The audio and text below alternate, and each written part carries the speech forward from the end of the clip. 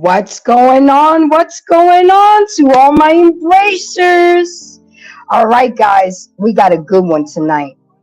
And I got some heavy hitters in the house tonight already because I knew that this was going to be an important topic. It was actually brought to the table to me, and I am complying with my embracers because, again, yeah, I talk about all the foolery that's going on in the world, but I also talk about things that I want to help people become better versions of themselves. So with that being said, I'm Grace from Embrace the Grace. And of course, you can always find me here on my channel. You can definitely find me on Tuesday nights on Black Man Unfiltered, Saturday nights at Intelligently Embracing Smitty's Corner, and I'm all over these YouTube streets. I'm networking and working with other people so I can become a better podcaster and YouTuber. But without further ado, I am going to introduce my heavy hitters that I got here this evening because they are financially knowledgeable. and what better way to do is, if we're going to talk about finances, we're going to talk about people that know about finances. I'm not going to bring up a mechanic up here tonight because we're not talking about cars. I mean, Reckless Dinero, I just want to say thank you. The fact that you canceled your show tonight to come over here, I am honored and I appreciate you. But I knew that you would be, the fact that your notification came on at 7 o'clock this morning, that was God telling me you need him on your show. Mr. Williams, I was reaching out a couple days out, but you know, with our busy lives, I knew you'd come back to me and respond. And the fact that you're here on such short notice, I appreciate you.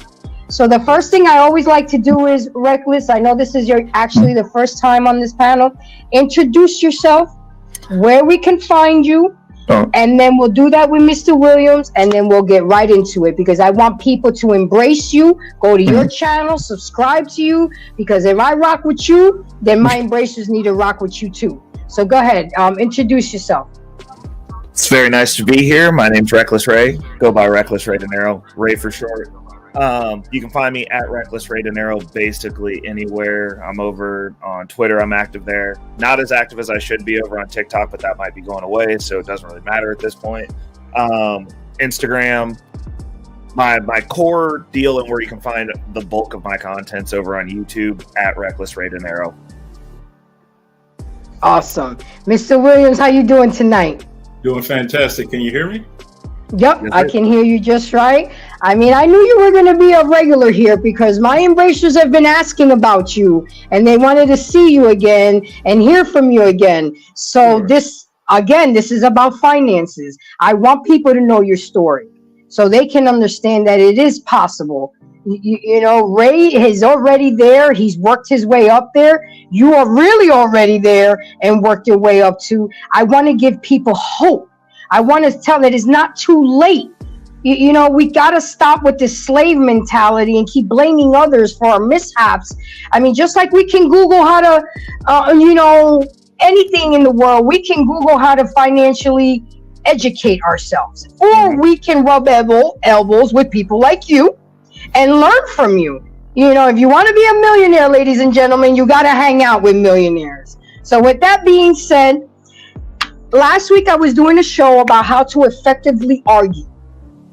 And a gentleman came up to me and said, Grace, I need you to talk about how is it that we can build with these women, because women already want the ready-built man. They want the six-figure man. But in today's world, that's only 10%. They are delusional. And I'm not out here trying to bash women, but we all know that you guys are mostly part of the problem. You want a man to drive a Maserati. You want him to do six figures. You want him to have the big mansion, but you're working at McDonald's. You're driving a hoopty. Your credit score is 460. I mean, come on. What we doing right now? What we doing? And a millionaire or somebody, a high value man, is not going to want a woman of that caliber. And I know if that sounds callous, oh well, fuck it. It is what it is. Because a man is of high value a man will always date down, but he's not going to go that down. So we have to raise up to that level. And it kills me when I hear women say, well, I have a PhD, I have my own car, I have my own mansion, I have this, I have that. All that doesn't matter to men, ladies and gentlemen. We all know what really matters to them. So with that being said, again, it's about building together. And I actually, upon doing my research, gentlemen, I learned that it's actually called financial intimacy. Having financial intimacy with your partner and being financially compatible. Just like you're sexually compatible with your partner, just like you're mentally compatible with your partner, spiritually, physically, you have to be financially compatible with that person as well. So with that being said, Mr. Reckless, what so far can you say about this? It's an interesting topic, and from I was taking notes, so I've gotten better at this. I have to take notes now because my brain works a little bit too fast. But I hear you. The financial delusion that we're living in right now isn't just the women. The women just want stuff. They've always wanted stuff. Historically, women want things. That's the reason there really aren't any civilizations that were built by women that lasted. That anything that we can reference today to go, that was a civilization of women that were stoic and builders. So women wanting stuff, they want a ready-made project. That makes sense. That's normal. 5,000 years, that's what it's always been. What hasn't always been was the seeing what everybody else had. When most of the people, especially the older people that grew up that are on the internet now, you guys lived and married people within 3 blocks of where you lived most of the time. Most of the time. Where you lived and where you grew up during those relationships, you saw people that were of your same socioeconomic status. You maybe read about a rich person in the newspaper. There was not a constant influx of information telling you you're not good enough. You need to do better. Somebody has more than you. You didn't have to see a curated highlight reel of people that are lying about their situations. Of people that, posture at being wealthy that aren't wealthy. Like, I don't even posture at being wealthy. I tell people straight up, I'm on the way there. I'm in the trenches with you. I know how money works better than most people. So I have results. I track my results. I'm able to look at things and give you on a mathematical basis of exactly the leaps and moves that I'm making and the stuff that I posit that as strategies to help you get forward. We do the math on it. We break it all the way down. But what we have is we have people who posture, people who come out here that want to be gurus that apparently know everything, but don't have a result and can't tell you from one trade to the next how they made money, or if their portfolio is growing, or if their net worth is going up. Because, spoiler alert, the people who live in this space, YouTube skews those numbers. Because if you're here all the time, and I tell people this all the time because I actually know a lot of millionaires and a few billionaires because of the business that I own, that I've been helping build for 11 years. Facts. Wealthy people aren't on the internet. They're not on panels on YouTube. Like, they're just not. Like, it's not real. Like, I have enough time barely to do one live stream with everything else that I have going on in the real world, owning an actual business where we have to actually do things and serve and cater to clients that are high-end clients. And guess what? those people don't have time to be on the internet either. They have less time than I do. So there's a multifaceted level of delusion, but when we break that down to how do we work with these women, there's an onus on the man too. There has to be a direction. There has to be some sort of, you can't just pair up with somebody and be like, cool, we're going, let's go. Like I got a plan now. You at minimum have to have some sort of trajectory, because no culture and nobody out here is just grabbing the dude sitting in the gutter going, yep, this guy's got prospects. We're gonna make him better. So you have to have already been on this road. You don't wait till you can. If there's never a too late, I'm not gonna say there's ever a too late, but it's not efficient to get into a relationship with another person, begin commingling funds, then start working on building a plan for your future and for the succession of your family line. Like, we do a lot of stuff out of order because everybody just acts like stuff is going to fall into place. And one of the things that I'm a big proponent of, that I constantly tell people, is everything is not going to fall into place. Matter of fact, the system that we currently live in, while it is the best system to be in, to be able to change your lot in life or move up socioeconomically, it's not set up for you to win from the get-go. You are launched with bad information. You are shot in the foot and then put into the world and told to run in a race that everyone else has already done, that is supposed to be super easy. And the financial situation that we are in specifically is not super easy. This is finance borderline on nightmare mode. Borderline. Just because it's so easy and there's so many ways for you to fail at this system, and failures are needed in this system. I need someone to hand me sandwiches. I do need that. I prefer, I can get it from a robot, but I'd prefer a person hand it to me and smile while they do it. Makes me feel better. There are winners and losers. Like, this is competition, and like the delusion that we get on both sides of this is that stuff just falls into place. Like, oh, I'm just going to go make some kids and things are just going to be okay. Like they're not. And now you've made a person that didn't elect to be here to also take part in the mess that you've created while you're sorting it out. So for me, it goes back to breaking through that delusion. Like, there is a false veil that is set in front of people that you're being pushed into. This whole gender war, false veil. While you are arguing, money is being taken from you, and people are getting wealthy off of this. Absolutely. So, yeah. Thank you for that. I'm telling you guys, we got the good ones here tonight. And my boy Smitty just came up. My twin, you will talk right after Mr. Williams. Mr. Williams, again, thank you for coming on such short notice. I really appreciate it. Of course, introduce yourself. Tell people if you want to tell your story, that's great too. And go ahead, take it away. We're talking about building together couples. And I'm not talking about the puppy love couples. I'm not talking about the 90-day couples. I'm talking about couples that have been together at least for 2 years or more, are looking down the road to get married, and for the long term. That's who I'm really trying to target tonight, because these fly-by relationships, everybody has Netflix and chill. That does not pertain to you guys. These are the relationships that people are serious to grow in. So, Mr. Williams, without further ado, introduce yourself and tell me what you think about this topic and what you can start it off with. First, Grace, let me say thank you for inviting me again. I wasn't sure that I could get on today because I had just got out of a long, unfortunate, boring Zoom call that I had to do for one of my online platforms. But again, my name is Stan Williams. I'm out of the Michigan area. I also spent almost 10 years in Arizona. I retired, it seems so long ago, at the age of 37. Back in 2007, I worked in the auto industry for almost 20 years. Most of that time I worked for Ford Motor Company.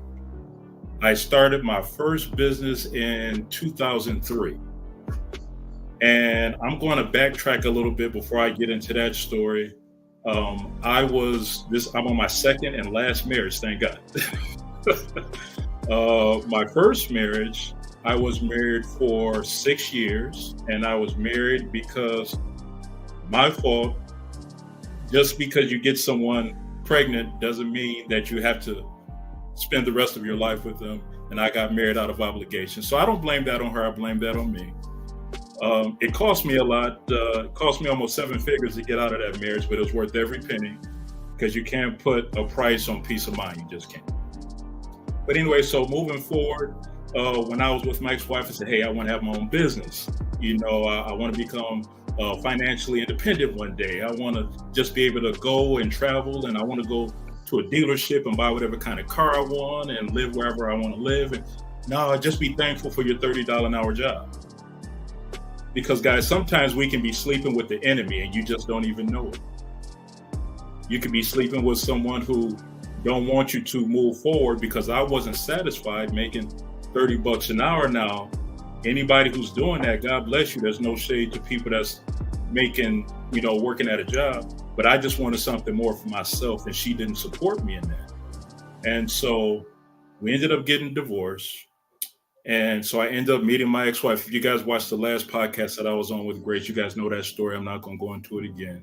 But we've been married. We've been together 25 years now.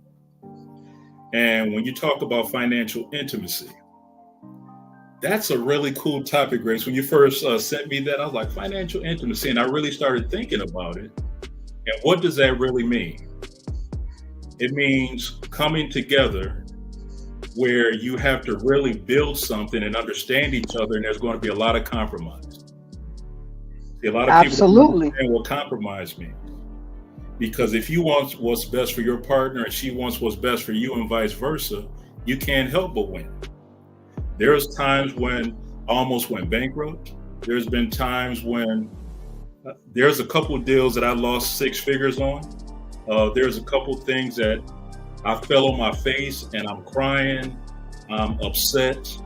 I don't know what to do. And when I met my wife that I'm with now, she was in the middle while all that stuff was going on. And she told me, she said, you know what, Stan, it's going to be all right. And I'm looking at her like, how you know? She's like, because I know you. And I know you never quit. Inspiration, ladies and gentlemen. She says, I know you're never going to quit. No matter, I've never seen you quit at anything you've ever done in your life. So why are you going to quit just because you're going through a little financial issue right now? I've seen you go through things and come through it. Look at the relationship you just came out of. And so I was like, wow, okay. So I started my first company while I'm still working at Ford, Grace. So I do my first company, and my very first check, guys, you're going to laugh, was $38.18. My very first check, everybody was laughing at, Stan, you're going to McDonald's get a few hamburgers? Stan, you're going to put a quarter tank of gas in your tank? Everybody's laughing at me, Grace, but I'm like, that $38 was... Yeah, but what's your net worth now, Mr. Williams? It's up there, and I don't... Okay. I'm humble. Well, okay. It's up there. But what was cool about that is that $38 check looked like $38 million to me because I've never made money outside of a job before. And so thankfully, as time went by, checks got bigger, but my wife was there to support me. And she actually said, listen, Stan, I know you got to invest so much time and energy and resources into this business. I'm going to take care of some things for a while you get on the other side where you need to be. And so that meant she was paying some car notes. She was paying a few things. And I was like, wow, I've never had a woman invest in me like that. I've never done that. And so I'm like, wow. So when I got on the other side of money, so to speak, she's never had to worry about anything since then, right? Yes. Yeah. And that was only for a short time. She did that for almost a year. And then after that, God bless, we've been doing fine. But it's really hard, guys, for men and women to understand each other. Like, men are more logical, women are more emotional. So when you're dealing with financial intimacy, I have to understand, like with my wife, when she says something like, Stan, I want this $4,000 purse. What I like to do is I'm like, listen, what's more important, having a $4,000 purse or a $500 purse with $3,500 in it. You know, because sometimes we had to go back and forth. Just because there's money there doesn't mean we always got to spend it. Okay. Facts. My wife loves Sephora, right? So I said, instead of buying so much stuff from Sephora all the time, why don't you invest in Sephora and become a stockholder and invest in different things? So I had to teach my wife and be patient with her, because we as men, we're not always patient. We're not always understanding that, okay, she might not get what you get right now, but if you continue to build with her, don't yell and scream. You just have to be there for her to help her understand, and vice versa. It's like, you know, women can be very emotional. Sometimes doesn't make sense to men all the time. It's like, what you mad for? You got everything you want. You know, you're driving what you want, you're living where you want, you're going on vacations and doing all these different things. So it's irrelevant. But I just look at it, guys, that the more you build into each other and pour into each other, the more that you really understand that I want the best for this individual that I'm going to spend the rest of my life with. Because, guys, before I got married, I was in them streets for real. Okay, I'm going to just be honest with you. And I never found fulfillment in that. Never, ever. It's not. I hear you. Oh my gosh, Grace. Boy, I tell you, it was crazy. So the concept, my money is my money and your money is my money, doesn't go with this financial intimacy, because that's selfish, self-entitlement, right, and just not looking to be together. It's mine, and yours is mine. And ladies, my lady embraces, we gotta stop this mindset. No, there's no, and then you guys have the audacity to get mad for prenups. I made my ex sign a prenup, because I'll be damned, all the blood, sweat, and tears that my father went through to make sure that his kids were safe, that somebody's just gonna come in and take half. So I understand when you men put all these hours and work all this time and then expect somebody who ain't done shit, thinks because they got a box and are pretty, that they're entitled to half. Like, I don't know which basketball player said it. You're not there at 5 a.m. shooting 1,000 shots with me. So, ladies, we need to get out of this mindset. So, before Smitty talks, I just want to introduce my other panelist, Coach Alton Brown. He is my credit repair coach. So, I brought him up here because this definitely coincides with this, to the fact that to build wealth, you gotta have good credit. I mean, cash is king, but credit is power. So when he comes back up here, he gonna introduce himself, and we're gonna go over the importance of credit to integrate that with financial intimacy. Because, guys, I'm gonna tell you something right now. One of my standards when I get with somebody, if you don't have a 7 in front of your credit score, and you're not willing to learn and get that up, I'm not going to deal with you, because then you're going to get mad that everything is in my name, and then you're going to be resentful, and then you're going to be hate is going to set in. So I want us to walk into the dealership with both of us with good credit, so we can both get the good 1.9% APR interest. So that's important too in a relationship. So without further ado, Smitty, my twin, how you doing tonight? I feel great. Good. So, you know how it goes. Introduce yourself and talk about how you, what you think of the topic so far and what you've heard from Reckless Ray Dinero and Mr. Williams. Okay, introduce myself. Y'all don't know what that is. Okay, now we got that out the way. So let's get to the topic. This is where I am with this, right? Okay. I am not a money guru. I am going to leave a lot of this to the professionals that's up here on the panel. And you brothers have been absolutely dropping some gems, true gold, right? If only I can take what you say and trade it in for Bitcoin, right? So look, right? This is where I am. And that's okay, Smitty. That's why we're having this show. So you can ask questions and learn. Yeah, but I got some shit to say though. Okay. Trust that. We on our stuff. So, oh yeah, don't get it twisted. Y'all know me. So financial literacy. I definitely get where these brothers are coming from with when it comes to this, but just for those of us who may be listening that may be on more of a basic ear, financial literacy. This is something that truly I believe should be taught in our elementary schools, right, in our grade schools and things of that nature. This is something that should be definitely taught throughout the homes of America. Financial literacy. Everything that I hear these brothers talking about, a lot of it really comes down to the literacy of what you know finances to be. Point blank period, right? Now, mind you, this is just me on my basic, you know what I'm saying, barely graduated high school educational level. I ain't nobody. Now, because I take care of business, because the relationship that I'm in with my woman, because I take care of things, I don't care if it's a relationship intimately, business-wise, anything. Whenever you are somebody who shows that you are self-sufficient, it's just something about people just want to help. They just want to add into that.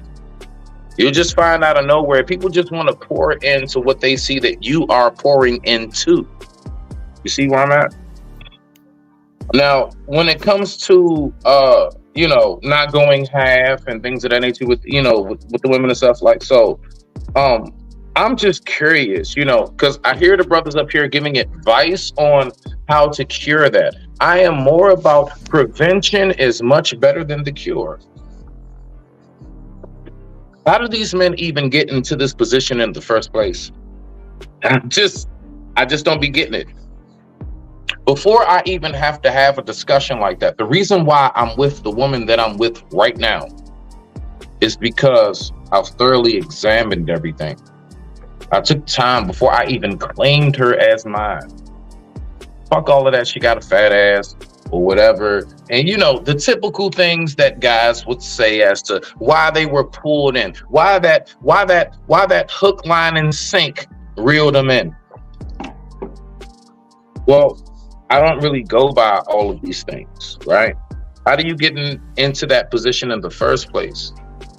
How is it that you have to have a conversation about something that should have been had while you all were in the dating phase? It baffles the shit out of me how people actually say, I have to talk to my person or my significant other who I've been with for however many years. Okay, 2 or more. Let's just start from there. Basic, 2 or more. I really go 5 and up. That's what I'm on. 5 and up. Don't talk to me unless you 5 and up. But on some real talk, it's like, how do you even get there? How do you not know that this is what this person consists of before y'all even got to the threshold of the wedding hall? How did you not ask the right questions? And us as men, and see, I'm really speaking to the men, because we will say all day, ladies, vet better. My G, how did you make it there? And you did not do your due diligence to make sure that you preserved your finances, your name, and your legacy. This is only to the men that this applies to. If the shoe doesn't fit, you must acquit. Now, last part about it, right? When it comes to like the credit, I get what y'all saying. Gracie, I get you. I get you, Gracie, when you say if your credit score don't have this, don't have that. You know what type of guy I am? And there's a lot of people out here like myself. Cash. We've never done anything credit. Exactly. All debit. Anybody who knows about finances knows your credit score can be not as high as it should be simply because you've never gone for a loan. When you go to that car lot, that shit paid for, you walk off. When you go to that cell phone store to get your new S22 Galaxy or your iPhone, paid for, gone. Ain't no renting shit. Ain't no leasing nothing. There's nothing over your head. My credit score is actually not as high as it should be because I'm a debit man. I pay for shit. I pay for shit and I walk off. Facts, and I have endless receipts to prove these things. So I'm just saying, it's not always simply because if a man's credit score is not exactly high, or a woman, it has anything to do necessarily all the time with the simple fact that they just didn't have the funds for it. No, you have some of us who shit is paid for. There's no mortgage on this 5.5 bedroom. with 3.5 acres around it with woods in the back. There's no mortgage. Shit is paid for. There's nothing but property tax and utilities. And so when you live in that type of lifestyle, I mean, honestly, yeah, I mean, I do struggle sometimes with certain things that I may want to get done, maybe new business wise or whatever, because I don't borrow shit. You're either going to let me buy it and it's mine and you shut the fuck up, or I just don't really deal with it. And that's how I operate. I don't do credit cards. But I digress. My mic is muted. Rock out. And you know what, Smitty? First of all, I want to say you are somebody. Okay, nobody is a nobody because God don't make mistakes. And second of all, it's okay to have the mindset you have, but as long as you're willing to be open to learn, so maybe you cannot struggle and have better decisions. And that's why I brought up the people that... Gracie, you said so I can learn so I don't struggle. I said well, I'm in a 5.5 bedroom with acres out back with no mortgage. There's I no get struggle over here whatsoever. My life, I swear on life, I wake up and when I tell you the bliss and peace that I have because of financial freedom, why? Because I have financial literacy. Because I am able to budget, because I'm frugal. It don't have. I'm not really fancy in the stock market. I don't know about none of this, but I know how to make a $20 bill stretch for 3 days. Oh, I know how to do that. So imagine what I do with $1,500 a month. If that was the case, I'm just throwing numbers out there just to make it hypothetical. I hear you. I stand corrected. Respect to you. I stand corrected. Whatsoever. No, okay, so no. Next in line is my personal coach. Because I don't know if you guys know this, I do credit repair. I don't really push it right now because I'm so busy with other things. But Coach Alton Brown, he doesn't give up on me. He keeps at it with me. But I felt it necessary to bring him up so he can just add to the table about, because credit can bring you income. And I'm living proof of that. I went into a dealership and bought 4 cars in 1 month. And 3 of those cars was bringing me residual income and paying for the 4th car payment. You know, so I've seen it work for me where I was sleeping and I was making money. You was doing the mini enterprise, Gracie? You was doing the mini enterprise? It was called Ride Nation. I'm already here. It was called Ride Nation. Them travel nurses kept my cars rolling. Okay? But that is why I wanted Coach Alton to come in here so he can just drop some gems on the importance of good credit, what you can do with good credit. So without further ado, Mr. Alton, go ahead and introduce yourself and go ahead and drop your gems. And then let me know what you think about what we're talking about, building together with your mate, having financial intimacy. First of all, how everybody doing? Great blessings. We can't really hear you, Alton. You hear me now? Yep, we can hear you better. First of all, I want to say great blessings, great wealth, and great prosperity to everyone, everyone who's listening. So I was listening, man. I heard a few things, but can you guys hear him? Barely. If you have Grace, if you can see his volume control on his tile, see if that's set to auto adjust, and if it's set to auto, turn that off and turn it all the way up. Okay, you're asking. Hold on, Rick. I'm still building this plane while I'm flying it. I'm on my laptop controlling the chat. Hold on. Do I go to edit mic settings? Yes. Okay. Here we go. Let me see. Hold on. Nobody panic. We're like I said, we're building this while we fly. Alton, edit mic settings. It's grayed out. It won't let me touch anything. Did he mute himself? Alton, are you muted? No, I'm still there. Oh, wait, hold on. Here we go. There you go. Okay, got it. See, I learned something today. Okay, Alton, I'm sorry. Go ahead and repeat what you said. Oh, yeah. Y'all hear me clear? Yep, now we can hear you. Okay, okay, all right.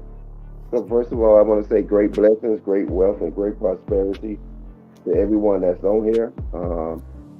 I want to give it back to Grace, for putting this together, educating people about, credit, money, and wealth, because that is something that's important. We don't get educated about it, but we want to get it, but we don't know how to get it, but it's important. You get what I'm saying? So, I want to touch on a few things. I didn't really hear about everything that y'all was speaking on, but when I talk to my client, and as you know, when we get married, the first thing we talk to preachers, deacons, and things like that, but we never talk to a financial advisor. We never talk to a financial advisor on how we can grow, protect, and save our money in case an emergency happens. How can we maintain our life of living in case somebody passes away that we are with? And I believe that doing that will put us in a better position financially, understanding where the other person at financially, if he can or she can maintain the household in case anything happens.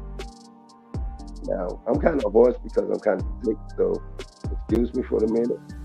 But that's very important to make sure we get connected with a financial advisor so we can know where our money going, how to protect our money, how to grow our money, how to create generational wealth, how to take advantage of life insurance. I don't know if people really know about life insurance, that if you got $1 million policy, you can take out $100,000 and start a business, get a home, but do multiple things when you got life insurance. As well, with a great credit score. I just helped one of my clients 2 months ago increase his credit score to 800. He got $100,000. He got how much he got? I think he got $100,000 or $200,000 credit card line. And what we did off of that, we switched that into his personal bank account, and now he's currently buying a home. Most people I hear you. Most people don't know they can do that. They don't know they can switch their credit card limit to their personal bank account and put themselves in a position to buy a home. But the thing about that is that you have to pay that back. But if you put that in a position to put that home on Airbnb or renting out, now you have money coming in. So these are things that's important when it comes to fixing your credit, increasing your credit, putting your kids on your credit card to help them build their credit so when they get 18, they have good credit. So understanding credit, understanding wealth, understanding what you want to do when it comes to your money is very important, because we all want to look like money to the point that we broke trying to look like money. Facts. So it's a lot of wealthy people. It's a lot of wealthy people that catch the public bus, catch transportation, catch buses, but you will never know because they look normal. But people like us, we gotta wear jewelry on our neck, we gotta wear Jordans, we gotta wear certain type of things to make it look like money, but at the end of the day, we struggling financially. So Alternate, it's the same concept. Would you rather have a $500 bag and $3,500 in your purse, or would you rather have a $4,000 bag and no money in your purse? Yep. That's exactly what you're reiterating, and I love it. That's just another example. That's just another example. That's the thing about it, because like I said, everybody want to try to look like money. But the sad thing about it, you trying to look like money, but when you die or pass away, your family got to create a GoFundMe page. Like that's embarrassing. You got Gucci, you got Louis, you taking trips, you going on vacations, you spending money on Facebook, Instagram. But when you pass away, now your family got to create a GoFundMe page. Like, what happened to all that money? What happened to all that money when you was alive? So what we have to do as one, we have to learn more about money, because as you know, school is not teaching us, and they not teaching us for a reason. Yep. Mhm. You know, like I was having a conversation at work today about presidents and things like that. And they were like, hey, Coach Alton, who you voting for? I said, to be honest, if Donald Trump was in, I'd vote for him. Like, really? Yeah. I said, yeah, you got to think about it. We all work jobs. And if Donald Trump trying to do stuff for the wealthy people, that's who we working for. If they do more for them, they'll do more for us. You got to think of, if they do more for wealthy people, we work for them. They'll be able to give us more money. They'll be able to cut down on more taxes because they got more money to give out. But if they don't have more money to give out, they're going to tax the poor. They're going to tax us. They're going to be in our ass. So if wealthy people getting more money, they have more money to kick out. They have more money to get their employees. They have more money to get raises, benefits, and things like that. But if they not getting no money and they not funding their business, how they going to look out for their employees like they want to? So now we struggling. Now shit going up. Bills, food, and we can't afford it because now we penny pitching. Now we got to work 2 to 3 jobs just to stay above level. Oh. But, You're absolutely right, Coach. Grizz, how you doing, sir? I'm calling, fixing my son dinner. I hear you. So what do you have to say about what you've heard so far? Because I just want to let you know that I don't just come up here and talk my ish. I actually do my research. I have my index cards with information. Yes, I like to bring the problems to the table, but I also like to come with solutions and information. So we got to get through that too. But I like to always allow people to say what they speak, and then we rebuttal the information that I put out there. So what do you have to say so far, Grizz? And thank you for coming tonight. Oh, no doubt. Absolutely. I just want to say basically what the gentleman talking about. You know, just like what Mr. Smitty said. You know, this brother dropping gems, and like on my time off, like whenever I'm to myself, I'm actually slowly, like I'm slowly trying to understand financial literacy on my own, actually, as it were, and. Because me and my wife, we're actually not in debt anymore. We've been out of debt for like 8 to 10 years now. We took a class called what was that class? Dave Ramsey class, and we're like literally not even in debt. And he actually, and it's kind of funny because we did not know nothing about how to get out of debt. We didn't know nothing about how to do nothing, like no type of planning whatsoever. And so once we took the class at the church, he actually there's an actual plan about how to get out of debt, what you need and what you should do. Because like, you know what you said about if you got money and then when you die you ain't got no money, and the people sitting up here. So basically what I'm trying to say is it's better to live underneath, even though if you have a whole lot of money. It's always good to live underneath your means. Just I was talking to one of my coworkers about this earlier, and like, you know, if hypothetically if I was a millionaire, billionaire, you would know that I came into some money, but you wouldn't even know how much. But I'm about to, just in closing, I'm actually slowly learning about the stock market as well. But yeah, I think that's my mic is muted.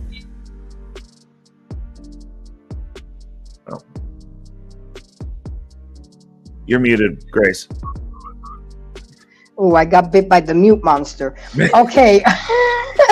Well, I did have Gary D on here, but he dropped down real quick. He probably got a phone call. He's a He promotes artists and International. entertainment. Gary is international. Uncle Ferg, what it smell like? Fragrant. Uncle Okay, now. Ferg, how you doing tonight, sir? You see what we're talking about? We're talking about financial intimacy and learning how to build with these hyenas and these Pookie and Ray Rays, because we gotta get them.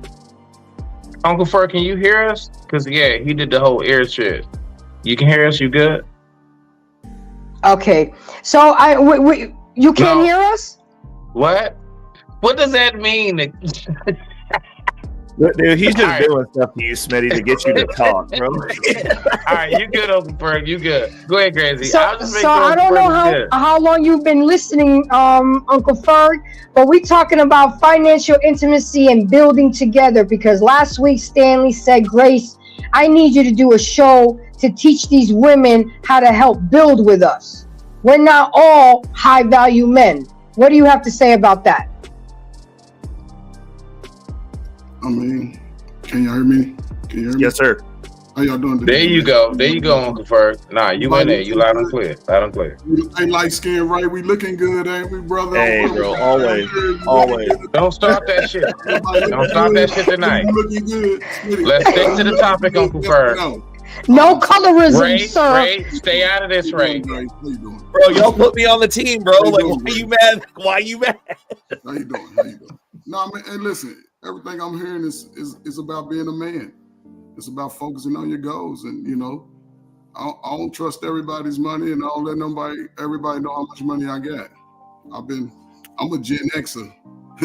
I seen good brothers die and save money. You got to save money with yourself. I learned that a long time ago. I was an entrepreneur, cutting hair at 14, taught myself. Cut my daddy's hair, and all my friends in the project hair. I mean, I just learned how to do stuff, man. I ain't worried about other people. I had a father in home, but he was alcoholic. It's real talk, Played little decent sports, hurt my little leg, so shit. I just kept moving, man. There's too many younger brothers out here, man. Just keep moving. You hear all the gym, save your money. You never let nobody know how much money you got. I mean, but you got Uncle Ferg, let me ask you this. All right, man. It's just too much. I mean, let me ask you this, Uncle Ferg. Let me comment on Smitty about the rich people and catering to that whole dynamic of America has to train the young people first. We see the education is too slow for the kid today. They can't sit in there. They got to go through a system. I'm telling you, they need to be learning all the little stuff they used to teach us back in the 80s. They'll be entrepreneurs like a mom. They need home ec. They need to know how to. They need shop. It's dudes 35 years old don't know how to tie a tie. So where we at with that? It's kids and grown men. Well, that's because they need you to just go to work and pay taxes. Stop spending money on the stuff that y'all buy. Stop spending money on that. Get you a good. Nah, but Uncle Ferg, like you're a classic man, okay? No, I'm just a regular and we all know, no, you are. As far as like, no, a classic man. As far as like, you're in your 50s above. I want to ask you this question, and this is a real question, seriously, because I'm 41 myself, so I'm not that far behind you, right? What would you say as a classic man are the benefits as well as the difficulties when it comes to how society is ran today? Do you have difficulties as a classic man, you being a traditional man, and you trying to adjust to what it is that goes on in these streets today? How difficult is it for you to just, if any, and more than anything, what would you say are the benefits to being a man of yourself and like many others who hold the old law and the old tradition? I digress. My mic is muted. Smitty, man, that was a loaded question, man, but I'm going to try to break it down. You already know. Well, I mean, we're going to ask all the men on the path. You know what type of time I'm on. We're going to get it in. We're going to get it in. Okay, I'm not going to take too long. And this is just for me and myself. Knowing where I grew up, how I was raised with my father, interacting with sisters, When it came to people outside of that, like a guy, all my friends been friends since I was kids. I done met people from around the world, all over the country, black, rich black, poor black, disabled black, just out of prison black. And it's all about just me. If you want to be a man, especially if you know early on, man, sometimes you just got to separate from everybody. You see what's going on in your house. You want to be a man, step away from that. Find some goodness, learn how to do some shit. If you getting bad social problems within the home, I don't know. I used to work in foster care. I can't get into that. And you attached to somebody good, because the man, if you're a good guy at heart and you done did whatever you had, teach your little guy, little nephew. He needs you. He needs you. Women give the father to the son to the father. But as far as you working, man, it's so much, man. I can't even pinpoint it, because I know coming up, I saw a lot. I played sports. Young guys get into sports. Like I said, this is time to be, everybody should be working out at the gym. Stop buying dumb stuff. You know what I'm saying? Save your money for about 90 days. Just stack it, man. You don't need nothing but yourself some food if you can't cook. If not, learn how to cook. It'll save you a lot of money, man. Don't buy the little latest knockoff gear we buying over. We need y'all to start making it. And that'll change your life with a skill. You need something for you. I learned how to cut hair, man. I saved my money. Everybody had a job. I was cutting their hair, so when they get paid, I was getting paid. That just took me from there. From there, shoot, I wanted to be an engineer. Shit, I want to learn how to cook. I used to watch my mama barbecue in the backyard. My daddy, he knew how to work, but he ain't know how to do nothing domestic. So I understood, okay, mom got it going on. She can make everything from an apple pie to a motherfucking peach cobbler. She made it all, roast cake. But I knew that's what I wanted in a woman. So when I met women, you can't cook, then let me move on next. As far as a man, you can't simp. You want to cook for a little lady, she got to be appreciative of it. If not, move on. Save your money. And then when you get to but Uncle Ferg, a lot of that, what you're saying, falls under the lines of what I was saying earlier. I did. Guys, we should not be having these conversations with women after the fact. I agree with that. Prevention is better than the cure. Mm-hmm. You're right. We should be having these talks with these ladies up front. These are my criterias. This is what I accept. This is what I don't. This is what I tolerate. This is what I can't stand. Period. And do it in a very much so gentleman-like and very much so articulate and definitely respectful manner. Don't be a hard ass with it. Don't be screaming down shorty throat. Don't do that, because that's not gonna get you nowhere. It's just gonna leave you jerking off more. I promise you. Like we're gonna keep it all the way 1,000 on this right now. We're not gonna sugarcoat nothing. We're gonna keep it a buck, right?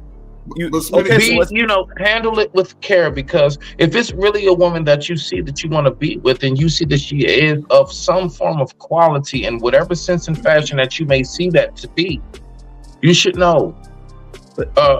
Even packages that come to your house of certain quality and fabrics may say this side up on the box.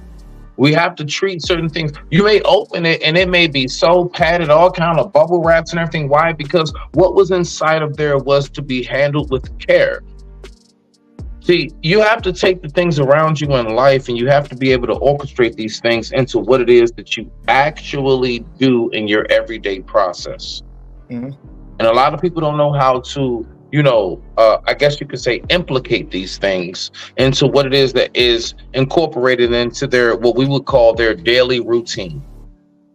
But Smitty, right? Can I say something real quick? What? Woman, it's your show. Stop playing. Yeah, but I still don't want to interrupt and be overbearing. I still got to be respectful. The thing is these kids are not being taught how to communicate. They're socially awkward. So trying to teach them things and tell them things, we got to at least, their attention span is no longer than 3-4 minutes. That's another reason why. I asked that question last night, Gracie. Gracie, let me ask you this. And I asked the question last night, and anybody else who wants to oblige to it, cool beans.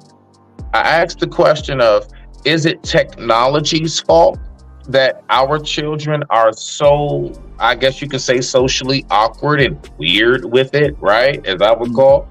Or is it truly because us as parents aren't putting the foot down? So is it us that's being lackadaisy and we rather put that tablet in front of their face and be like going off to the room so we can go ahead and do whatever we're doing type stuff and we all know what I'm talking about? Or is it truly because no matter what we do, no matter how hard we try, technology is overpowering the parents? Which is it? The floor is open. Okay. Go ahead, Ray. This is an easy answer. We're raising mentally weak kids. 90% of the conversations you guys have, you're wondering why people aren't asking the questions and vetting these women appropriately ahead of time. Most of you don't have a secondary option or a third option. You're not vetting. That's just the one chick that slowed down long enough for you to spit whatever little bit of game y'all had, and that's the best you could do. And that's the best you believe you can do because y'all are not functioning out of a circumstance of abundance. I see dudes up on these panels all the time talking about what they think they deserve, and they're dysgenic as fuck. You're not in shape. Your finances aren't in shape. Your mind's not in shape. And you're sitting here because you got on a panel and saw Kevin Samuels talk about what high value men want to do. And you assume you was one of them. Now you're regurgitating. You just regurgitating. No, I'm shit. not regurgitating. What's happening? No. I'm saying that's what they do, not you. Oh, yeah. Yes. Yeah. And now they're just regurgitating shit. I'm with you. I'm agreeing. Right. And the first rule of being a man, and this is what we have lost as a society since we all want to be friends with these children. No one's actually giving them actual feedback. Men are supposed to get feedback from 5 forward. That's when you start getting hit. You get immediate feedback when you are out of line, when you are messing up, and that is okay. Women, they don't normally get that until they get to about 30 and hit the wall. Then they start getting feedback and wonder, why am I not the shit anymore? Men, now we have coddled them so that women can compete with them in things such as work. So that they are mentally weaker. Where's the lie? Right, hold up. Financial intimacy. Building together. Listen, if you're an individual, you should be faking financial intimacy once you turn about 14. Yep. The time is in your face, whether you're male or female. Part of your financially intimacy for women is your body. Keep that as pure and as long as you can. Brothers, your gene is the most powerful in the world. If you want to live free, understand, prepare yourself for the world. That's it. Yeah, hey, guys, I'm gonna just keep it a buck with you real quick, brother. I don't mean to cut you off. Here's the bottom line problem that not all men want to address. Okay, so let's just be honest here we go. Not enough fathers have been a part of their son's life in order to raise them in a way that they need to be raised. Damn, that irritates me. I'm sorry. I love everything you're saying. Okay. I'm gonna tell you about my old man. I'm 54 years old. Okay. Born in 1969. Young brother. Classic man. Talk about it. Thank you. Okay. So, like I said, I just been sitting back listening to you brothers, and I'm really enjoying this very intelligent black man conversation. Okay. I'm just sitting back. I'm like, okay, yeah. Go ahead. But what we got to understand is, guys, I had my first job at 8 years old working for my father. My very first job, he had a lawn cutting business. He had a snow removal company. He cleaned office buildings. I said, hey, Pops, can I get that 10-cent bubblegum machine? Well, if you want that, when you get home, you got to rake the backyard. Mm-hmm. You got to do this. You got to see, we don't give our young men, and it's our fault, kind of, in our generation.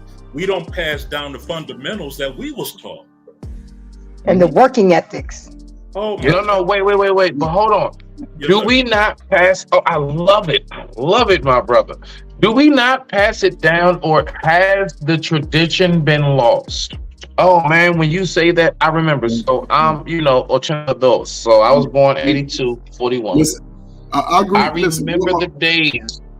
I couldn't wait until I got that work permit from the school, and I spoke about this before. I mean, when it was fall, me and my buddies, we could not wait to knock on doors and rake leaves. When it was winter, we could not wait to shovel driveways when it was snowing. When it was summer and spring, we could not wait to wash cars. Oh my goodness, you couldn't stop us from working. You couldn't stop us from the hustle, and we had nobody pushing us to do it. Oh, I hated my chores in the household. It was weird. It was weird. Yeah, a lot of Yeah, people, because you weren't getting money for the chores. You were getting money to work outside the house. That's why. Man, what? 10 for the front, 10 for the back. What? 28 yards? Stop playing with me. Stop playing with me. 18 for a card. Oh yeah. Man, I used to We made our bread. yards a That's week. why we'll get like about 8 houses a day. So when you 15 years old in the 10th grade, and you making like 8 houses, about 20 a house. Boom. What? That's like, especially when the movies was still like, only like $7 or something. Oh yeah, you got some money for them all. Fuck out. My bad. Yeah, it's just strange, guys, because my parents have been married. This year will be 55 years. Okay, so I grew up in stability. My grandparents were married for Congratulations. 61 years. Thank you, my brother. Awesome. And my great-grandparents who passed away when I was 22 years old. Congratulations again. Thank you. My great-grandfather was 97 when he passed. My great-grandmother was 95. They were married for 74 years.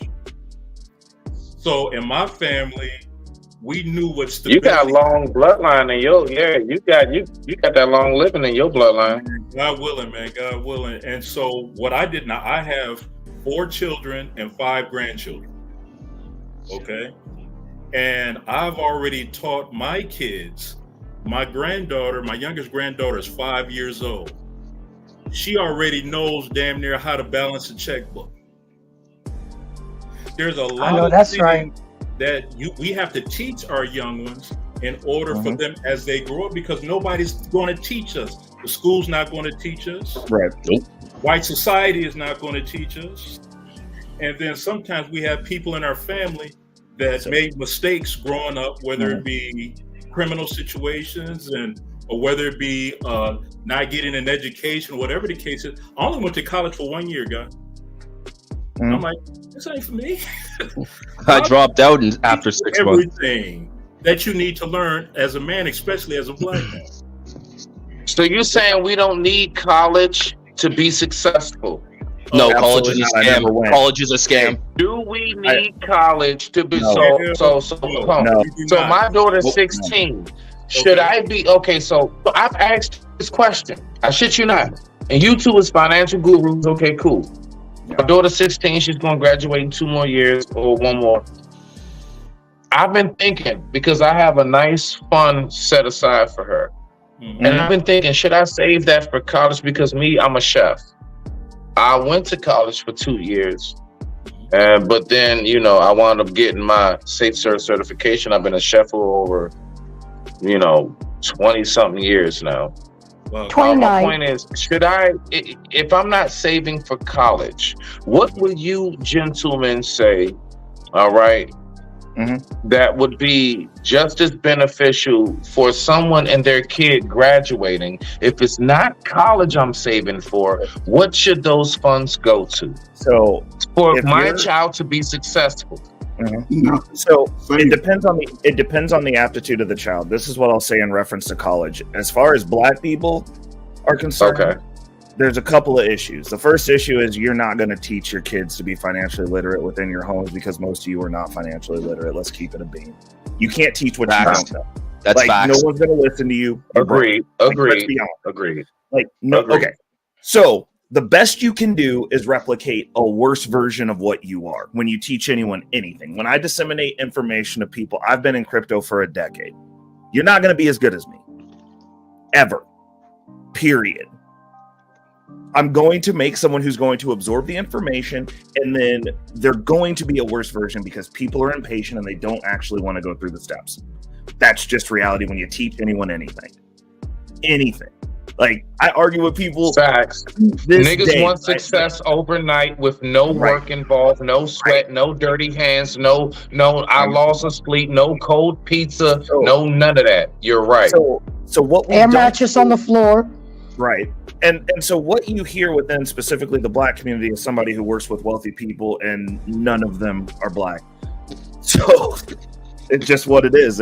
I see actual millionaires and billionaires, and I just don't see a whole lot of black ones. Like, they're just not like. It's like, well, brother, that's what you got to understand too. You have to be in rooms and surround yourself with people 100%. That inspire you to be a better version of yourself. Correct. Okay. But when it comes to the information that's handed down, this is the caveat though. Not every single family. Like, I've got a few families that I dial in on and how their families are set up, and that's the way that I'm like, when I have a family, it's going to be set up like that. You know why? Because like one of my clients specifically, his family owns infrastructure within the city that I live in. Like, this dude makes moves. I'm sitting in rooms with people that are deciding where stuff's getting built. They're deciding where your kids are going to school. They're deciding where their kids are going to school. They're deciding what your millage rate is. People who have power. That specific family, every summer, his daughters, as they were graduating from high school and going to college, these were two beautiful young women, very down to earth. That was the first thing. They weren't stuck up. Second thing, they weren't stupid. Every morning, he had them every summer. They worked a summer job while they were in high school. Every single summer. Babysitting, something. Before they went to work, they would have to get up an hour before they were supposed to go to work to come down to be mentored on how their family's business is run. They groomed those girls to be an asset to whatever man of their level that they married into. That family is going to get a boom because they're getting a woman who knows how to run an infrastructural business and willpower. And they were very directed on what they were going to college for. None of this follow your passion, do what makes you happy, do what you want to do. You know who does that? Peasants. People who get told what they're going to do to be able to complain about what the white man's doing. White man sitting at his school, the people that you're supposedly mad at are grooming their children. They're not going to be happy, and then we're just going to blame these other people that have nothing to do and care nothing about our culture later. This man is speaking all facts, Joe. All fucking facts.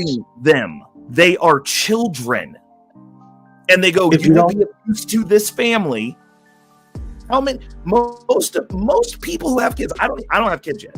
Most people who have kids that are completely useless to the family that they're a part of. Your kids are worthless. What? They are worthless. Yes. If you don't control your own subconscious, we're gonna blame someone else. We didn't give them a direction. People come over here that don't speak the language out of a rice paddy field from China and go, "You're gonna be a doctor." You're gonna but hold on, Ray. Hey, Ray. But look though, right? So I've been thinking about that shit. Because I've gone into many places. I'm talking about not just Asian. I'm talking about from African, Jamaican, anything foreign. And I will notice they will have children back there with them working. Now, over here, we will look at that as the violation of what? Child labor laws. Are they really wrong when they have their 9-year-old that's ringing you up and that carry out when you get your fried chicken and rice? Well, no. Here we go. But are they really wrong? It depends. Or are they building legacy? No, yes and no. But it the depends. legacy. The legacy is already built. They just following tradition. That's all they're doing. Exactly. That could be a small business. So when did their parents start? Did they start before him? He's 9 years old. Did they start at 5? Again, do we think about that?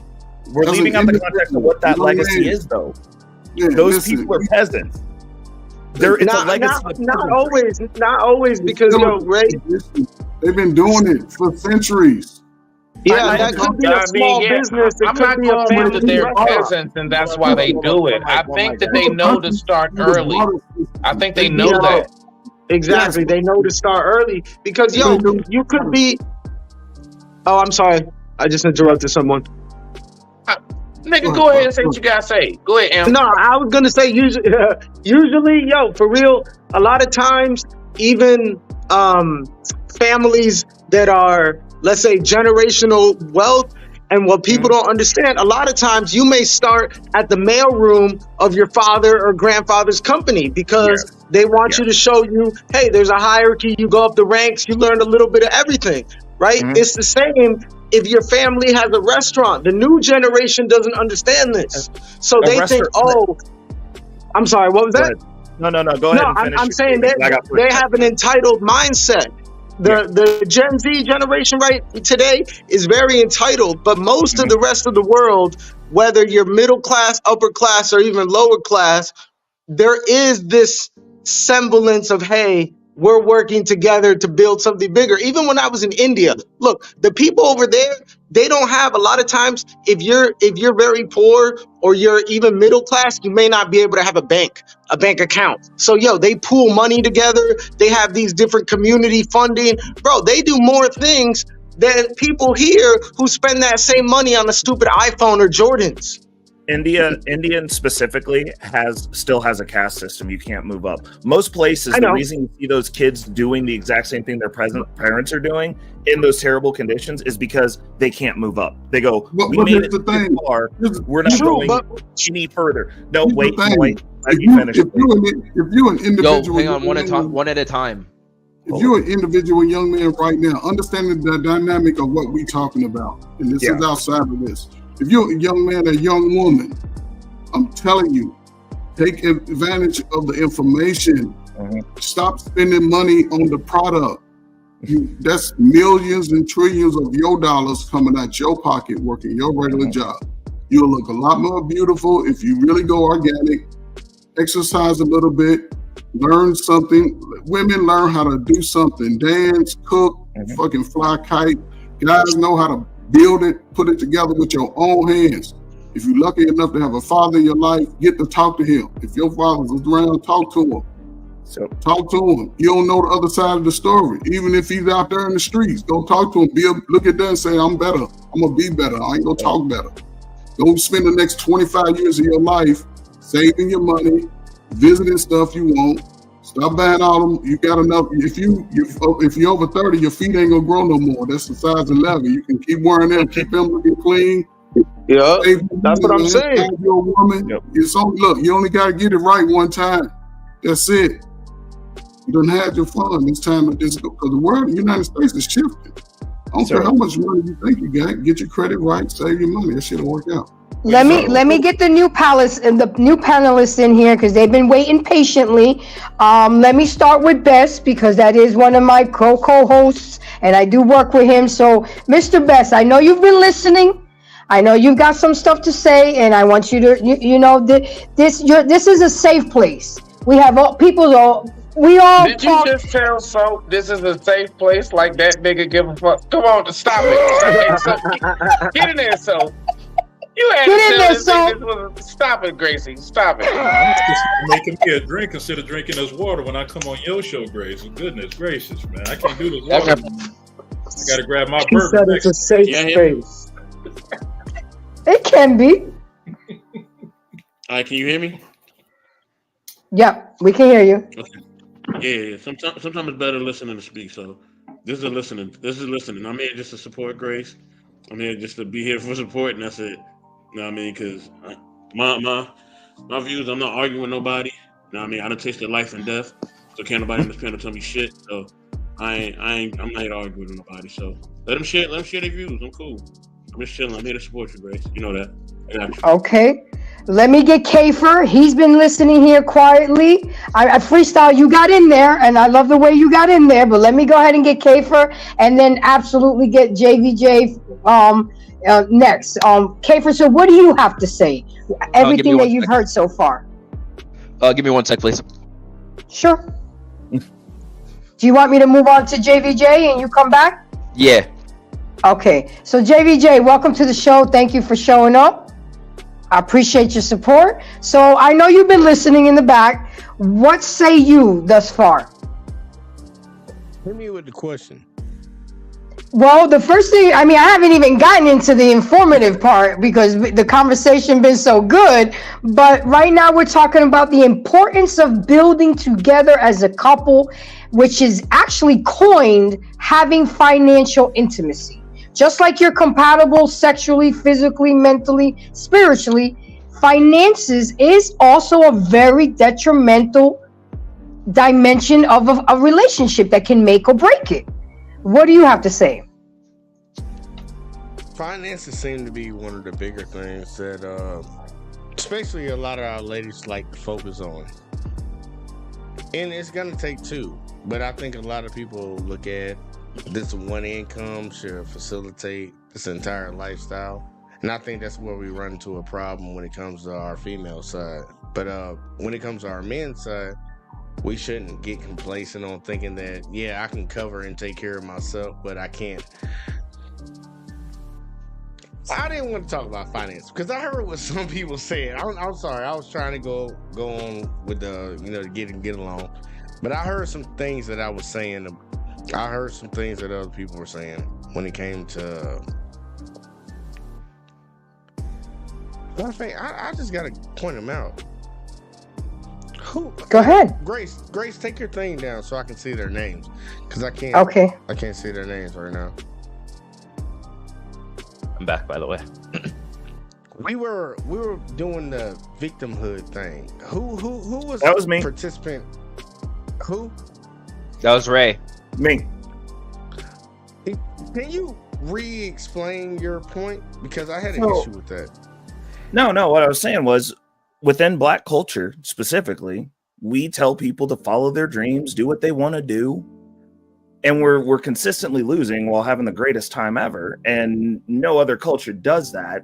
And then we blame everyone else when they're literally grooming people. Like, you do not see people in trailer parks that are white ascend to just being like, oh yeah, I just got rich because the white people came and saved me. Like, no. So it's always the same white people. Because they're grooming, they're raising their children with intention. Every other all money here is immigrants, regardless of whether they share our melanation or not, come here with an intention and then do better than us, and then we get mad that they talk shit about us. Like, we're producing useless people, and it's actually a problem. Like, your basket weaving degree and having an insurmountable amount of debt that you can't pay back, so you got to beg Biden, who went out of his way to lock y'all up for forever, to pay the loans off, is a problem. We're not thinking things through. We're going, oh, well, you just went to college, I have a piece of paper, and you're worth less than my dumbass. That's a terrible outcome, considering all the work that went into it, supposedly. So that's the point. That's one of the points that I wanted to address. Yeah. I'm gonna start off by saying this, and I hope this helps. Okay. F Joe Biden. Good. No. So, as you should. No, hold on. If we're just talking about the point, I don't care who you vote for. I'm not one of those guys. I'm going to your point. I'm gonna elaborate on your point. Okay. F Joe Biden. And F everybody else in any political party. Doesn't matter. Because what you said we shouldn't tell our kids, or what they were telling their kids and they weren't achieving it, you can be anything you want to be. Mm-hmm. That was the American dream. You can be whatever you want to be. Just go out there and work hard and do what you got to do. We have to understand when it comes to people that look like me and you, because you're melanated. I can tell. Yeah. There were roadblocks put in the way. So I'm not going to tell people not to disregard those. Now, I will tell them to overcome them, but we seem to have a lot of people that say that doesn't matter. And from what I got from what you said was, it's like, that don't matter. No. I think you should tell them to acknowledge what happens, but to overcome also. Okay, so I was going to ask, what roadblocks do we have in 2024 specifically? Which one? We still have redlining. Where? I don't think every part of the no, I'm just asking as a homeowner, because like I buy houses and sell houses. I promise you. Look. I'll give you a perfect example. 2016. What year is it? What year is it right now? 2024. So do the math. 2016 to 2024. Did the years. panel just hit a on what year it is now? I'm sorry. Am I the only one? Am I the only fucking one? I'm sorry. Dude, I'm sorry. been rough. It's been rough, Smitty. You got to give him grace. So I want to know specifically where we can't buy houses, because I think what you're speaking to specifically is the study that they did, where if you have paintings up or pictures of your family and they come in and see a black family, your house appraises lower. But here's the funny thing, because that was a thing, and I'm not going to say that didn't happen. But this is interesting. When we are doing houses, I own a business that does home automation. And what that is we build $150,000 movie theaters inside $1 million houses, multi-million-dollar houses. That's what I do every day. So the funny thing is, when those houses sell, when those families sell their houses, they take all identifiers out of the house. And they're white. So you're telling me that you are owed something that rich white people don't even do themselves when they sell their houses. They bring them down because you get the best. Because you know what other houses get worse appraisals? Elderly people's. Also, extremely young people. But Ray, well, not only that, the housing. Hold up. I'm just saying, like, it's an industry standard. Is it inconvenient? Sure. I'm sorry. We want to say it's an inconvenience. It's an industry standard. You alluded to the exact case that most people would jump to when a black family listed their home. This is just a black family trying to sell a home. Because we started off on buying a home, but you jumped to these people trying to sell a home. So I'll jump right there. This black family tried to sell a home, and it was covered by local news and everybody. They tried to sell it, and they had just their normal stuff up. You know, look at the house. Look at the house. Yeah, I see the pictures over here. Whatever. It wasn't the people that were trying to buy the home. It was the actual company that was. What's the word for it? Listing? What's the word for it? The listing? The ones that were going to list the home. Yeah. The realtor. The value. Yeah, the realtor. There we go, Grace. The ones that devalued the price of the home. So it was a company that devalued the home. It wasn't an individual. It was the company. But let's talk though. That is extremely illegal. Like, you have a fiduciary duty. You're legally bound to your client. I did that field. Sir, they literally did it. I understand that, but that literally opens them up to a lawsuit. So now you sue them and take their money. Yeah, okay, but wait, fellas. Does this maybe depend on southern to northern, west to eastern? Because we all know that laws do differ depending on the geographical location. Now, we're not going to act like that's not a factor. I don't think there's blocks. Jay, are you speaking more so from a southern Alabama, more so and you know, are you talking more so from a Western California standard? Because depending on where you are can depend on what your perspective and how you know the law to be. I can only talk on Maryland laws and DC laws, because that's what I know. I know the DMV. I don't know shit about where y'all are. So real estate. I don't think there's blocks. Smitty, I'm gonna answer it, Smitty. Go ahead. I digress my right, Smitty. Come on, JBJ. These are laws that regulate the entire United States of America. It doesn't matter whether you're on the Western Hemisphere, federal. Northern. Got you. Yeah. It's all regulated. The Fair Housing Act, like, this covers this, and we still have this. So to sit here and say like that stuff doesn't happen, I'm not saying that it doesn't happen. So my question is this, and I'll give you this. Say you're right, and I'm a complete asshole who's disconnected. No. Wait. I'm gonna let you be right. But if every black person had your mindset and none of them had mine, how do we win? How does that benefit us? So you're right now. We're victims. There's but you're not an asshole, Ray. You're not an asshole. You just have a very, very strong opinion. If everyone cared, and I'm just a first principles type guy. If everyone shared your mindset and ran around with that chip that everyone's racist, everyone's out to get you, that's crazy. How do you move forward? Like, what are your results with that? Like, It just sounds like you're going to have like a more upsetting existence that's inconvenienced, and then you're not going to work through anything because everyone's just doing shit to you. You ready? You ready for the solution? Yes. It's a scarcity mentality. I really think that we all know this. I think that we all know this. What's the first step to correcting a problem? Identifying there's a problem. Yep, acknowledging it. Yeah, acknowledge the problem. Can I speak from a legal immigrant perspective? Go ahead. You shouldn't even be getting into the country. No, listen. I've been here. I technically came here when I was 3 years old. Look, I've been here all my life. I'm a naturalized citizen. I'm just saying, when people start to travel and you start to go to other places that really people have roadblock, bro. The United States, you have the most freedoms and liberty anywhere in the world. Stop and the cap. I'm not stopping. Why is that stop the cap relative to other parts of the world? As we are speaking. Hold on, man. Let the American foreign brother get his word in. Go ahead. One at a time. Finish, Kafer. Let him get his word in, man. Let him give his perspective and give him a thorough.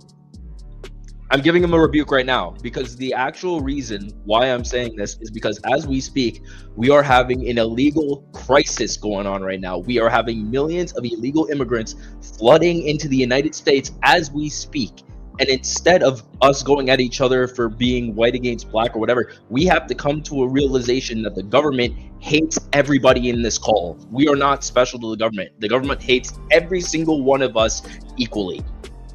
I didn't say that's not the fact. I didn't say that's not the fact. And I know that's the fact. But hey, look, Kafer, I 100% agree with you, and I think a lot of people will agree with you.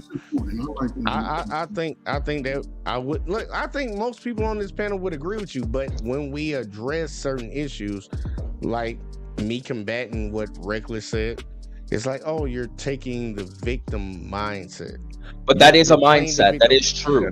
No. Hold up. You can say it's a victim mindset and it's true, but it's still a victim if it's true. So that and it's still happening. Yeah, we're calling out what actually happened. Like if we live in this country, like I understand that some people want to tell other people. I get it. I get that people that are not affected by what happens to other people don't care what happens to other people. But that's exactly what it is. No, it's not. How come the United States has the most self-made millionaires? Every other person. I'm access to your own to the entire panel. I'm access to the entire. Hold on. I want to access to the entire panel. Why do black people have about what you want to say? Like I'm be nice. I'm be very generous. $10,000 in savings for a family, and white people have $100,000. Why? Because white people work harder. White people work harder. No, not true. No. Hold up. No. Kafer, hold up. Let's be real. Let's keep it on record. Kafer, I don't think it's because white people work harder, but I do think they work harder. Hold up. Kafer said white people work harder. Anybody else has an answer? I will give an answer. It's because I'll give an answer. Because in previous history, going back to my brother JVJ and the Victim Olympians, I'm going to grant you this. In previous history, there were things that happened politically that were allowed to happen legally. You ain't shit, nigga. You're right, I ain't. But I'm right. So it don't matter. So in previous history, there were things that happened that put a certain class of white people in a position to where those families were placed ahead. Now, if you want to be technical about this and not skew numbers to make yourself feel better, if you want to talk about same socioeconomic class and status, because I understand y'all probably think that I'm a racist. I'm very much a classist. Just go ahead, man. I'm a classist. So if you want to talk socioeconomic, you can't be racist because you got black in you, so that means that you're downtrodden. You're technically by society not allowed to be. No. Yeah, I don't believe in black. That's a class denomination. I don't ascribe to it. Just get to your point. Get to your point. So that's the first issue. But the second thing is, you're right. Those people who were put in that position are still most likely somewhere in that position today. But if you talk about people in the same socioeconomic status and class, there people in trailer parks that are poor do not have $10,000 in the bank. They're poor too. There's a like I don't think, and that's the thing that I'm sorry people who deal in this that don't deal. Bro, with can you people speak up, by the way? Hang on. Always whoever's talking that sounds very, very low on their mic, can they speak up? Is that me? Can you hear me? Look. I'm That's you, just be honest with you. Yeah, that's you. I gotta push back. Real quick. Like, tell me where all this money's hidden in the trailer parks, bro. All right, here we go. You're talking about the trailer parks, and I love to go to the exceptions because I see a lot of people try to go to the exceptions. That's not an exception. Not an exception. They're just loser white There's people. What are you a lot of talking about? poor Like, white it's just people. like loser There's black tons people are of not poor an white exception. people. It's not an exception. Yeah, most people in the United States, black, white, Cuban, or Asian, don't have 10 grand in their bank account. That's a fact. It's not a race thing. You guys got to get over that shit. It's a class issue. Real quick. I want to get the race of Mr. Freestyle. Sir, what's your race? I'm Latino. Latino, okay. I'm just going to disregard everything you just said. Just throwing it out there for you. How so you going to disregard everything I say? Nothing. I'm going to tell you why. Why? Because your people have not gone through the struggle that we have in this country. I'm just being honest. I'm not trying to be disrespectful. First off, quick, sir. Hold up. Listen to understand. Don't try to respond. Just listen to understand. Was not the Spanish-American War before slavery? Okay, sir. The Spanish-American I'm just War saying. before slavery. If you want to talk semantics and you want to go trauma bonding history, all of humanity have been slaves and has conquered. Yes, you are. Hold on, sir. And it's so stupid. So you want to base Americanism on how? Sir, since we want to do this, Mr. Freestyle, because I know you still talking, but I just muted you. We want to do this. There was no such thing as chattel slavery in the entire world. Oh God, here we go. Okay, so go harp about it for 100,000 years. Hang on, JBJ, can you fix your mic? Can you fix your mic or something? JBJ, turn your volume up, please. My mic is fine. Bro, your mic is straight out of Walmart. No cap. Okay, I'm sorry. Can we just stick to the topic? You don't think the conquistadors took the indigenous of South America and Central America? Sir, I'm just trying to get a point across, and I'm not trying to come at you on no certain type of way because you feel some certain type of way.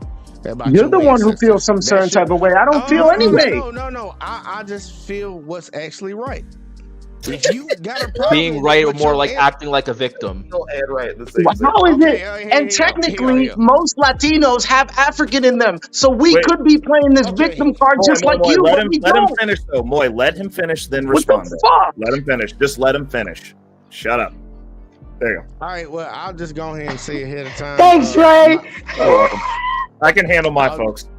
Look, I'll just say ahead of time, my Latino folks, I don't want to hear about nothing that y'all got going on.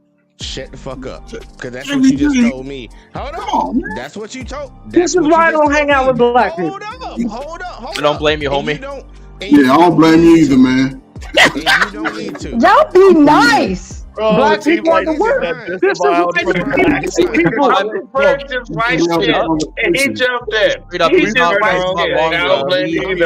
He's honestly, honest to God, I'm trying my best not to mute the whole goddamn fucking panel.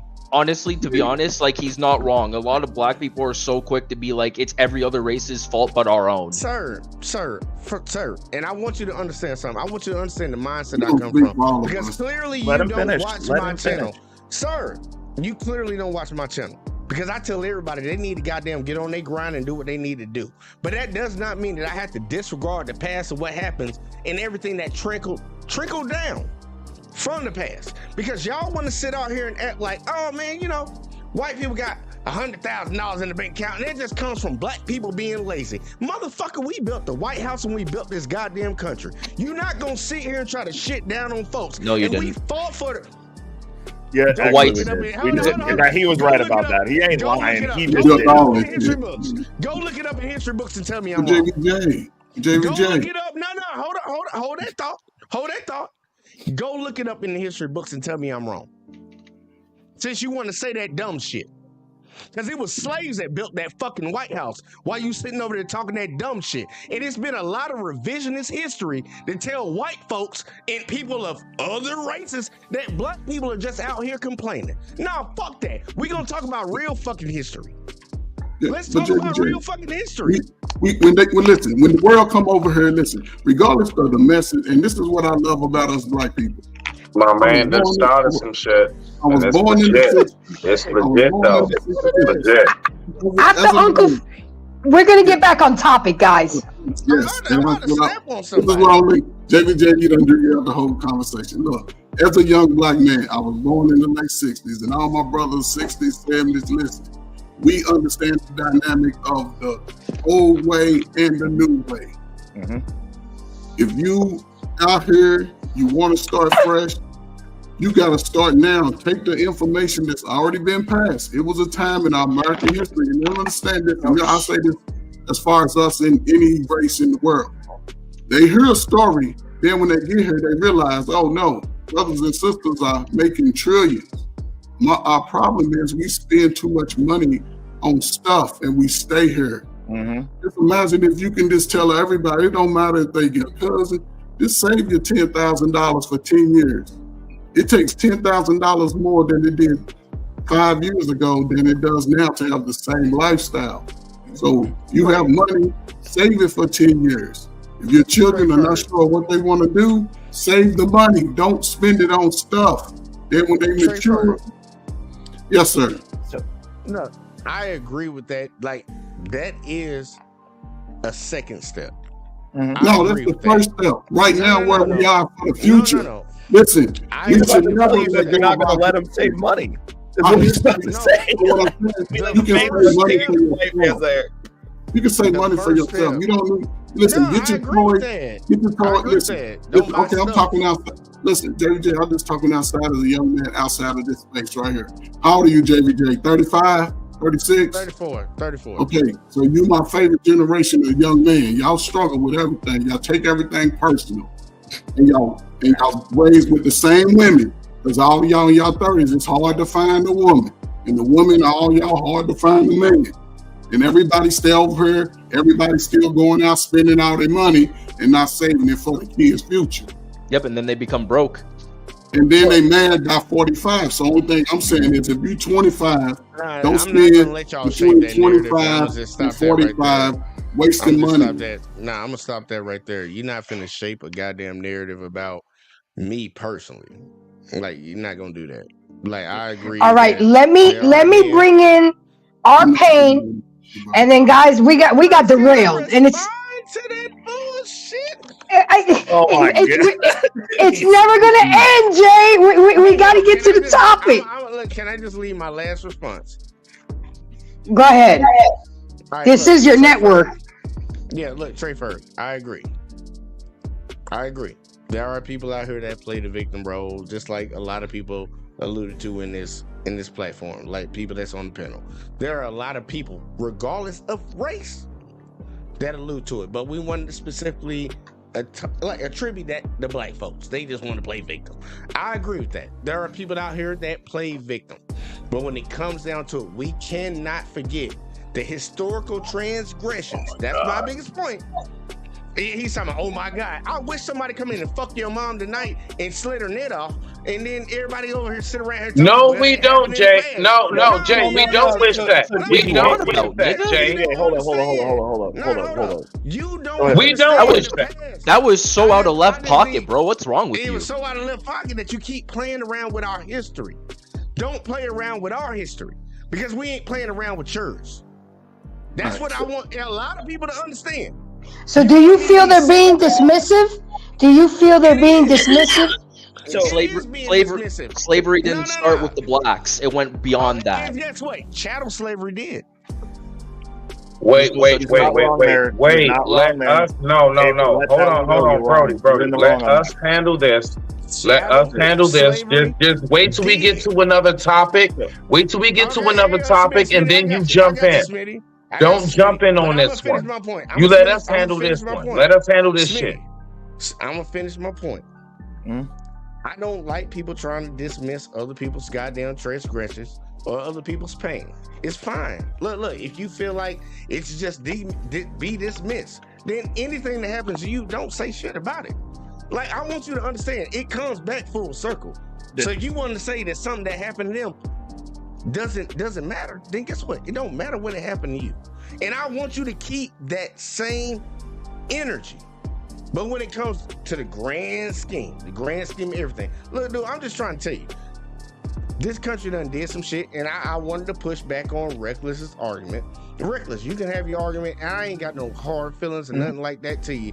You feel a certain type of way. I believe everybody should get up here and go out there and do what they need to do. Work hard, build a family. That's the main structure, and that's what we can got so far away from. But we can tell by this U.S. government that they have done a great job of dismantling it. And they started with one community. And everybody keeps trying to forget that they started with the black community. How do we dismantle the goddamn family? The black community. So when a black man sits up here and tells you that, yeah, we got some transgressions, we got some grievances against the government, everybody's been through that. Shut the fuck up. Because they ain't come to your house first. They came to ours. Right. And JVJ, I don't want you to think that I stop at the using that as an excuse for your decisions now because we got the internet and legally there's nothing that you can't do. I don't use that. I can't pull that up as a shield. I can go tit for tat with you on history because I do know that. I'm well educated on it. It just doesn't fucking matter to me. My decisions in my house. Does the fact that people came when my family moved out to the suburbs when I was born in 1984 and tried to burn their fucking house down because they moved into a white neighborhood? Does that affect me now? Did it keep me from fucking doing anything? No, it did not. I'm still a fucking winner. I still make more than all those fucks that came and did that. And I make more than those households do now. Like, my wealth is what it is. Those are my decisions. The things that happen fuel the fire. It's not an excuse. That's the difference. No, you keep alluding to the exception. You might be the exception. He's not the exception. No, I'm not. I was raised differently than you. No. In spite of everything that was put in front of you, your family had a nuclear core that you. No, they didn't. I was raised by a single mom that was. Let them hash it out, fellas. Let them two men hash it out. Don't interfere. Nobody jump in. Me and JVJ don't interfere because I'm gonna debunk everything he's about to assume. Go ahead. Reckless. So now you're the victim. Reckless. So now you're the victim. No, I'm just telling you. I was raised by a single mother. You're saying I had a nuclear family. I didn't. That's a lie. You made an assumption. And I became a man anyway. I want you to understand something. I want you to understand logic. We know for a fact. I'm waiting on you. I'm gonna give you time to respond to this. We know for a fact that the U.S. government has targeted black people, right? Yes or no? 100%. Now that's funny. In spite of the U.S. government targeting black people, you achieved some financial success, right? Yeah. You're the exception. Okay, so my question is this. The U.S. government didn't target me. Dispute that. Let them respond, Jay. No. So here's the first thing. I will dispute it. So me personally, the only person who's ever held me back from doing anything in my life was a grown-ass, old, angry man just like you who was black. Tried to keep me from graduating high school. Now, how do you do that said, sir, that's the only person who's ever gotten in the way of somebody trying to be productive in life and went, I looked at a file, now that we have to let you back in here, I'm going to see to it that you don't graduate. That's what that black man said to my face. Anecdotal. That looked just like you. Well, no. You asked for the... So see how he's brushing it off? Targeting me. No, that's anecdotal. No one who's... No one... Do not interfere. This metaphorical government has not targeted me. What has happened is I've had individual white people who make less money and are worth less than I am now target me. You're 100. I'll give you that. That we're in positions to do so. The government itself never stopped me from doing anything. When I went and got my home loan, I did not get stopped from getting that loan. When I went to purchase my house, I did not get stopped or impeded from purchasing my house. You don't As know. I'm shopping for my next property, I am not being stopped or impeded from purchasing my next property. When I crossed over six figures in net worth, no one came and took my money, sir. You don't know So that. when you're That's the when problem. you're talking about targeting, I agree with you that there are errant people out there that do horrible things, and I've actually experienced police brutality from a coworker of my fucking mother's, dude. Like, do you want to have this conversation with me? So if Like, you I've know actually that, experienced why are you it. arguing against it? I'm not Because saying it ain't this stop shit. happens every day. I'm You know not what I'm weak. saying? Gracie, you No, yield no, it no, when hold you on, see hold on. necessary. Hold It's up, your hold up, show. Reckless. I'm not trying to say that it's just a swarm every time a black person walks out of their house that people are just being racist to them. But to not acknowledge that it happens, that's And- what you're trying to argue. In 2024, I'm we not are trying to rioting argue that. and being upset about 6 black men who were murdered Stop the inappropriately nonsense, every man. year. No, That's you what keep we're trying looking to act like people ain't out here. When people bring up racist shit happening in this Mhm. country, it triggers you because you want to make it seem like it doesn't happen. But I'm it not saying does. that it doesn't happen. My question is, when I ask you why you suck and you go, well, systemic racism did it to me. Oh, hold on. Like, Did what the fuck are you ask me talking that? about? Hold on. Did you ask me that? Literally, the No, you conversation just said that we some were random having shit. and No, the you just said statement some that I random posited shit. that you challenged was people are No, raising you just said useless some random children shit.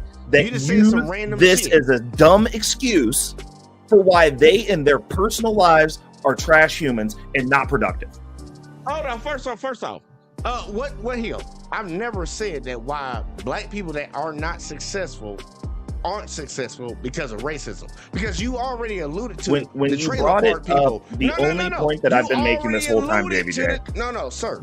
You alluded to the trailer park when you said that racism, well, there's poor white people out here. That does not take away from the fact that people out here have an agenda. When that goddamn Nope. plane, when that plane door came off, what did they do? Try to Threw it say at a black that person. that black woman was not qualified to be a pilot because a fucking door came off. Tell me racism Right? don't happen, because that happened on Fox News.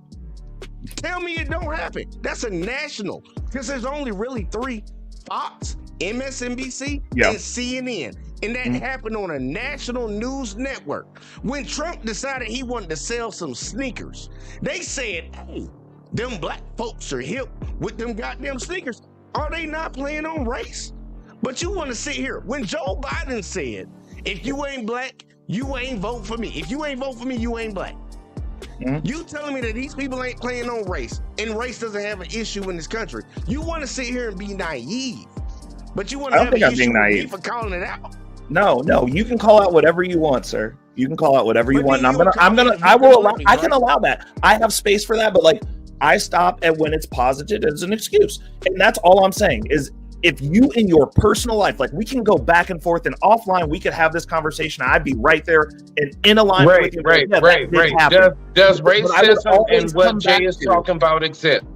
But Yeah, but I that's would a- always come back to Does that it? does not dictate how I interact. I with want to people. know, My can we stick to the experience- topic, gentlemen? Yeah. Can we go Well, back we've been to going in financial circles for like the It's last intimacy? about 20 money, 'cause, minutes. like, I could do a whole show next week about this and get back at it. But the Grace, point may of I- tonight it's a is conversation. May I share whenever I can? yes, and then Payne, you gotta go, and then we're gonna get back to the topic. Okay, Get in there, go ahead, Best. Oh man.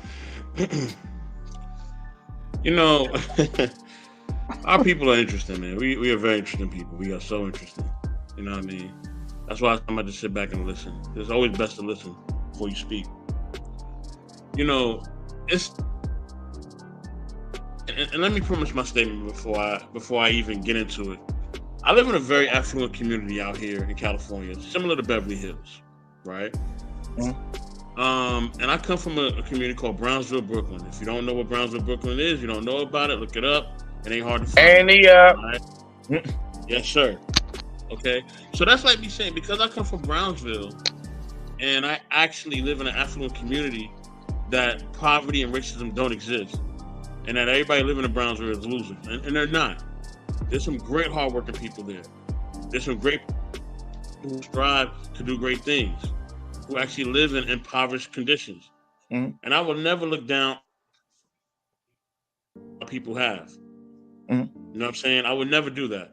And I think for us, we do this bullshit rhetoric, because it is bullshit. We do this bullshit rhetoric when we say, well, I made it so everybody else can make it. No, not everybody else can make it. There is systematic things going on that really does hold our people back.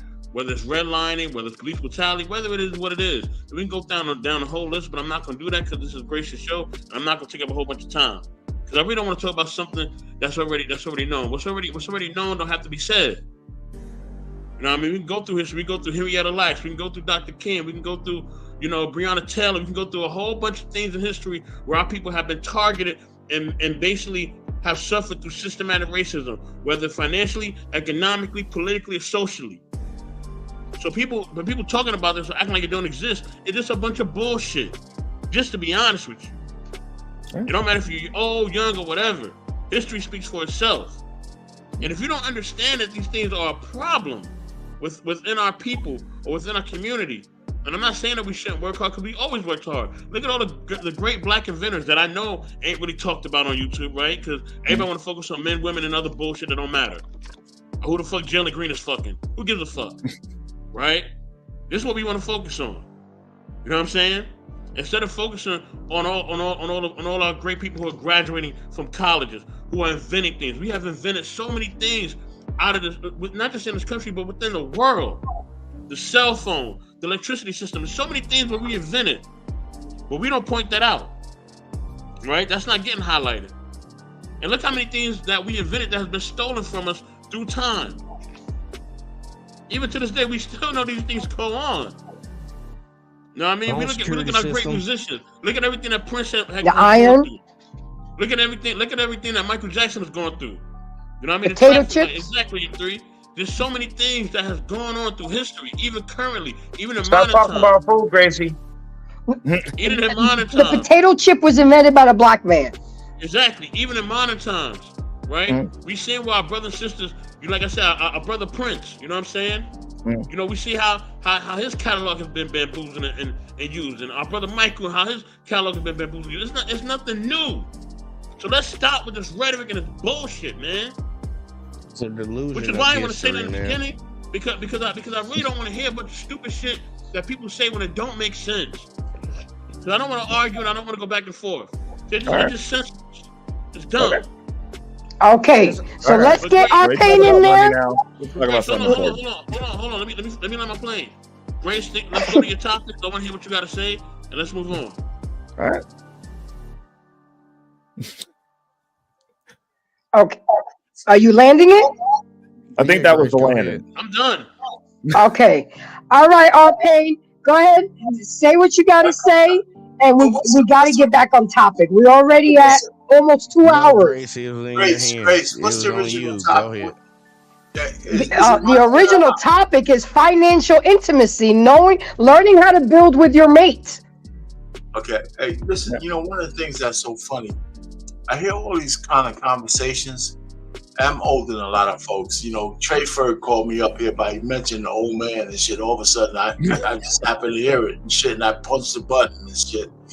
Listen, I came through the 70s. I'm a baby boomer. I seen a lot of shit, man. I lived in Harlem. We had the homeless before they called homeless living downstairs. I lived on the 5th floor. It was 14 people in my apartment.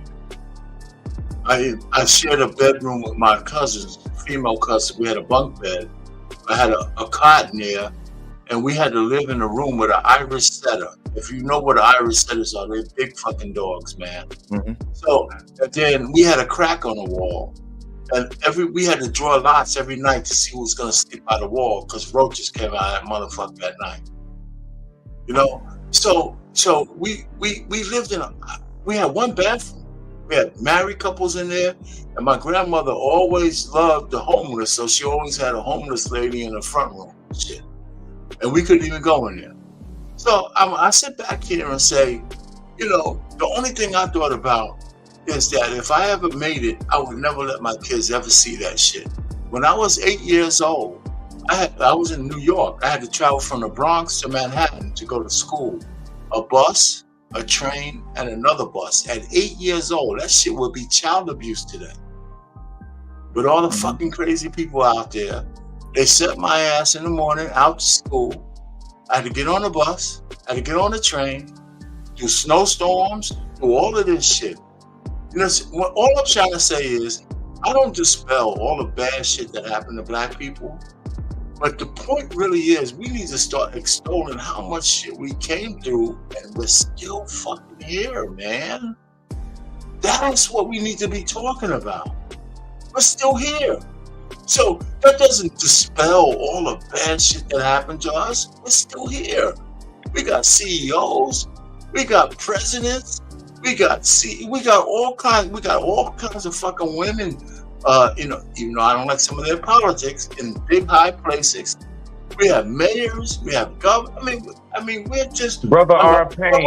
Most people who have. Well, wait a minute. So fuck it. I can't say shit without being interrupted. I can't say real talk, you know, Brother R. Payne. Go ahead. I'm just not. You're not getting it. What you're saying, I get it. Most of us don't even want to claim the title who share our skin tone and features. See, what I'm saying is niggas keep on trying to put the cart before the horse. We keep on talking about building an empire before we rebuild the neighborhoods. Thank you. We keep on talking about trying to, like, you know, do something so... No, I'm just saying. We always try to do something fantastic and magnificent, and we're not on that level yet. Can we get back on topic? Can we please get back on topic? So everybody else to say what this shit is doing. Once I start talking, no, but I'm gonna let you finish, Mr. Payne. Then when you're finished, we are going back on topic. No, I was gonna get to your topic. Right? You're talking about financial literacy. Yeah, right? I don't understand why you don't like money. I can't even segue into that shit. I mean, what I'm saying is, it's fucking disputable. Some black people, no matter what the fucking atrocities that happen to us, we still prevail. That's what we should be talking about. And you know, not to say nobody shouldn't be talking about all the other shit. I'm saying we don't talk enough about the fact that we overcome. Now, financial literacy. I didn't learn about mutual funds. I didn't learn about bank accounts.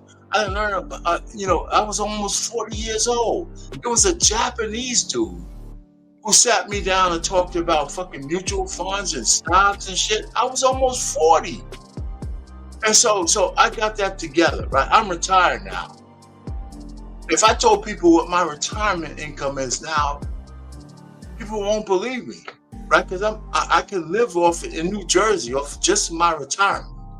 So what I did for my daughters, because I have 2 daughters, that I said, I'm gonna make sure that I wish they would get married, but I'm gonna make sure financially they're gonna be set. Because if they don't get married, they're gonna have to shitload of money. Mm-hmm. So they're into all the shit that's out there, stocks, they got a little bit of crypto, they got a little bit of, I talked to them about real estate, and I just have my youngest daughter here, who's an architect. She just secured a new contract for her firm in a development project at 24. And she's thinking they're going to try to renegotiate her contract. She was going to go to them. I said, wait till they come to you with an offer first. So all I'm just trying to say is, listen, out of all the atrocities that happened to us, we are still here. I hear you, Mr. Payne. But the point is tonight is to teach couples how to remain here, because we are getting flushed out. Ready. We're not building. We're thinking about next Saturday and going to the club. And we're not buying life insurance. We're not building together. We're not building generational wealth. We're building instant gratification. And that's where we're coming up. That's where we're coming up short. And I get it. You want to praise on what we've done so far and what we've been doing and what we are doing. But we're not doing enough. We're still losing. We're losing right now. Well, the previous generation is winning. Let me just land the plane on this next thing. You didn't let me get to the next level. Okay, go ahead. I didn't just do that for my daughter. What I'm trying to say to everybody on the panel, there's a way forward to what you're saying. It's really each one teach one. right? It's each one. But we're selfish with knowledge, Mr. Payne. We're crabs in a pot. But you gotta let me finish. Okay, I'm sorry. I apologize. There are brothers and sisters in this space who try to tell people the game. Reference is one of them. He got a whole goddamn platform on telling people. Why you think I brought him here, Mr. Payne? That's what I'm saying. These are some of the answers. But you know what? If you want some of those answers, you got to take a little bit of the personality of a person who's giving them to you. Also true. So all I'm just trying to say is, I didn't just say this to say how good I am with my daughters. I'm saying I go through my whole family. I keep the family tree. I go through all my people in the family and see who wants to get the knowledge to start to plant those seeds of if even though we don't have generational wealth, we can start building them because we're still alive. Well, we got to teach people how to build, Mr. Payne. That's what I'm talking about, though. So, that's what I've been trying to talk about for 2 hours. If I may get into it, I need all my warriors, all my young warriors to show up right now. Focus on yourself, build your family when you can. Take all these jewels that people be dropping. Hold on. Gracie, twin, what is the topic? Fellas, we are going to answer directly what it is that our lovely host is talking about, and that alone. Thank you. Gracie, what it is. Thank you.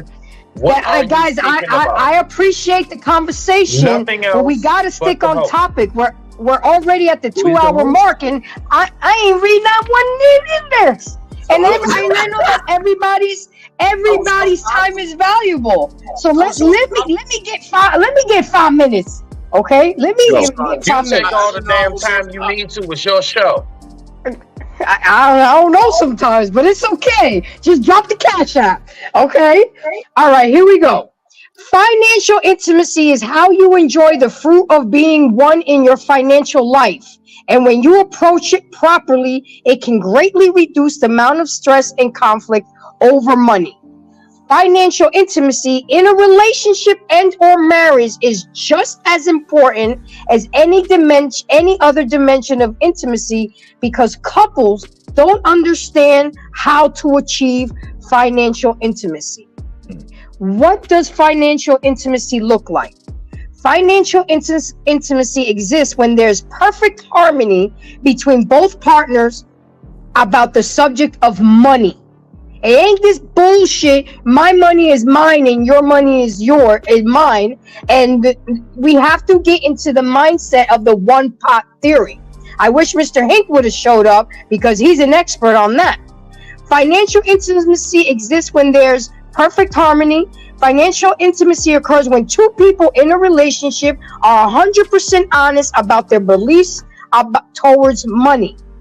What happens when financial intimacy or compatibility doesn't exist? This is the fuckery that happens when you have two people that are not equally yoked financially. And this is why divorces end up mostly because of money and infidelity. Mostly money.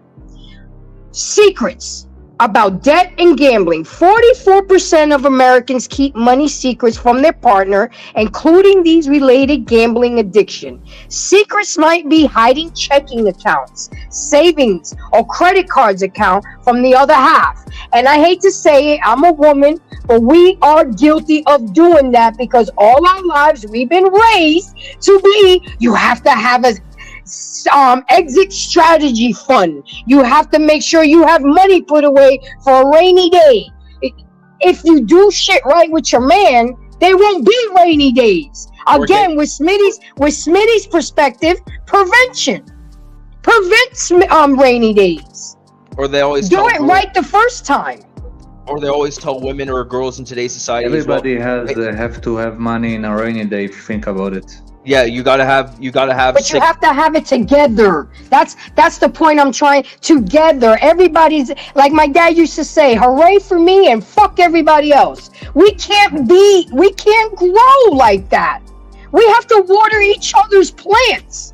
But it's not like I'm gonna water my own plant and I'm gonna leave him hanging out drying.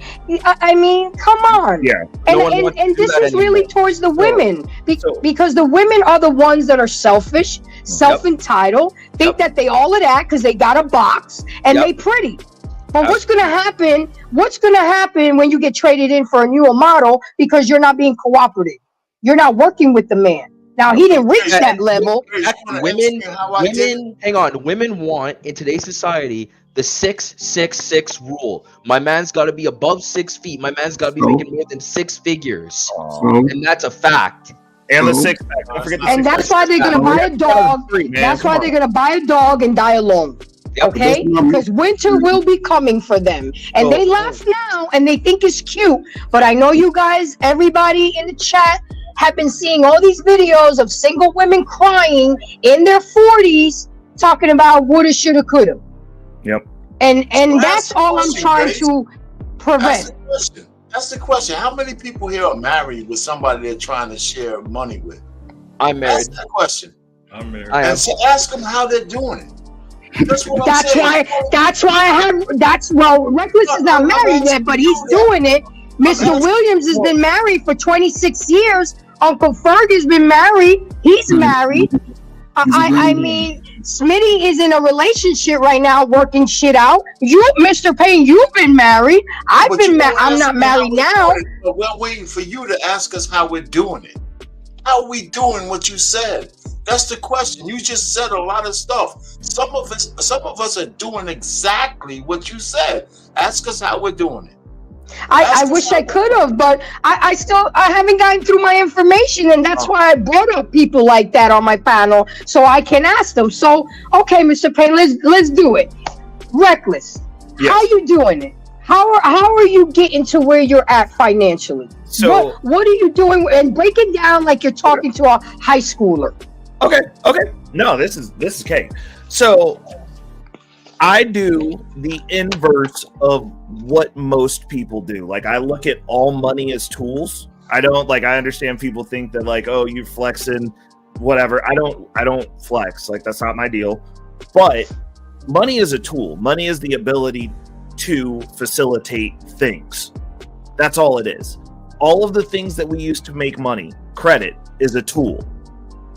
Most people don't use it as the tool that it's supposed to be, but it is a tool down to your credit card, like the man earlier said. I use credit. I mean, it's one of the things I did an entire show about it. Flipping credit. I got these checks. I get these all the time because I got $800 credit score. I get checks. I get money. It's still at 4.5 points with 0% for a year.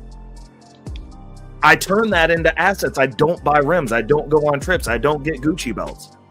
Everything that comes into my existence, the vast majority of it goes towards asset acquisition. Me personally, I'm not liabilities. Not liabilities. Exactly. So at any point in time, I'm asset rich, cash broke. At any point in time, because I can get to anything that I need within 48 hours. But here's the deal. And this is the thing that I learned putting myself around a lot of really wealthy people.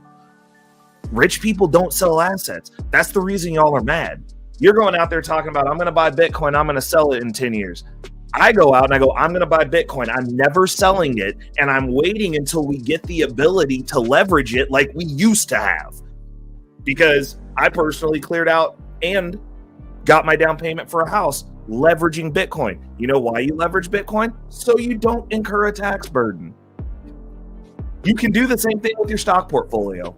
Fun fact. But you guys are out here selling. When you sell, you have to pay taxes now. Every time you sell something, there's a tax incurred. You could borrow against it and continue to do that indefinitely on things that go up in price. How much percent? I'm not feeling inflation the same way you guys are. Like, inflation don't mean the same thing to me. How much is the tax of buying stuff? What? How much percent is the tax? The tax? It depends. It's anywhere from 22 to like 35%, depending on how wealthy you are. But oh, lovely. When you sell an asset, you have to pay a tax on that. Yeah, but right. In reference to the asset, how much does the asset have to be worth to really see that type of money? You know, I mean, it's a scalable game, but like that's the other issue is we're looking at things in too small of a window. I look at things in millions. Are you talking that makes sense on this part again. What is the net value of what it is? Is the ring, is the ring worth the, how they say? Okay. Well, So give my example, Ray. Give my so example. in the beginning, it's a slow growing deal, right? But this is the reality of it, and I'll give you a crypto example.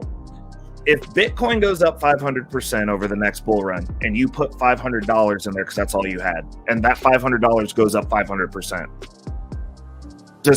is that still more money than what you had? Because 500% on 40,000, or well, Bitcoin's sitting at like what 66,000 about right now, $66,000. Yes, then 500% on that is different than 500% on $500, but 500% on most average Black people's accounts is a life-changing amount of money for most of you. So yes, if it's a smaller amount of money, the percentage gains that yields a smaller percent. But this is the deal. The way you get rich is somebody has to sacrifice. There is a cost for everything. You want to get fast money, you're gonna have slow problems. You're gonna have long-term problems. Go ahead. I have a question in regards to your Bitcoin, and it's the only question I really need to know. Yes, sir. So as far as Bitcoin, it's a digital coin, right? Everything's through digital technology, right? Yes. So is there ever a time when I can reap like natural money, the dollar bill that we get? Like say I got a profit, I can go and pull it out the bank? Yeah. Oh, very easily. So, but when I pull it, they tax me on that, right? Correct. You're gonna have a capital gains tax. Okay, so yeah, it's gained income. Yeah. So if I got an extra 10, 20,000, I know either I'm gonna trick it off, or I'm gonna try to work it off, meaning invest in it, or you just go party it away. Yeah. Bitcoin could be something probably new and keep you on the go, especially because you can be on the go. So I'm like, it's literally been the best performing asset, period, in the last 15 years. Period. Okay. So young single man, great opportunity, man. Save your damn money. But it's in the way that we look. The way that we look at it is really the crux of the situation. It's shifting your mind into looking at it as opportunity, and then you start looking at everything as opportunity. Because when you go out to the club, when we go have fun, there is actually a cost ascribed to that time that you're spending there. Like that is also money because you could be doing something else that could be generating income. So, like, I love to go out. I enjoy going out and having a good time. But I understand that if I do that every night after work, that A, doesn't benefit society, B, doesn't benefit my current family or my future family, and C, doesn't necessarily benefit me because when I go out, I like to drink a little bit. And I definitely don't need to do that every day. So I'm relegated down to 2 days, and I don't like spending a lot of money doing that because I go, this could have been in Bitcoin. Every drink that I buy, I times it by 100. And I'm like, well, that was expensive. I don't want to have a bunch of those. The one other thing that I'll posit as far as moving the needle generationally, and this is something that I get on people's necks all the time. Why are we not setting up brokerage accounts for children when they're born that they grow up into learning to manage at 10? That would change your dynamic. You wouldn't have to worry, Smitty, about because they don't care. That's the reason. It's not that simple. It's not that they don't care. It's that we're not thinking. Culturally, we are not thinking that long term. Sitting a 10-year-old down and trying to explain money and financials to them, they'll be like, "What the fuck are you talking about? I don't care." I mean, they're 10 years old. An assumption you don't have a 10-year-old. You don't have a 10-year-old. You gotta teach them young though. That's not the culture in your family. Hey, Reckless, hold on for a second. If I had a 10-year-old, I'm not gonna confer with it. I'm gonna just do it and shit. I'm gonna set up an account with my name on it and her name on it. I'm gonna just set it up. This is the issue, Arpain. Again, we're going back to the way that we produce people that are borderline useless. You're giving them a skill. You're giving them a skill the reason you do it, it's not for the kid, it's for the kid's future. Yeah, he doesn't want to do it probably. You gotta but teach you're setting a standard and you're setting a culture within your household Grace, that you mind if I go next? money works and this is where our money comes from. Right. Do you have No, children? MP, you're good. And then after MP, Mr. Williams got to speak. So no, Ferg, I don't. But you know how useful I am to my family? I'm doing it for my god nieces. Yeah.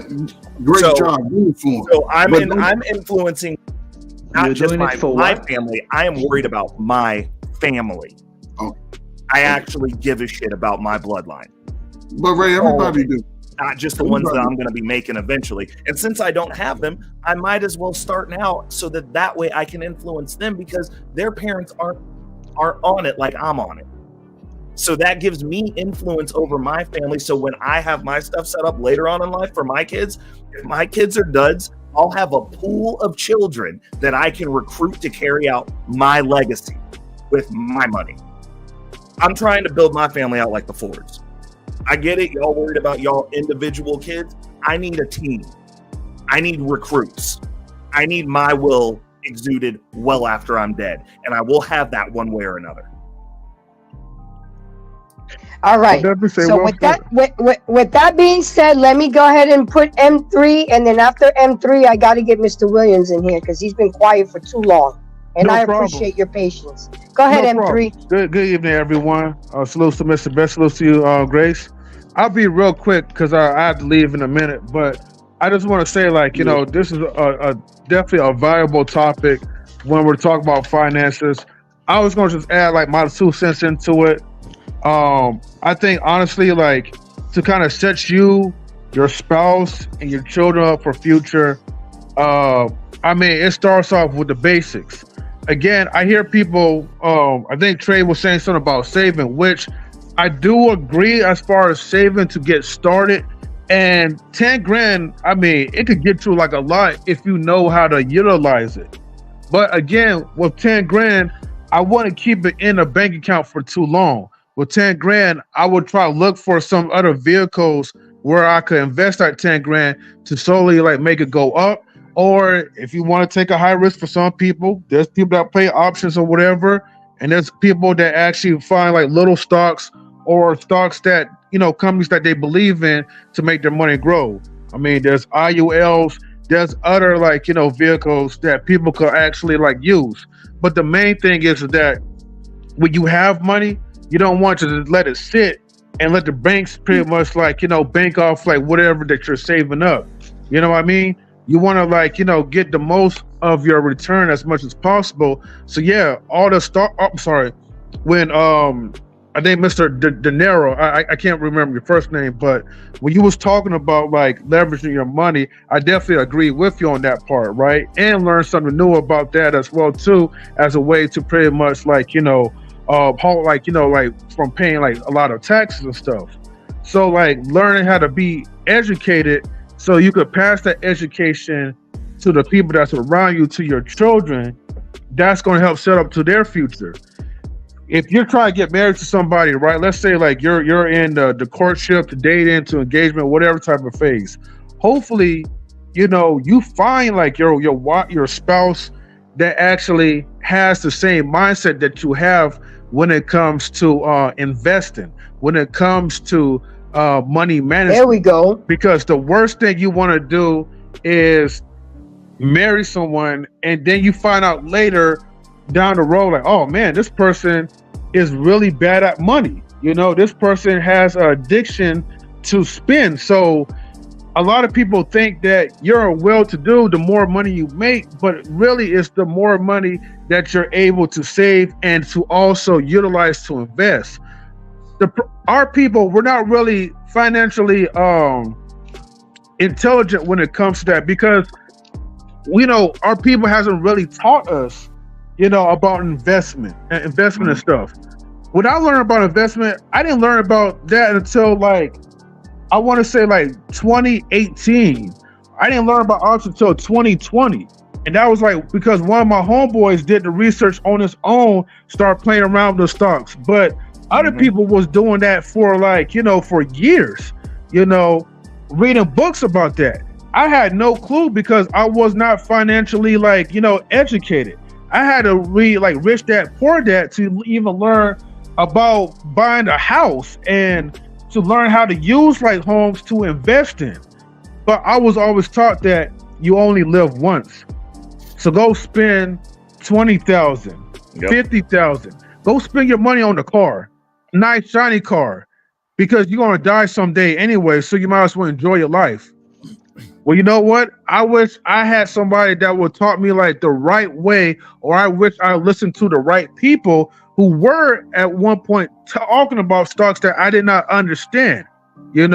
Because I would have put those resources into something that would have been either delayed gratification, but it would have already gotten me rich or wealthy to a point where it's like I don't have to worry about money. The goal really is to teach people how to make money work for you, so you can live. I can't think of that word, but there you go.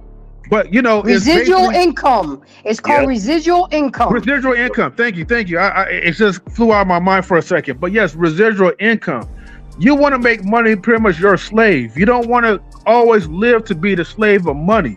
You don't want to keep seeing like your grandparents, die at the age or whatever and still working in the working class. Because right now, there are systems that are set up for us to fail at this point when it comes to saving. You put more money into the IRS or whatever, more than ever. Taxes are rising up, inflation.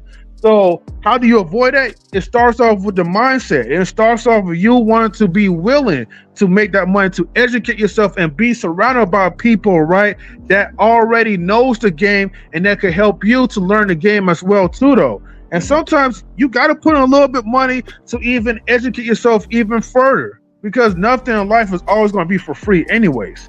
So I just want to digress on that part, and I just want to share that. And thank you guys for having this type of conversation. I love money talk. Thank you, MP. When you notice when I go through my information, you practically spoke everything that I wanted to lay out. Good job, sir. Mr. Williams, I know this is the first time I'm sorry to interrupt, but I need to go also. So I want to be after the yes, okay. Yes, I will let you go. Yes, I will. Thank you. Mr. Williams, you've been sitting here. You've been listening to all different types of walks of life, different mindsets.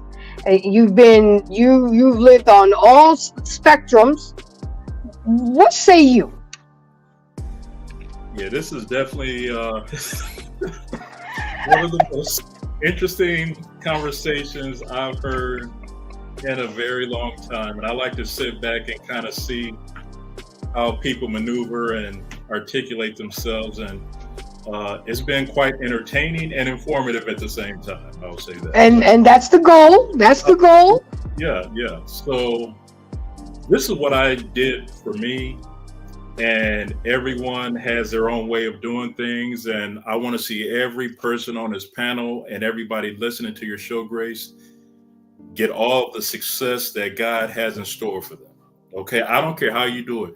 If you rake leaves, you be the best leaf raker that you can be. If you mop floors, take pride in doing whatever it is that you're doing. Okay, but this is what happened to me.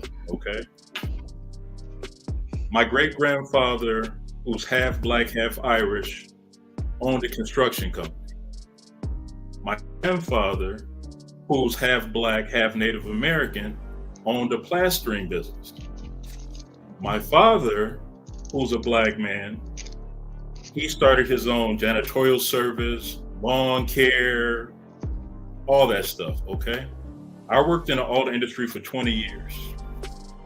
And what I decided when I was probably, 33 years old, I said, I'm tired of the rat race. I'm not anti-job, I'm just anti-having a boss. Okay. So you want to be your own man, or your own boss. So what I did was I started looking for people that were living the life that I wanted to live, that looked like me. I can't go out and say, oh, Sylvester Stallone is worth a half a billion dollars. I can go do what he does because I can't relate to him. I had to look for people that I relate to. So I started my first company in 2003. And like I was saying earlier, my first check was $38 and everybody's laughing at me, right? Everybody's like, oh my God, you know, you're going to be so rich. It took me less than 4 years to leave my $30 an hour job. And here I am 54 years old and I've been job free this entire time. I've helped not just myself, but a lot of people become financially independent, not because I'm smart. It's because I hang around a bunch of smart people that know more than me. See, if you're the smartest person in your room, you need to go change that room and go find another room. Because if you think you know everything, that's when you're going to you're going to get humble sooner or later. So what I ended up doing, I started going to places where I wasn't even invited. You know, if I know that there's this big networking thing going on, I don't know nobody there, but I heard about it, I'm showing up. And when I show up, I'm acting like, hey, I belong here with everybody else. If you guys want to see a little bit more documentation on me and some of the people that I've been in certain rooms with, you can go to my personal website and I'll give that to everybody right now. I got it up, boss. Okay, yeah, done. Go to wealthcards.now.site. That's my personal website, wealthcards.now.site. You'll see I created a group called the Inner Circle, and it's all about empowering people that look like us and even those that don't achieve financial freedom. Okay. You can also go to my celebrity friends page. You'll see a lot of people that I've gotten a chance to know and meet and do business with. And we keep things really simple. You have to learn how to be a home-based business owner because there's so many benefits that comes with that. There's tax benefits that comes with that. Everything is a tax write-off. Your car note, your mortgage, your cell phone, everything that you have that you use for business, you can go out and buy a shirt that has your company name on it, and that's a tax write-off. See, a lot of people don't even know that. And so what we ended up doing was we created something for us, by us, not like the FUBU clothing, but we created something where we can empower each other to attain financial independence. So if you guys go there, if you go to the final page where it says Wealth Card Business, you can put in your number and your information, and I'll get back to you within 48 hours. I'm the vice president of 2 online platforms that's showing people how to get on the other side of money. And it's very simple and easy to do. Number one, you got to change your mindset. One thing I will agree with, Reckless, is that your name, brother? Reckless? Yes, sir. Okay. We've been through, as a people, as Black people, so many things in our past. My wife is from New Delhi, India. Her father came here to America with $7 in his pocket, raised 4 kids, all college graduated. Everybody's making over 6 figures. So yes, we can remember what came before us, but we don't have to use that as a crutch to keep not being able to move forward with what we really want in life. That's not disrespecting the past. I remember the past. I've been called N-word. I grew up in a very upper middle class family growing up, and I've been called everything you can think of by white folks and by other people. And even by your own race, they want to disrespect you. It's that crab in the bucket mentality. Yep. A lot of us, we don't read. When's the last time some of us picked up a book? The Science of Success. I don't know if anybody has ever read that. Very important. The very first book that changed my life, Think and Grow Rich by Napoleon Hill. Oh. What you got to do, guys, is you got to get out of yourself and your own feelings and the way you feel about how things are, and it may be true how things are.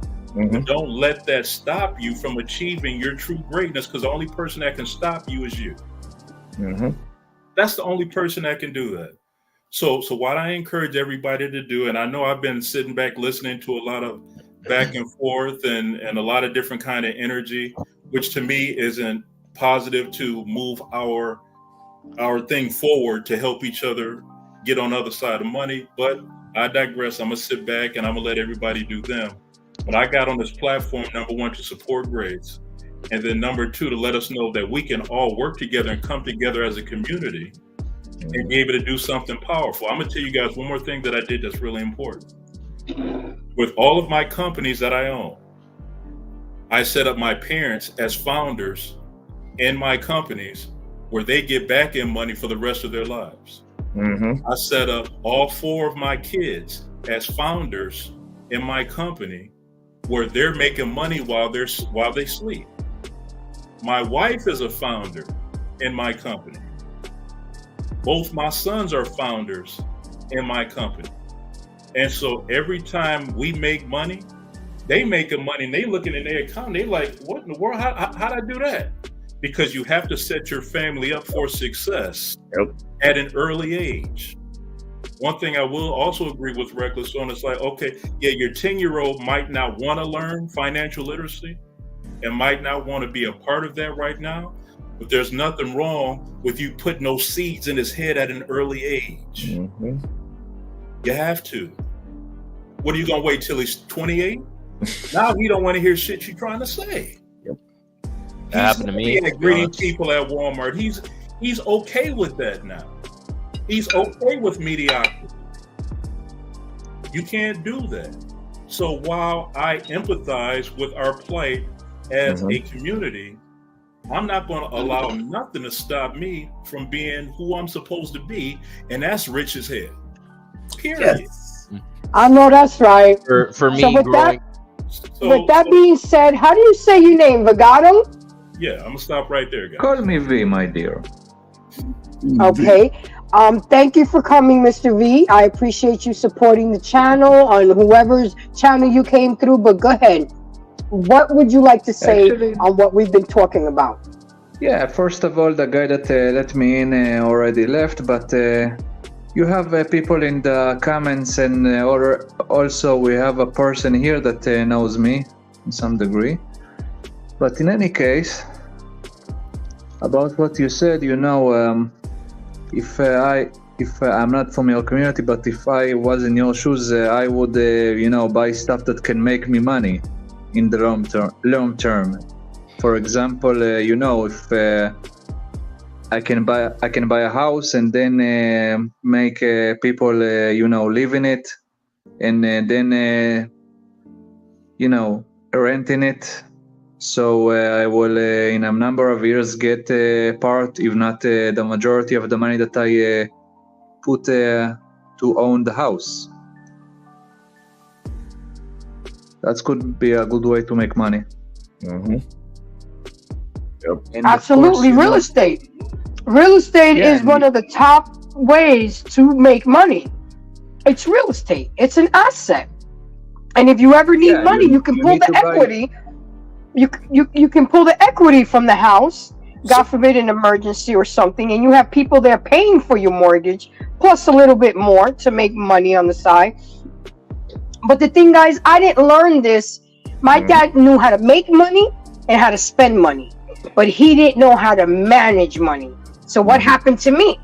I came into a whole bunch of money, because my dad left an inheritance, and not that I blew it, but I have financial advisors that knew I was ignorant, and they churned the shit out of my account. I mean, one account and one financial advisor took $365,000 from me. Oh, by the time I realized what was going on, it was too late. It was too late. Go ahead. I'm sorry. Yeah. Also, if, for example, you live in the south of the USA, you probably, what I'm trying to say, that if you live close to Mexico, then you can do your shopping there if it's more cheap, and then save money.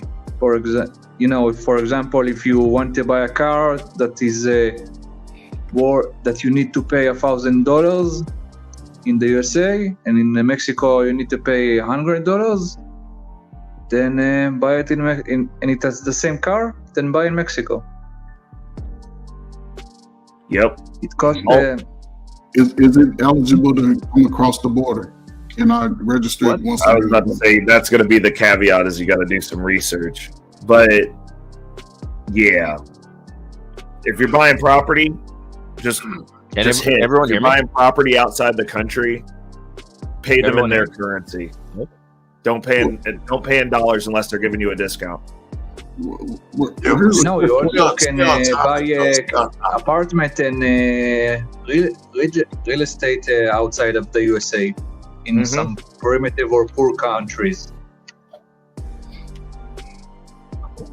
I would buy real estate nowhere you wouldn't live. Making this thing more complicated. Listen, you have some kids, whatever.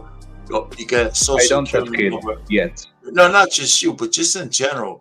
Anybody, you want to start generational wealth. It's not that complicated because we think it's too big in the beginning. My grandfather left me a little bit of inheritance. I didn't know he was going to do that. He had like 3 families, and he was still able to give his grandkids some money.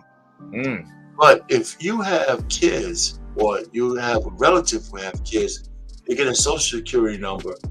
You just tell them, listen, you got to start with just putting 50. You find a 527 or whatever, 529 for them or whatever it is. Put $50 a month in there. Just start the process. This is how the stuff begins. You just start the process, especially if you're kind of ignorant of how it works. Because Google is there for you to learn all the rest of that stuff and other advisors. You could start making money through Google as well. So YouTube. So all I'm just trying to say is that for me, like I said, I don't think I'm a unicorn. But one of the things I wanted to do for just my immediate family first was to have them have a head start over what happened to me. I only have 2 daughters, so I want to make sure. Now, here's another thing. You got kids. Allow them to move back in to your house after they finish college. It's no hurry to throw them out into the world, especially if they ain't ready to be out there with all the expenses. My kids didn't have any expenses when they moved back with me. I have one with me right now. The deal I made with her was, instead of paying bills, you got to invest the rest of that money. Here's what you got to do. You don't have to pay for food. You don't have to pay for rent. You don't have to pay for shit. Me and my daughter share a car. I just had a major repair on the car. I made her pay half because she drives it now. So I'm just saying, go ahead. I put on my insurance, so she pays for her little portion of the insurance, so she knows what it is. So all I'm saying is, all the money she's making, because she makes a good salary, we're investing for her. So when she leaves my nest, hopefully she's married, but she might not be, not these days. I want her to have a nest egg right there. And we sit down every single month and talk about her portfolio. That's talk about what? So Grace, you're talking about teaching people. This is what I phobia. What you say? Her portfolio. Her financial portfolio. Right? Okay. So we go over different things, and now they're starting to ask me questions. What about this investment? What about these dividend stocks? What about this? So they have Roth IRAs on the outside. They have a 401k in the job. They have, we started talking about real estate, all that kind of stuff. So all I'm just trying to say is, you got to teach who's in your bubble first. So I'm teaching some of my nieces and nephews now, not just my kids, right? And I wish I can get out to the diaspora. All I'm saying is, you can only do what you can do. Right. And, I'm not trying to be some kingpin, but if I could start making the financial literacy go out and spread. We talk about debt. My kids don't have credit cards. They have debit cards. They have a separate account. They know that if they spend over the debit, they don't have no more power. And here's the thing about they have margin accounts, just like Ray was talking about. So I told my daughters, listen, if you need $10,000 quick, instead of borrowing it from somebody else, take it from yourself, because you have that, So take that 10 grand, do whatever you want with it, because she's putting $1,000 into her account every month. So she took $10,000 out from herself. Her credit rating doesn't get impacted. She puts the money back into her own account. She's doing that anyway. So there's no dealing with banks, none of that shit. She just pays that shit back to herself. I wish you I had family like that. You leverage, your assets, because that gives you equity, just like people leverage their homes. So I'm just saying, we this is how, we might be 6 generations behind, but that's no excuse to be a 7 if we know. For me, I'm a person with Sixth generation behind what, if I may ask? No, what I'm saying, okay, I hear you, brother. People say black people are 6 generations behind the power curve because of all the horse shit that we had to go through. But if that's true, then there's no excuse to be a 7th generation because we have knowledge now. Yeah. Well, I mean, well, I need to go, so thank you for having me. And like I was trying to say was that for Thank me. you for. Sorry. Hold on a second, hon. Almost Thank you for coming, V. Thank you for coming. I hope you come back again. I hope you come back again, and don't forget to like, subscribe, and share. Okay. Thank you. It's 5 a.m. right now, so I need to go to sleep. See you. Okay. Rest, Have a good night. Go ahead, sir. I'm sorry to interrupt you. I just have to say goodbye to him. Go ahead. And then we're gonna get Queen up in here because she's up here, and I want to hear what she has to say. Love of, female perspective. I need more of that. For me, I didn't really, grow financially as a man until like a few years ago. I just got a lucky break a couple of days ago. Because now with, the industry going on where a lot of it is online power now, where people are like YouTubers. I don't know for some of the panelists here, if you guys have ever heard of a VTuber. I know Ray does, but I'm asking for the other people on the panel. Do you guys know what a VTuber is? No. So a VTuber is what we call a virtual reality YouTuber, but we also are online through like Twitch. It's like a gaming website and stuff, right? Just the other day, I was sponsored by the largest computer tech company in Canada, and I will be the first generation VTuber to promote their company. So as a bonus, my friend's father runs the company. I was given, I wouldn't say a huge life-changing amount of money, but a lot of money to help get me started as this company's VTuber. So like for me, like I've had family who've essentially told me like from the moment I turned 18 I was on my own, but they never taught me any financial literacy, and I struggled for a long time, and now it's paying off. Yeah. So it is possible. Yeah. But then also going back to the other thing where it's like, I was gonna say a lot of the past generation, like I've always been told by family, like, oh, get a job, just, put yourself out there. And I'm like, trust me, I would.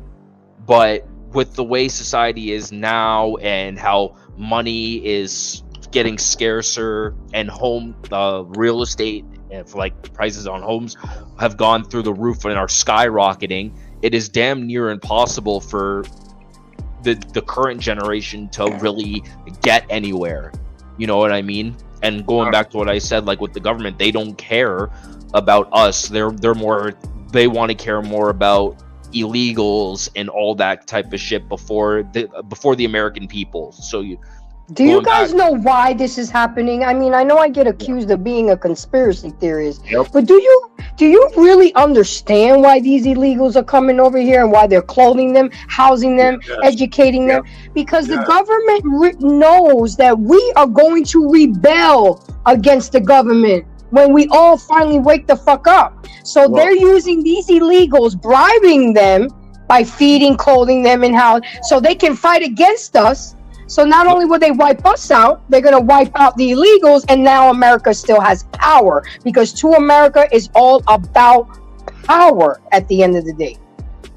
Well, a lot of these illegals are in the age of 18 to 27 and are males. These are soldiers.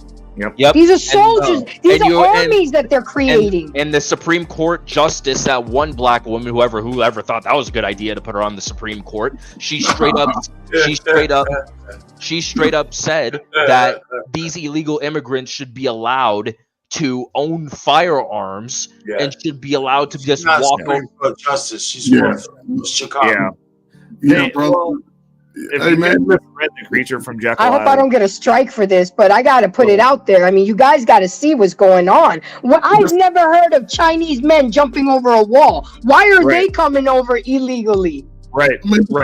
Well, I mean, when you look at it though, if you're gonna instill a world government, you can't have first world countries. Period. That's why they're here. You can't have a first world country. They want a new world order. They Yep, want a new full world world order. Yeah. And I mean, no offense, Kafer, but like Canada, y'all already are compliant as fuck. So Yeah, like, we're you done. don't have to bring That's why I people told you there. before, That's I'm why putting- they're not necessarily showing up there because they're just like, oh, we told them to stay inside and they listened. They'll be okay. Yeah, but a lot of us are not, and a lot of us are reading, doing the research, and really learning what's going on out here. And I'm telling you, this is a time where we need to protect each other, ourselves, our money. You know, get your resources together. I'm gonna go buy a new piece next weekend. Now I'm up to All I'm 4. gonna say to you guys is, when shit hits the fan and these illegals want to start killing us in droves, lock and Deleting. load. Use the word deleting. Oh, sorry. When they want to delete you, right? Get ready to lock and load, weapons free. Anyone who is non-American and is hostile is a combatant. Put them the fuck down. No mercy. I mean, they didn't make the movie The Purge for a reason. For a reason, Again, right? When is The Purge entertainment gonna is a foreshadowing of what's to come. And even I just saw that movie. My son made me watch it because I didn't want to have that fear in my heart. He was like, "Well, Mom, you need to watch it since It's you talk coming. so much about it." You know, It's coming. The Purge will it's come. supposed to be an eventually. experiment about people of Staten Island, but they ended up putting soldiers in there. They even deleted the lady that was in charge of the experiment. Yeah.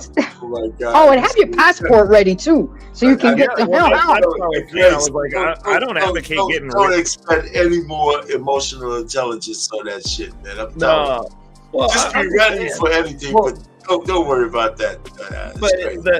But that's the reality of the situation. Is like I'm not trying to get rich so that I can just sit around here and have 18 cars and roll around flexing, bro. I'm trying to get rich so I can have the ability to not have to be here. Because to be honest, like I told everybody, I was like, in August I'm going down to Puerto Rico to look at some property. Like I was like, I don't even want to be here full time. And you know how crazy it is. This is how crazy it is. I had a really good friend of mine who lived it. He's half here, half in China, mainland China, and he prefers living there than living in Chicago because he's like, yeah, they're rude, but it's just rude, and I don't feel like I'm going to be deleted at any point. He's at peace. Yeah, Not really, because the Chinese people are turning against their own government. That country's gonna burn in a fire soon too, so he's not safe there either. No, it's Tokyo. It's not mainland. Mainland China's mainland China. Tokyo. The issue with Tokyo is they were not part of mainland China. Mainland China was told they were getting them back after they westernized them. So that's the problem that they're having specifically with that. So for the young women that's listening to these horror stories around the world, get your weight up. Get your weight up. Passport. No, all the people around the world prepare because it's coming. Yes. So here's my preparation strategy as a coach. Get your weight up, meaning lose a little weight, exercise a little more, save your money so you can understand which direction you want to pull it to if you have any money. If you don't have any money, try to work. Whatever job you're working, don't spend it on unnecessary stuff. Bullshit. Save your money. Why is my big brother here? But I'm just saying, save your money.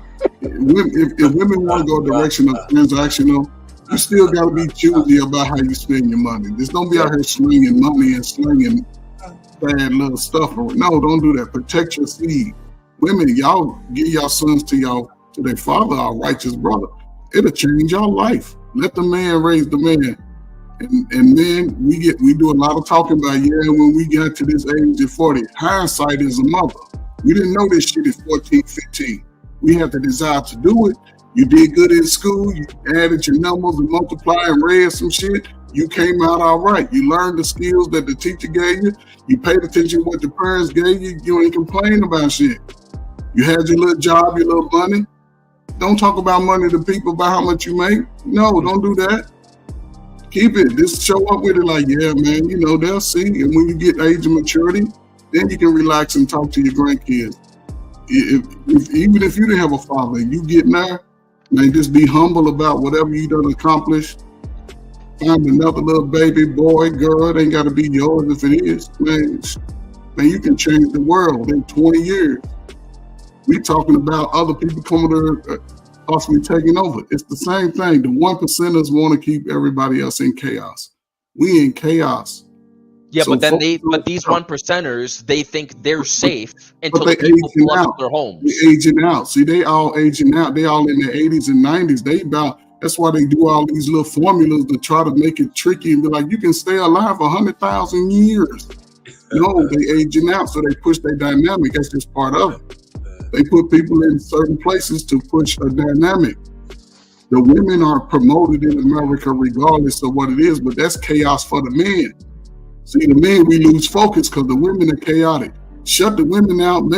Tell her make a deal when you ready to make a deal. Other than that, go out here and create your life, man. It'll change your fucking world. Facts. Once you get off your mama's twin size bed, go fucking every damn city it is till you find your nice knit. 20. You can walk around, pull your pants up, put a belt on.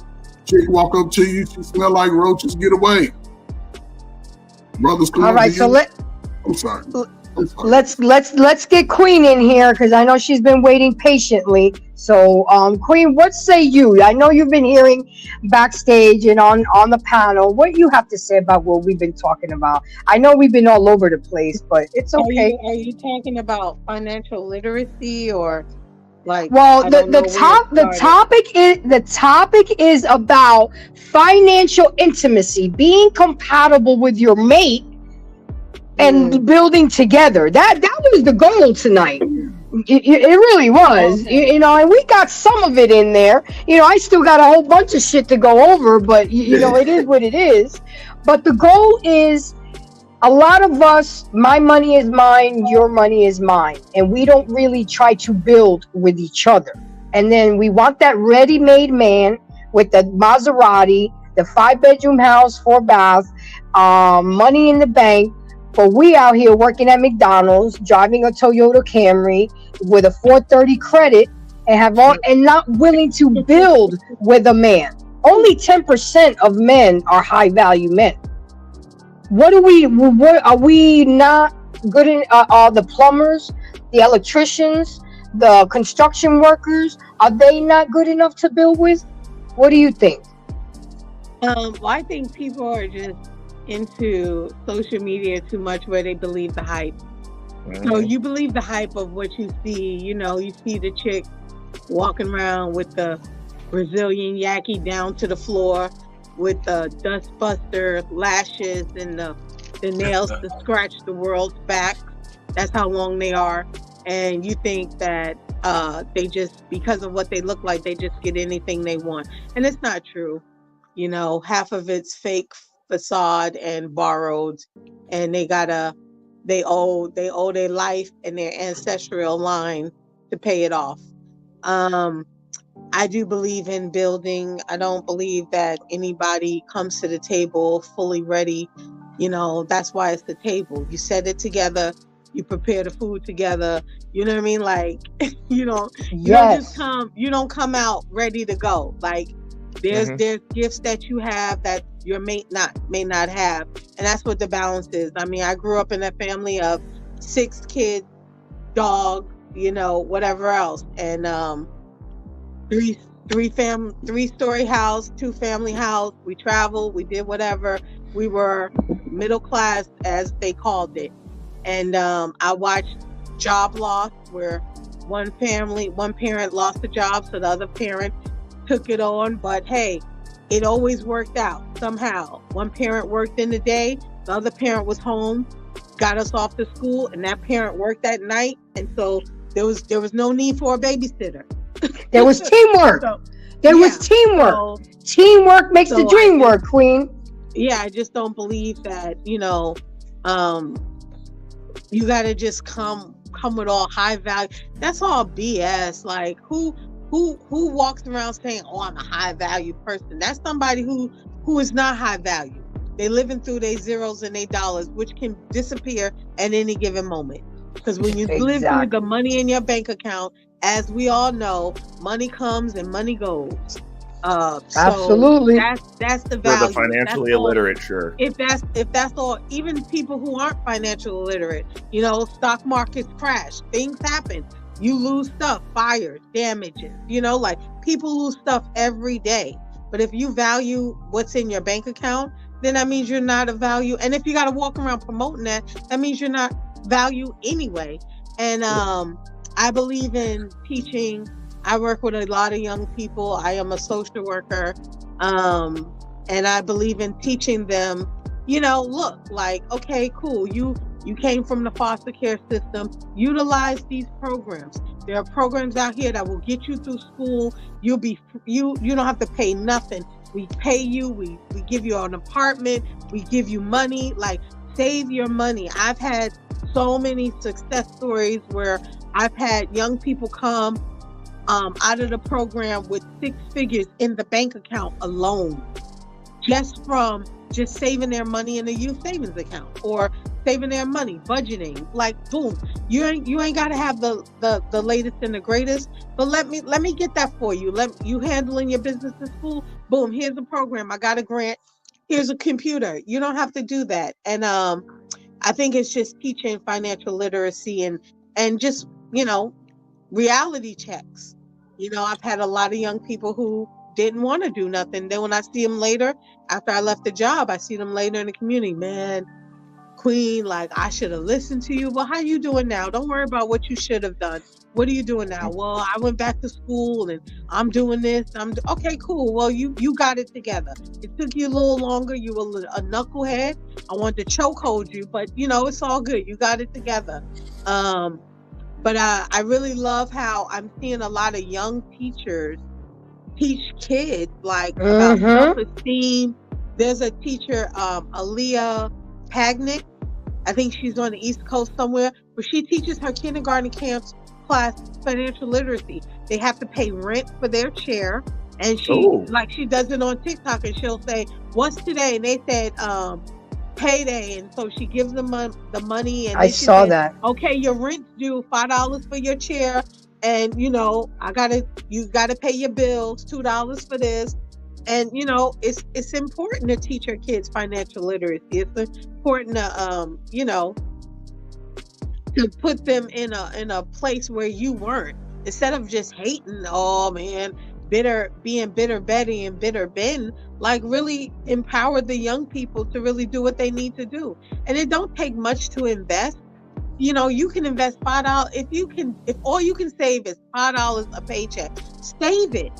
Why not? Why do you have to spend everything that comes out of your pocket? If you can utilize free food, there's food banks. I volunteer at so many food banks. And when me volunteering, they would just give me groceries just for volunteering.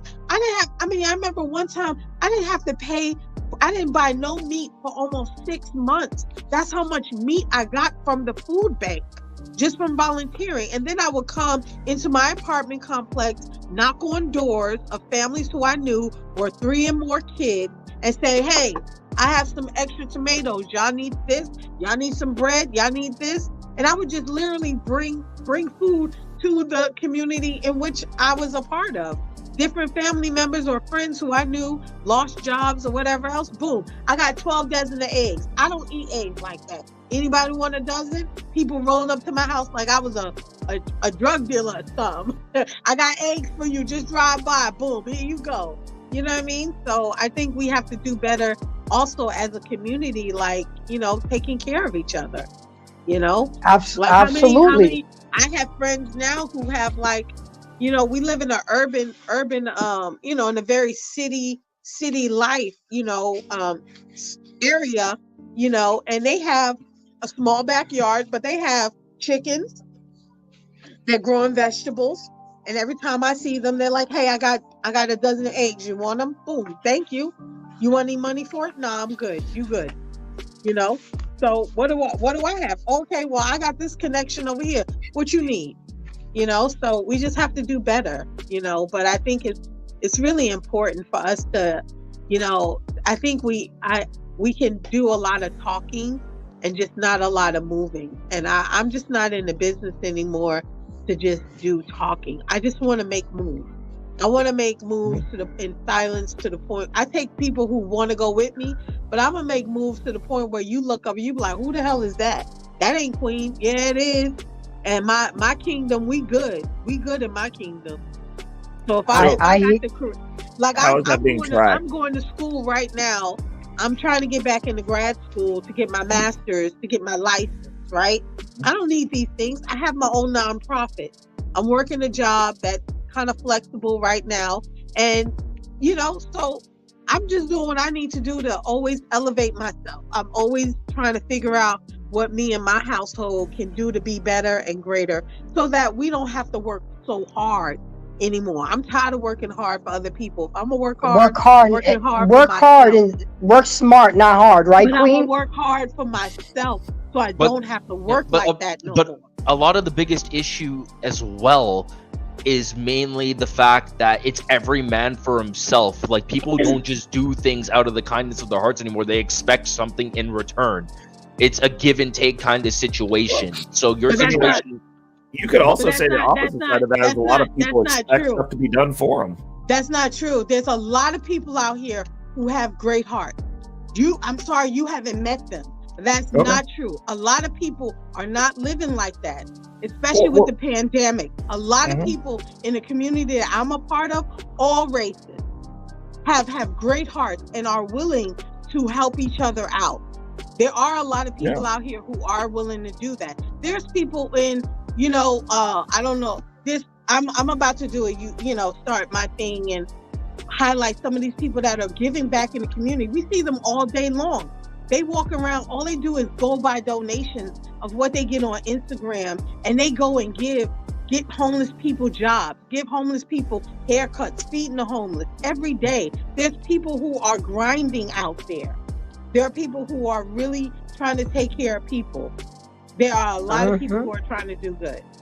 So, but that's you're absolutely right. I got to bring in Jay. He's been sitting.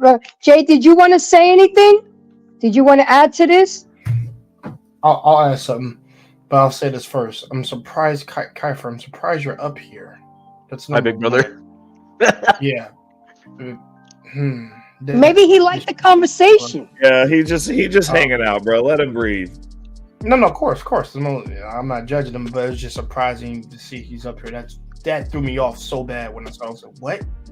I was like, but no. But to add to what Queen was saying and what Grace is saying, I actually have met those people that they're talking about.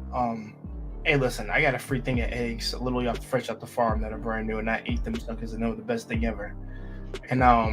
And all these people were just glad for that I delivered to them, and I was a good person. And the thing is, for me, that, like I said, the country. I'll say it again. Country folks are some of the most nicest people you'll ever meet in your ever lives. It's so much better than city folks because city people are fucking terrible. I don't give a damn because trust me, they all for themselves and they're very quite shallow, which is the age we're in right now. And what she talked about financial literacy. I'm talking about financial responsibility.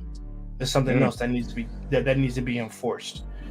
Because this age, like I said, everybody's quick to spend it on new things. And yes, new things will always fade with time, but you don't take the value and interest in what the value of what $1 is. Hasn't been taught to you, like how it was with me and my brothers. Our military father says literally, yo, listen, son, take $50 or 20. He said it simple. Start with 25. Put 25 every week for every check you make out of there and put it in the savings. And that's what I did. It took a little bit longer to do that, but I added it up. So I went from 25 to 65 to 100 is what I would do. And then I realized how much in savings that I had, like the ridiculous amount that I have. When I did it, there's things I could do. I could fix, I could, buy my car. I could I mean, I can invest in other things that I wanted to invest into. I had money for rent and things of that nature, but like I have a lot of left over because I saved. But like I said, nobody knows the value of a dollar or the actual labor, what it takes to get one. But at the same time, we are in an era where it's easy to. I'm gonna say it is easy to make money now.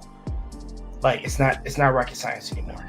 Like it's all laid out for us. We're in the era of social media to help us make a quick buck, or to expand our money and to invest.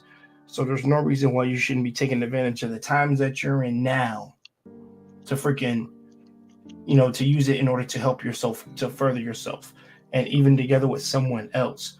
But I want to speak on this one last part, and I'll pass it over to somebody. CBN is next. No, I got you. Oh, by the way, what's up, Canadian Born? What's up, bro? Good to see you. Yeah, good to be here. Good to see you, my brother. Another problem. The problem with this generation, other things version, they're weak as hell. I don't know what it is about this era, but this era is full of bitches. I have to say it. Nobody wants to work with each other. Nobody wants to help the other person, except a few good people out there want to help. But nobody wants to deal with one another. Like we are so far past that at this point to where like everybody's out for themselves. Numero uno. And guess what? And here's the thought process they have. They believe they can be the only ones. They think they can be the only one standing on some battle dome shit. And it's sad. I mean, I think there are going to be a few people out there, if you teach them well enough, that they will build with the other person that they've trusted. But I think that goes to a whole. I say you get the family involved in that, particularly if they know that other person. Like, your young boy's been climbing up the ranks of his job. He's been a nice person. He's been with us since he was a kid. He's known my daughter, things like that. This is a person I would have my daughter build with. Exactly. The man's making a name for himself. And also, like I said, she likes him. He likes her. Simple enough. I would do that. That's how I would do that. I would incorporate the families into doing that. If you want to build generational wealth and building up with someone through her and through him. But like I said, the problem is we're too dogmatic nowadays. And like I said, it's a me selfish mentality that's like taking over. Mm-hmm. And it's like there's no bonding. And they use the saying now that the weak the weak die, the strong survive. If you're not strong enough to fend for yourself, then you will die. It's not. Agreed. It's only a matter of time. Time is not on your side, and if you can't adapt, you will not survive in the current climate. I agree. Agreed. I agree with that. That's true. That's absolutely true. So, hold on. Let me get CBN in here. CBN, you've been listening. I know you've been back there. What do you have to say? Because again, this is really about financial intimacy, where we get a couple who's living together for years, getting married or are married, having financial intimacy, building together. The concept of building your empire together, not putting all the brunt on just the man. I mean, that's why we're helpmates. It's funny that you say what do you say about it? It's funny that you say that, and I've been talking about it for the past year. It got on deaf ear. First and foremost, good evening to all my fellow brothers and sisters on the panel. How are you doing? Second of all, it's hard to teach a mutated hyena the value of $1. I will say it again. It's very hard to teach a mutated hyena the value of $1 when it comes to relationship. Let me say why I say that. You had other ethnic groups who understand the value of the money, who willing to live below their means so they can have more bread saved up for what they need to build for the future. I'm a Nigerian by blood. What do you think my people do when they come here? What the fuck do they do? They stay under the radar, work their ass off, don't mind working 2 or 3 jobs, stack that bread. They got a trustworthy family. While they busting their ass, they don't mind act like the Chinese. People low profile. I just want to go back and start building homes that need to be built and start building businesses that need to be built so that when they're up and running and it's running like a well-oiled machine, they give people time to build up extra money so they can have money for themselves. When they go back, they got nothing to worry for. Right? Let's bring this to attention for couples.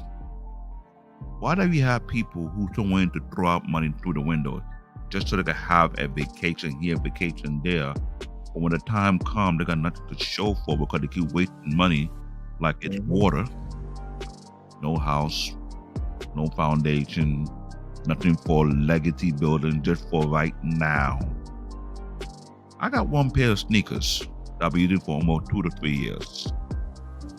When that thing worn out, I'll just buy another one.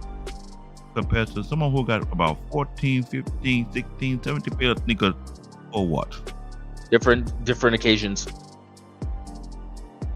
I'm gonna wear these shoes to the groceries. I'm gonna wear these shoes when I'm going out driving places. I mean, it's. I'm gonna wear this shoe because I'm dumb and stupid. I'm gonna wear this shoe because I want to be retarded. I'm gonna wear this shoe because I have no damn brain cell. I'm gonna wear this shoe because I want to look cool just for the moment. And what will you do with that? We broke, really. Now let me go a little further. Before you even became a couple, you're trying to find that particular woman. Oh, I'm sorry. I don't want no coffee date. Oh, I'm sorry. I don't do Friday. Oh, I'm sorry. I don't want no Dave and Buster. Oh, I'm sorry. I don't want a Cheesecake Factory. Bitch, please, either get a Happy Meal or shut the F up. Then they put you on blast on social media being like you're a broke nigga because you didn't take me where I told you to take me. I know. And they think they know it all, but the broke nigga that you look down on built not only 1 or 2 houses, got it sold, stacked their damn bread, wear raggedy clothes, while you talk about him being broke. When he done, he don't have to work no more. You got an empire. What do you have? Not a goddamn thing. And that's where I brought up that's why I brought back up the women having the whole 666 mentality. He's got to have a 6-pack. He's got to be making more than 6 figures. He's got to be 6 feet tall. That's the standard. Let's be honest though. Let's be honest. There are not a lot of men who fit the standard of what was just described either. Reckless. I work with them. They work for me. I see these niggas. Y'all are lazy. Like, I'm sorry. Hold on. Y'all gonna hate this. Those same type of mutated hyenas that talk that bullshit, right? Yep. Will come to the motherland, my continent, and look for a young broke ass on his shirt wearing slipper at sleeping in the container, going to invest in that type of shit. Really? O'Shea Do Jackson did a clip on that thing. He did a reaction about how all these so-called passport sisters are coming to the motherland. Look for young brothers. Yeah. Who barely have a shirt on their back. Because they hit a wall here. They have to. There's no other men. That's and it. Here's the problem. You come to Africa, in a land whereby men don't take bullshit from no woman. Yeah. And think you can disrespect a man? Yeah. And you know why, Mandra, my fellow brother, say African men are crazy? I'm in African mode. That's what I wore this hat. That's a crazy ass hat. I know. Just to let y'all know, I'm not bullshitting right now. So all these mutated hyenas, the crackhead chicken heads, either of the two. I'm just getting started. I thought the conversation was about financial literacy in couples. Like this is going way left. Because at the same time, she decides who's high value. Hold on. Chicken head, let me just say this as a woman. Chicken heads weren't just born out of nowhere. Chicken heads came because simps made them. So Who made let's the not simp? get it twisted. Who made the Don't simp? get it twisted.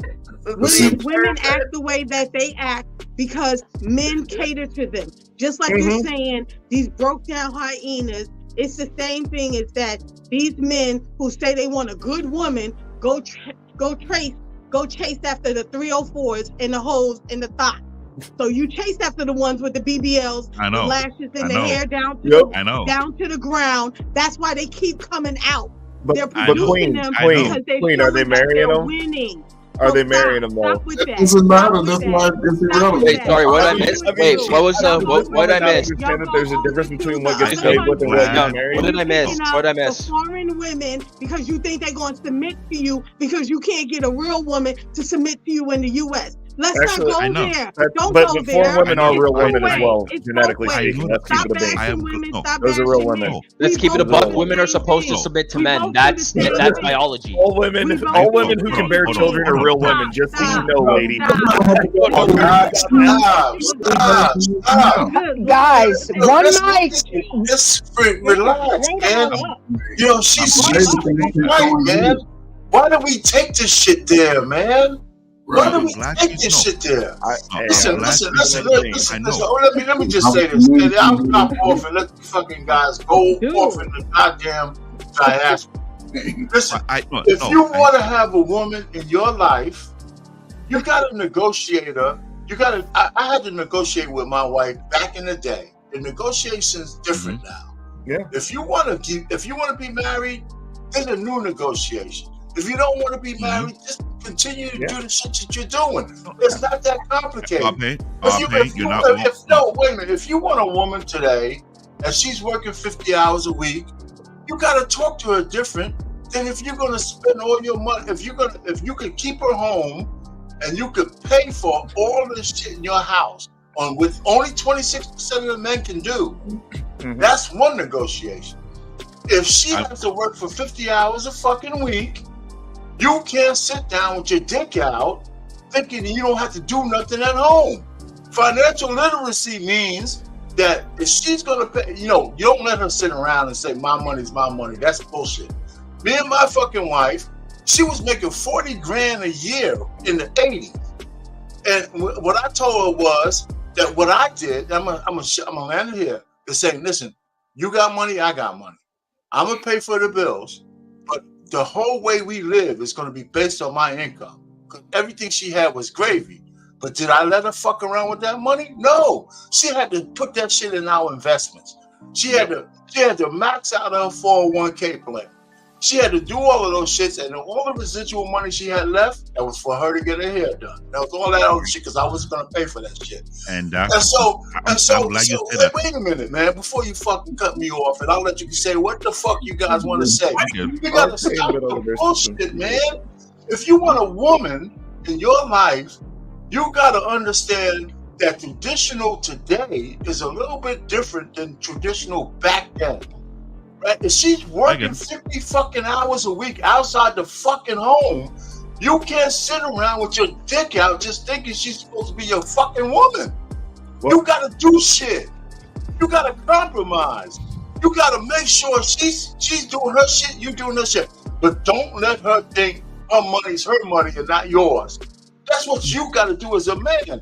If she ever comes into your goddamn fucking house thinking that she could just go ahead and lounge around with all her money, that's your fault, goddammit. You should get that shit straight before you marry her. And Don't ever fucking woman think that her money's her money and your money's her money. Kiss my ass. You know what? No. It's our money. We're gonna build our family together. And if you ain't down for that, I'm not marrying you, stinking ass. Stop. No, man. Black David, you came in throwing shots. Now I'm gonna say this. If you want a woman today, you gotta understand that the negotiation is different. Yo, let David finish though. Let David finish.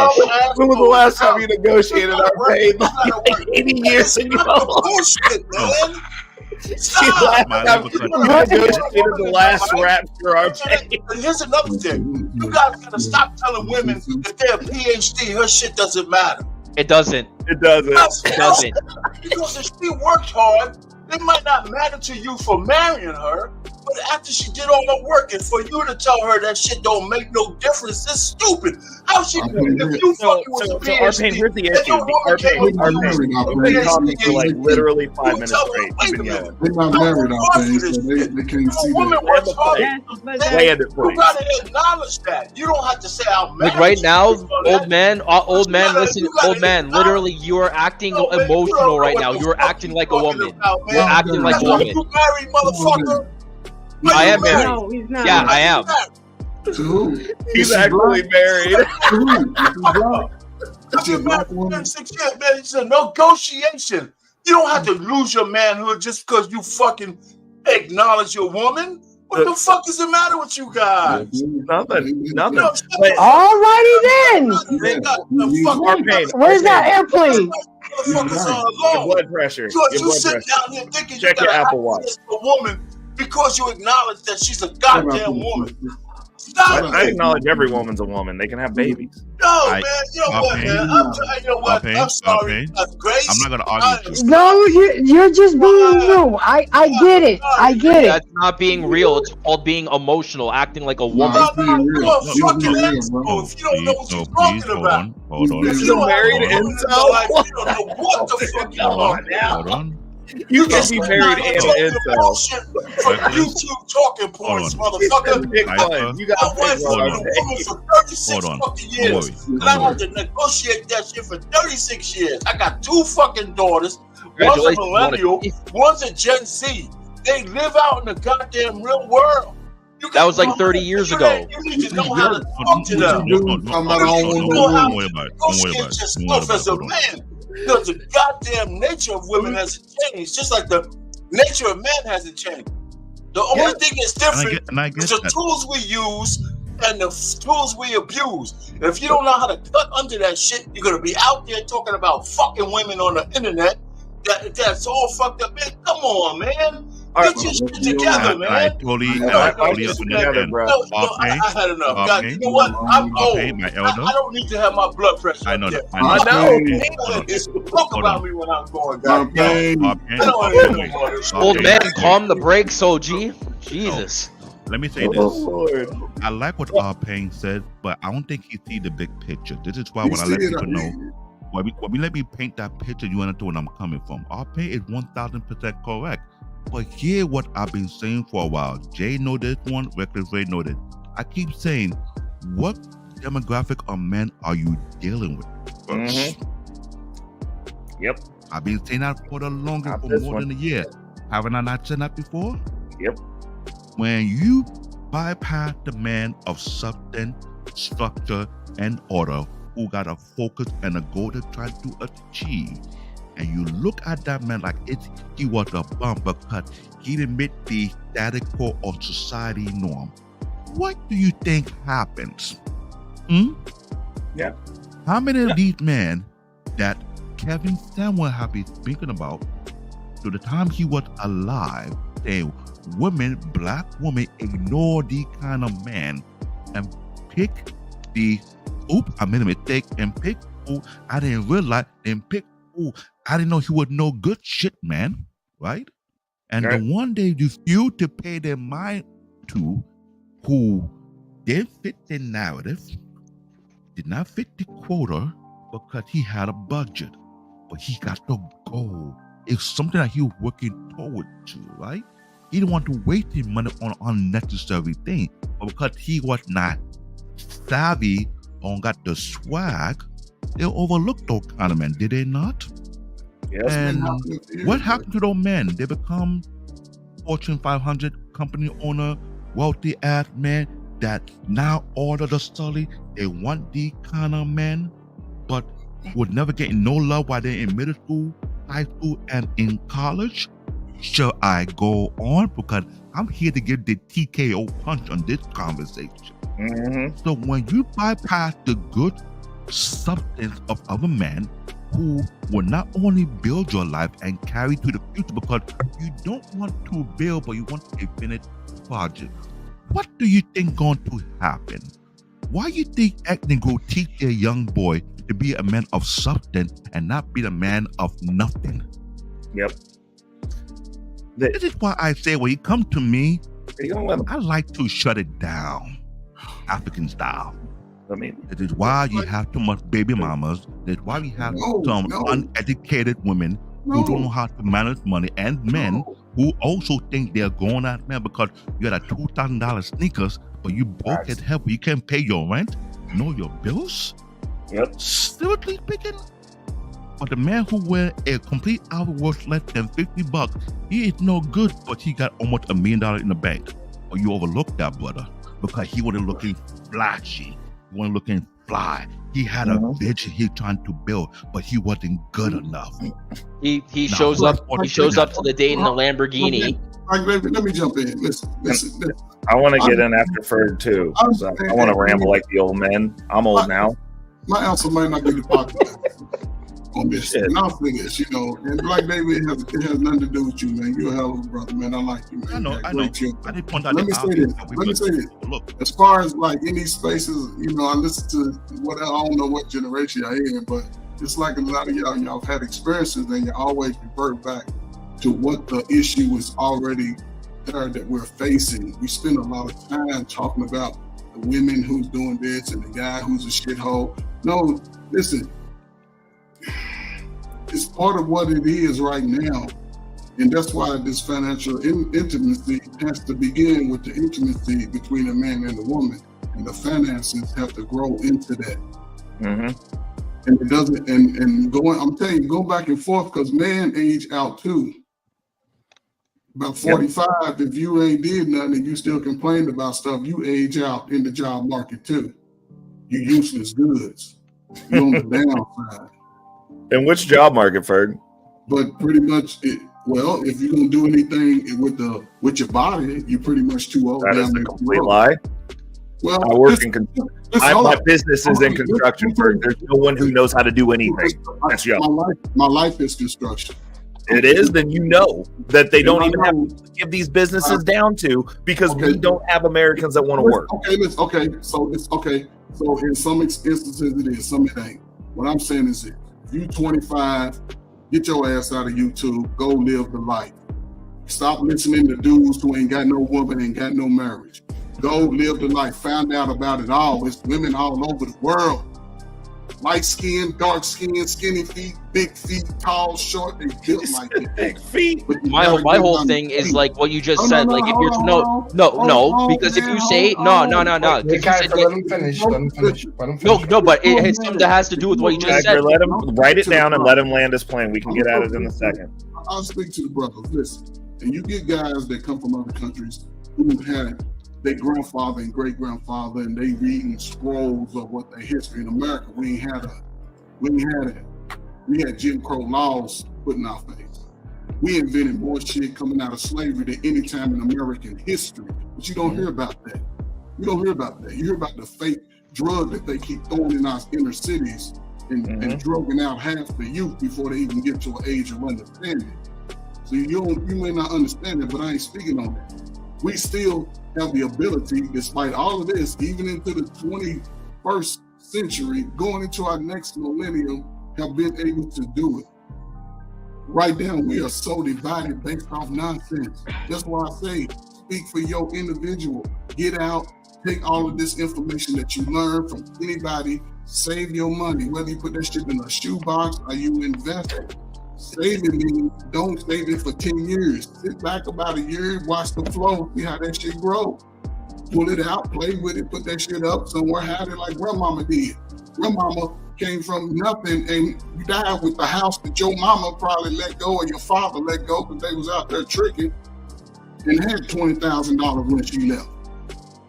My grandfather left my father and my grandfather was $30,000. Poor. That you would see on the outside, but on the inside, and this was back in the 1960s and 70s with no high school education. And she was a foster kid.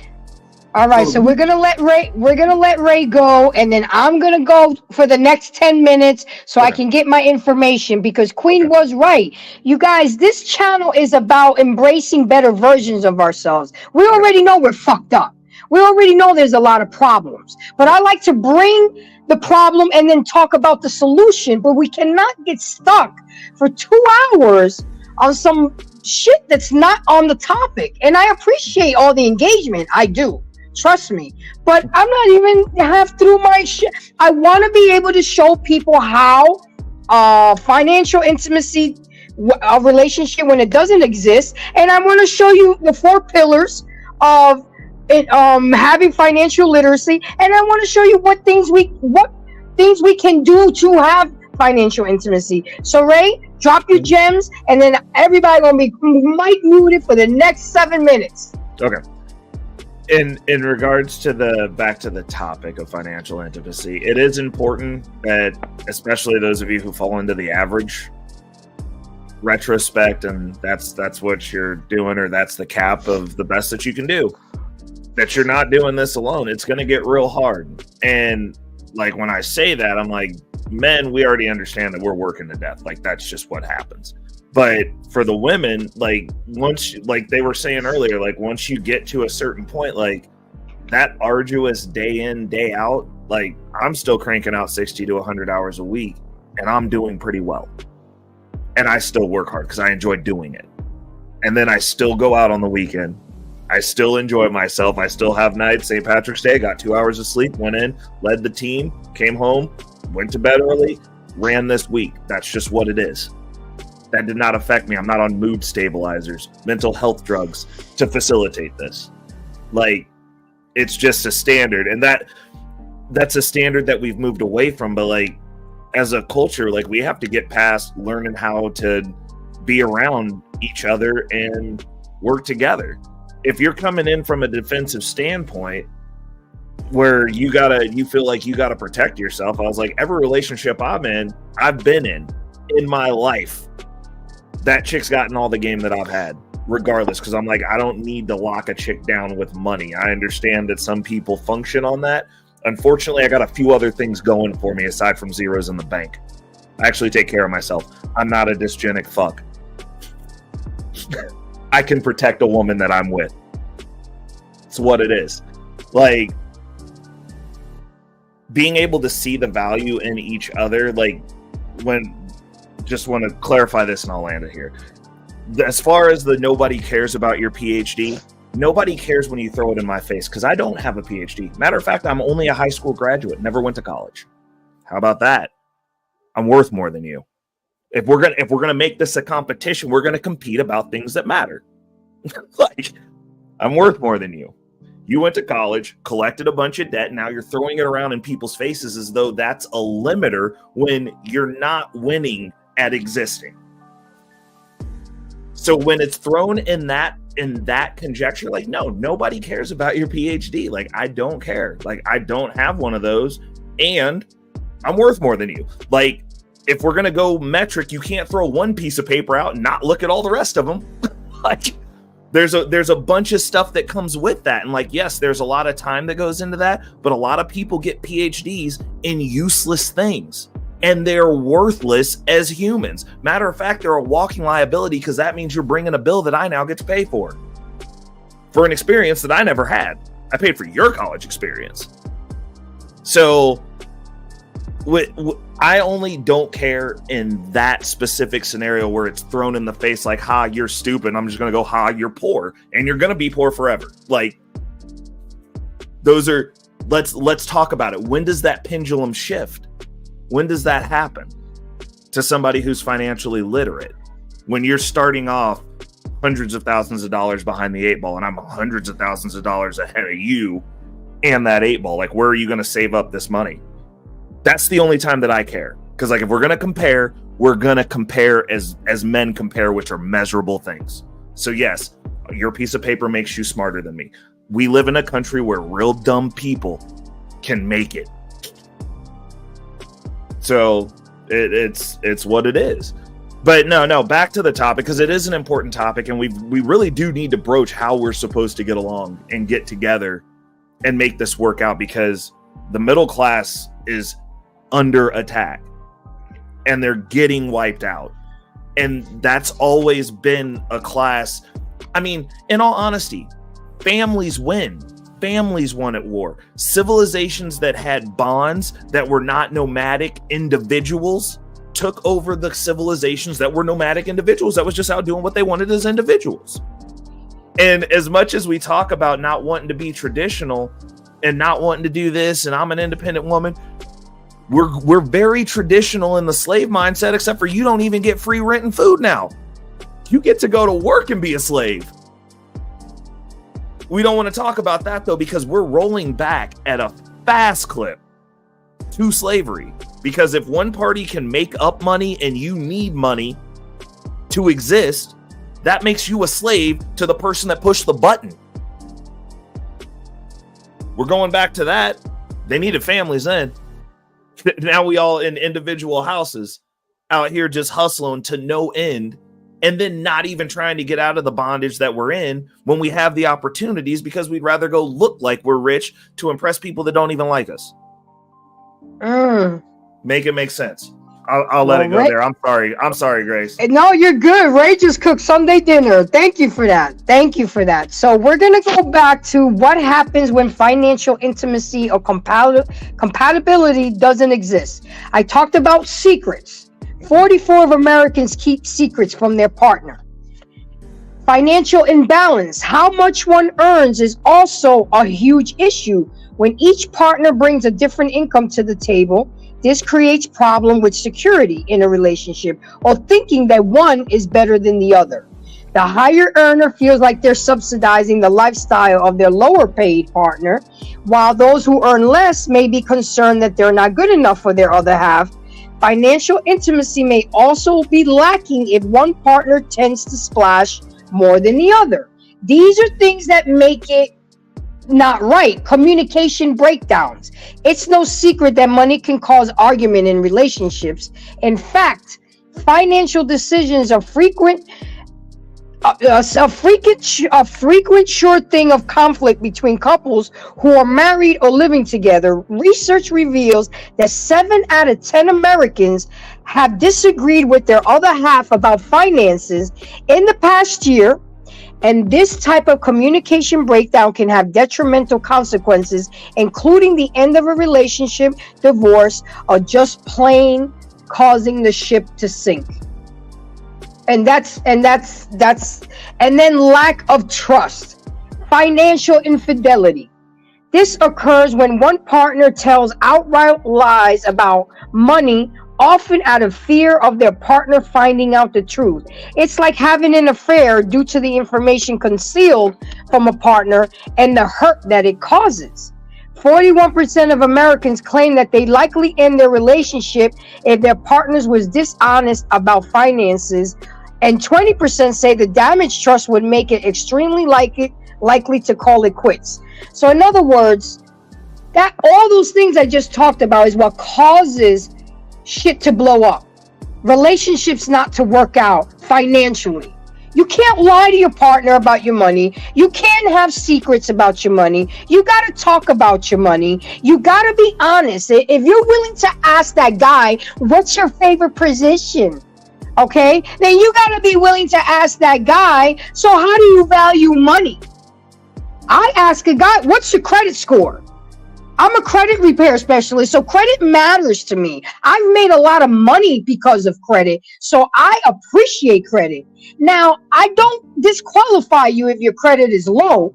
I disqualify you when you're not willing to be open to learn and fix your credit, because you're not going to stay with me and think that I'm going to have 830 credit and you walk around with 430 credit and everything is in my fucking name, and then you can walk out on me and now I'm stuck with all the liability. Nah, you writing your name on the dotted line too. Because when you got something to lose, people will think twice about walking away from a relationship.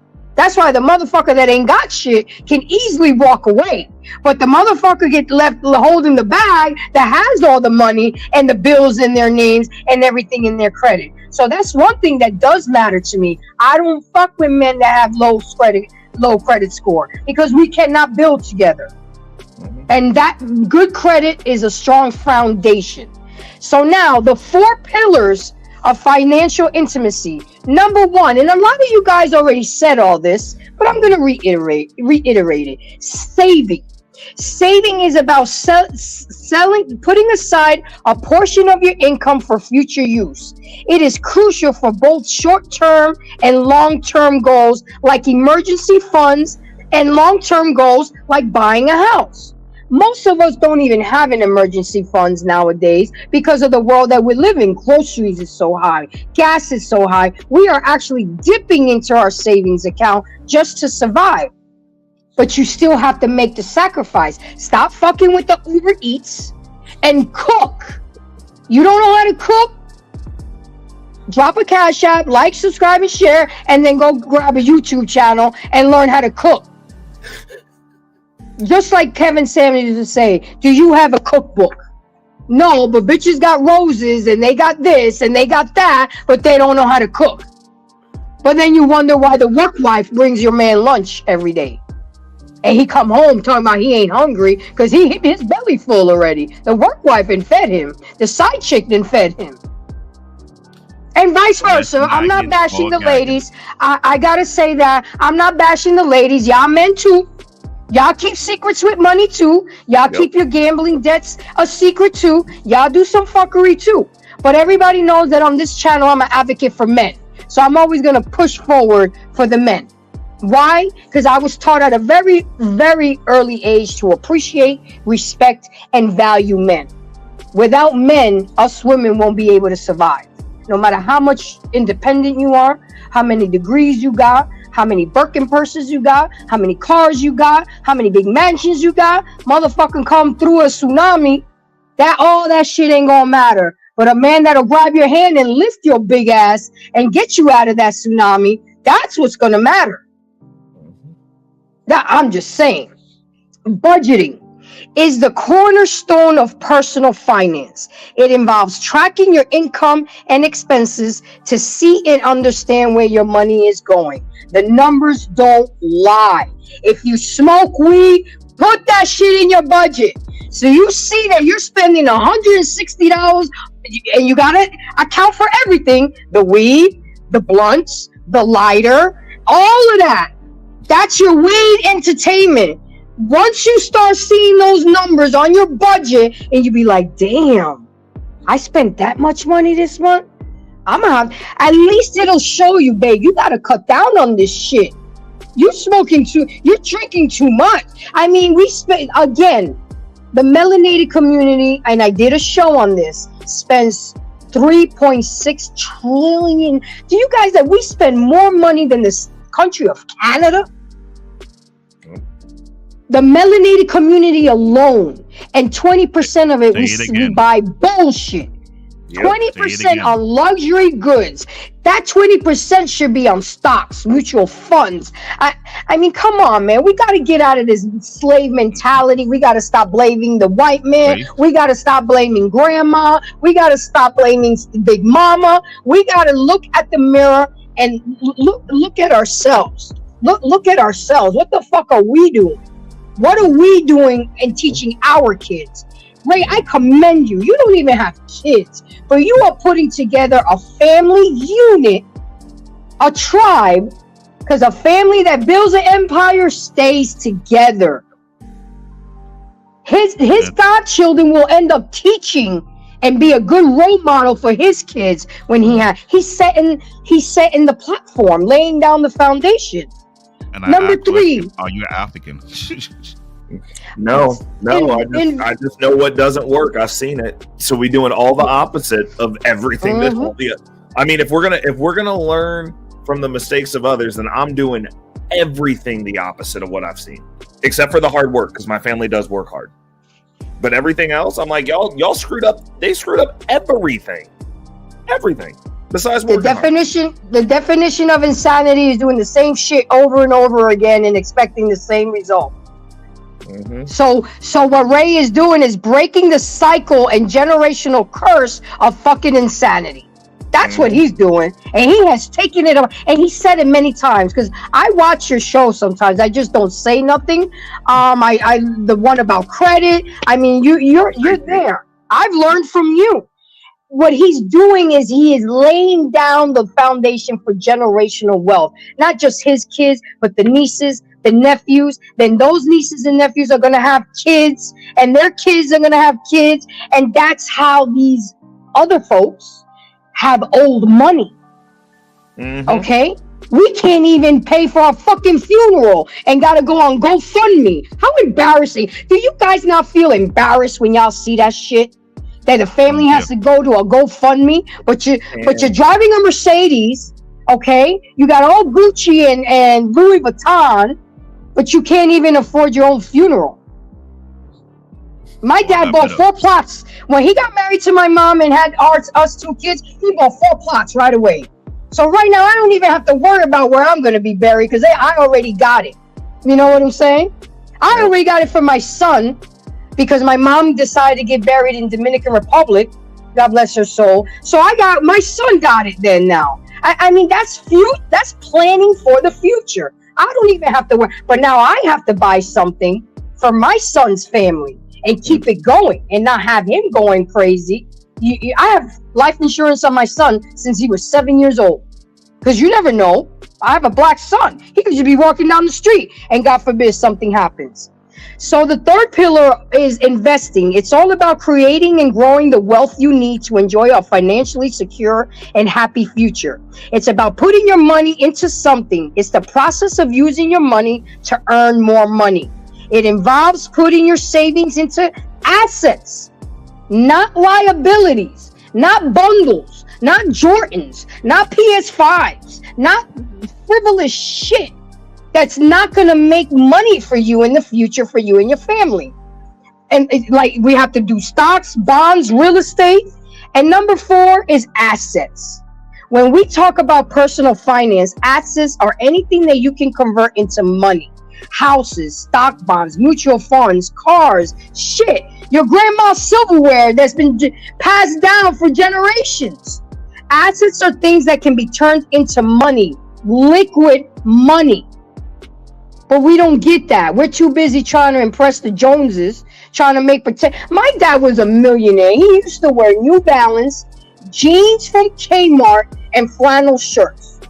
Nobody knew he had money, but when he was out there and he had to step out and show out, then it would come out. But his everyday look, that man looked raggedy as fuck. But no one would ever know. And he always used to tell me, stay humble. Didn't I say that? Stay humble. And I learned that lesson when I was 13 years old. He told me one day, Grace, my responsibility to you is clothe you, feed you, house you, educate you. And that's really it. Everything else is fucking gravy. So since you want to act like a spoiled bride, it seems like I created a monster. I came home my room was upstairs. We lived in a mansion. I had a library, a living room, an outside porch. I was the only child because my brother went to college. So I was living I had a refrigerator, VCR. I didn't have to leave my room for nothing. I would drop my uniform on the floor. The maid, by the time I got out the shower, my uniform was pressed and ironed for the next day. Dang. But you know what he did? I came home one day. He left me just a mattress, took the door off the hinges, and a lamp with no lampshade. For 6 months, he took everything. I mean, that shit just... You don't understand what it did to me. He was trying to prove to me that everything I do, I work hard for, and I do it because I want to, not because I have to.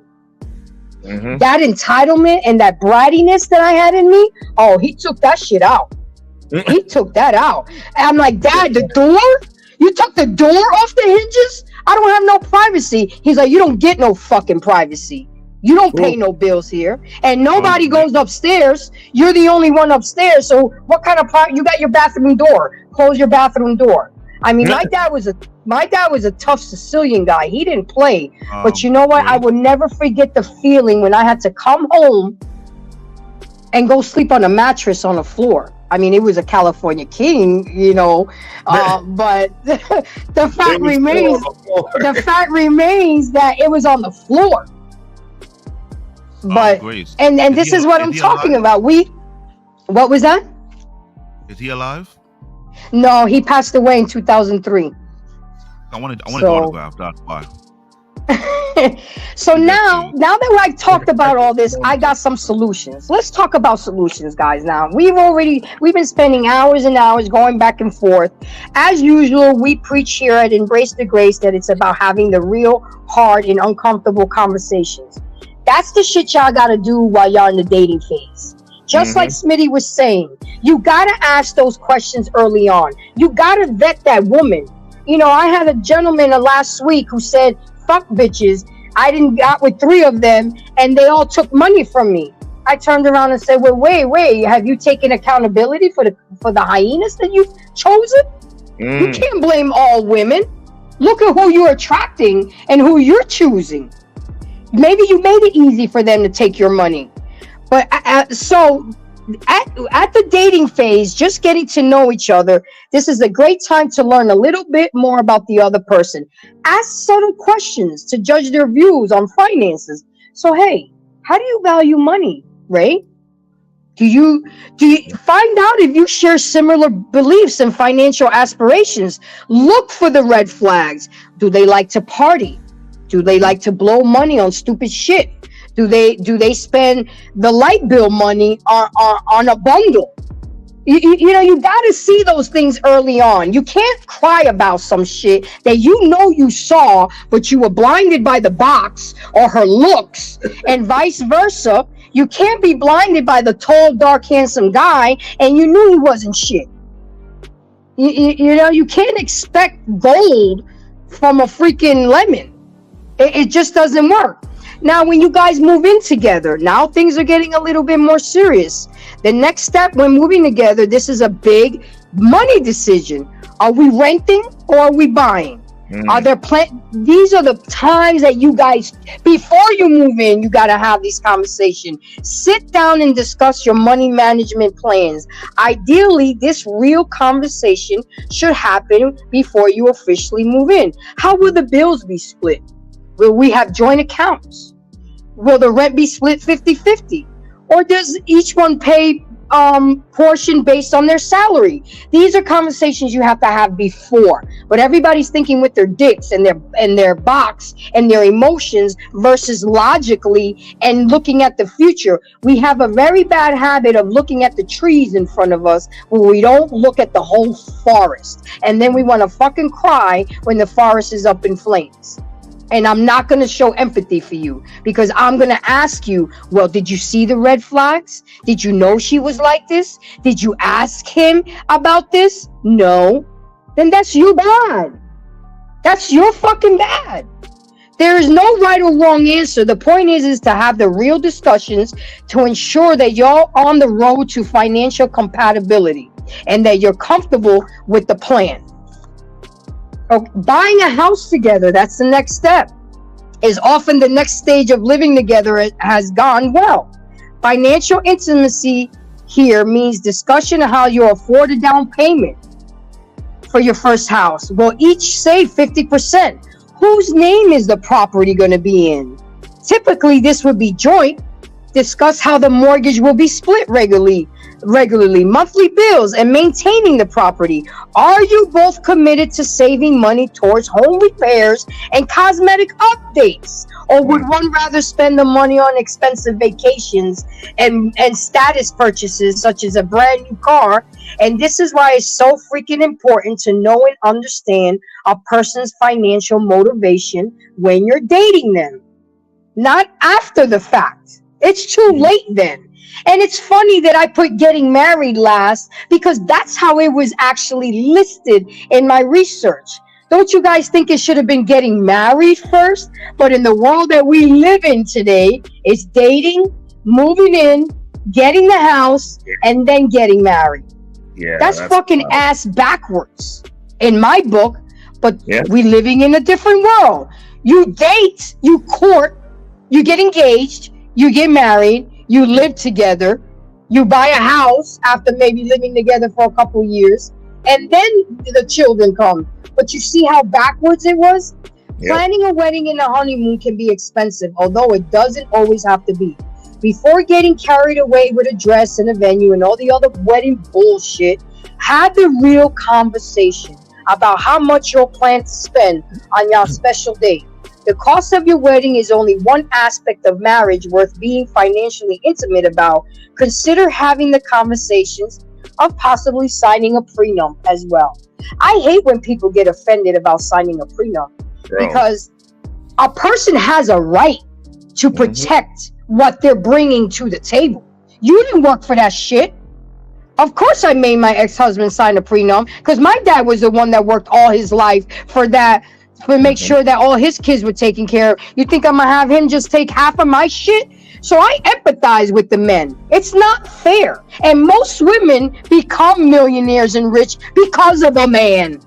Whether it was inheritance or through a divorce or because of the lifestyle that they're giving them. There are very few there. I'm not bashing women. There are self-made women millionaires, but very, very few and far between. Most millionaire women are because of the result of their husband or man that they were with. Let's keep it motherfucking real. Okay? If we're going to do anything else tonight. So it may seem unromantic as to put the focus at the end when the marriage has yet to begin, but fuck that. Where one or both partners have significant financial assets, a prenup agreement offers extra protection. It does. Ray got family he got to take care of. He think he gonna marry some lady and gonna take half of everything when he's got shit set up for his nieces and his nephew and his godkids? No. Nope. So don't ever let a person deter you from signing a prenup. You're protecting yourself. What it really is okay, I'm gonna break it down real simple. Let's say you have $1 million before the wedding day. And then at the divorce, you have $3 million. She can't touch that $1 million that you brought to the table before getting married. She's entitled to the $2 million that was accrued throughout the course of the marriage. And that's fair. Because Ray did his work before I brought that $1 million. Why should she get some of it? So you popped out a couple babies? That's what the fuck you're supposed to do. That's what you built for. I mean, I don't get the thought, I gave birth to his children. That's what you're supposed to do as a woman. Just like he's supposed to provide and protect. But we make such a big deal. We don't get a gold star for doing shit we're supposed to be doing. We get a gold star when we go above and beyond and we do the right thing and we help our mate grow. Not take and take and take. And people with money, they gotta realize when they're being used and taken advantage. A lot of people with money usually have good hearts and they do get used and abused. But it comes a time where a lot of people are saying, fuck that. Help yourself. I don't give money to the homeless. I'll go and buy them food. Because you're going to turn around and buy cigarettes and liquor and all that bullshit. I will go to the store with you, buy you a loaf of bread, a pack of ham, a pack of cheese, some mayonnaise, a 6-pack of soda, and some ding-dongs. And you good. I know I did my part, but if I give you money, I know I don't know what you're going to do with it. And maybe I shouldn't be so caught up with that, but it matters because I work hard for my money. And if you're just going to go blow it on some drugs and some alcohol, then I gave you my money in vain. But I will help. Okay, I've said enough. I need a break. So whoever wants to jump in and whatever I said, go ahead, jump in. I got something to say. Go ahead, Jay. Go ahead, Canadian born. What you just said right now, a lot of us we have speak on that before, and we were told that we are lame, that we were born. Yep. This is why I firmly believe for the young generation to renew their mindset and their ideology and their philosophy about what money really is. That's number one. Stop trying to compete or be competitive based on your look. That is not needed. If you have one pair of things, let it be one pair of things for the whole entire year. Find a way to get into smart investment. Figure out how. Yeah, I got him. Okay. And I'll be finding kids who parents was lucky enough to teach their parents, lucky enough to teach them to invest. There was a boy in Brooklyn, New York, a couple of years back. He was only 14, he was on the news. His mom told, don't kind of buy the next Jordan or Nike. Buy the stock of the company. Boy is 14 years old, and his stock was over $140,000. He hadn't graduated from high school yet. And I be saying it on the street, not on social media, on the street. Why are black people so stupid with money? Why is that? Wait, what's the question? Do you want to answer to that? Because I can give you the answer. I know you'll give me the blunt answer. I know that already. Yeah, no. I mean, it's not the blunt answer. It's historically what happened. I mean, most of the time, at least through the era where racism was legal here, those people who established and set those things up, and the people who were in charge of stuff, and the people who were actually building things, they killed them. Like, that happened. That's an actual thing. That's the reason I told you when I talk to people about finance, I'm like, no one's going to tell you. And most likely you come from generations of people who just didn't know shit or got scared out of the shit that they knew. So they stopped. That is factual. What I'm saying is, in 2024, you do have the internet. You have Chat GPT. How do I not be a brokey? That's a legitimate question now that can be answered in many a fashion. You got people like myself. You got people like Wall Street Trapper. You don't like us. You got Anton Daniels. You don't like us. You got Richard Fain with his busted ass advice. You don't like him. There's a bazillion other people that are given game on here. And I'll tell you this. The only difference in finance is the amount of efficiency and efficacy. But all of it works on some level. Like, you gonna move from here to somewhere that's ahead of where you're at, doing anything more than just going out and mindlessly consuming and burning up every free dollar that you have. Everything's better than that. It's just down to who you like talking to. Like, look, y'all don't listen to me. It does not matter. I own stuff in the real world. Like, I don't care. It's no sweat off my back. I don't wake up any more broke tomorrow than I am right now. My trajectory is going one fucking direction. So I don't care if you listen to me. Like, I really don't. Like, it does not affect me. I don't live here. I really don't. So, but listen to somebody. Like, you should do something, because complaining at the bottom, and I can agree with people who are like, the system should change. 100% correct. But it has a little bit more credence when I say it than somebody who's got ashy knuckles and is broke and scraping two pennies together talking about, oh, we got to change the system for me. Like, no, if you suck at this is the easiest system in existence on this planet right now that needs to change. This is the easiest one. There ain't nowhere else you're going to go and have the ability afforded to you to navigate through, from a socioeconomic standpoint, the way that we do in America. So if you suck at this, you for damn sure gonna suck worse at any other system that we make. That is facts. And I'm glad you said that, because I remember I came on your platform and I talked to you about this thing, because I was trying to make sure I get back on my 2 feet. And I think I shared this story with you before, how somebody back in 1990 when I was going to college, he showed me something that shocked me. Mm-hmm. This guy, his whole outfit didn't worth more than $20. Mm-hmm. I followed the guy to the bank. He drew out some money. He showed me something. This dude have over 90 grand in his account for going to community college. And he told me he paid his mom and dad rent. And had his own place. No financial aid, no student loan, nothing. He paid out of his pocket, and he have that much money. I asked him how he did that. He said, I don't waste money on things I don't really need. Yep. If you've been to New York City, great know New York City, Brooklyn, they have Williamsburg. We call the hippies. Yep. They dress like, I think they're bums, but they got bread hidden.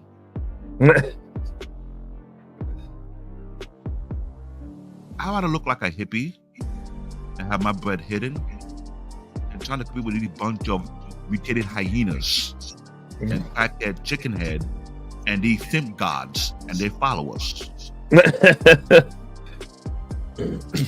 I want to do that instead than be these people. But like I said before, there are people who have substance who are taught value of what the dollar really is. They want to make something great.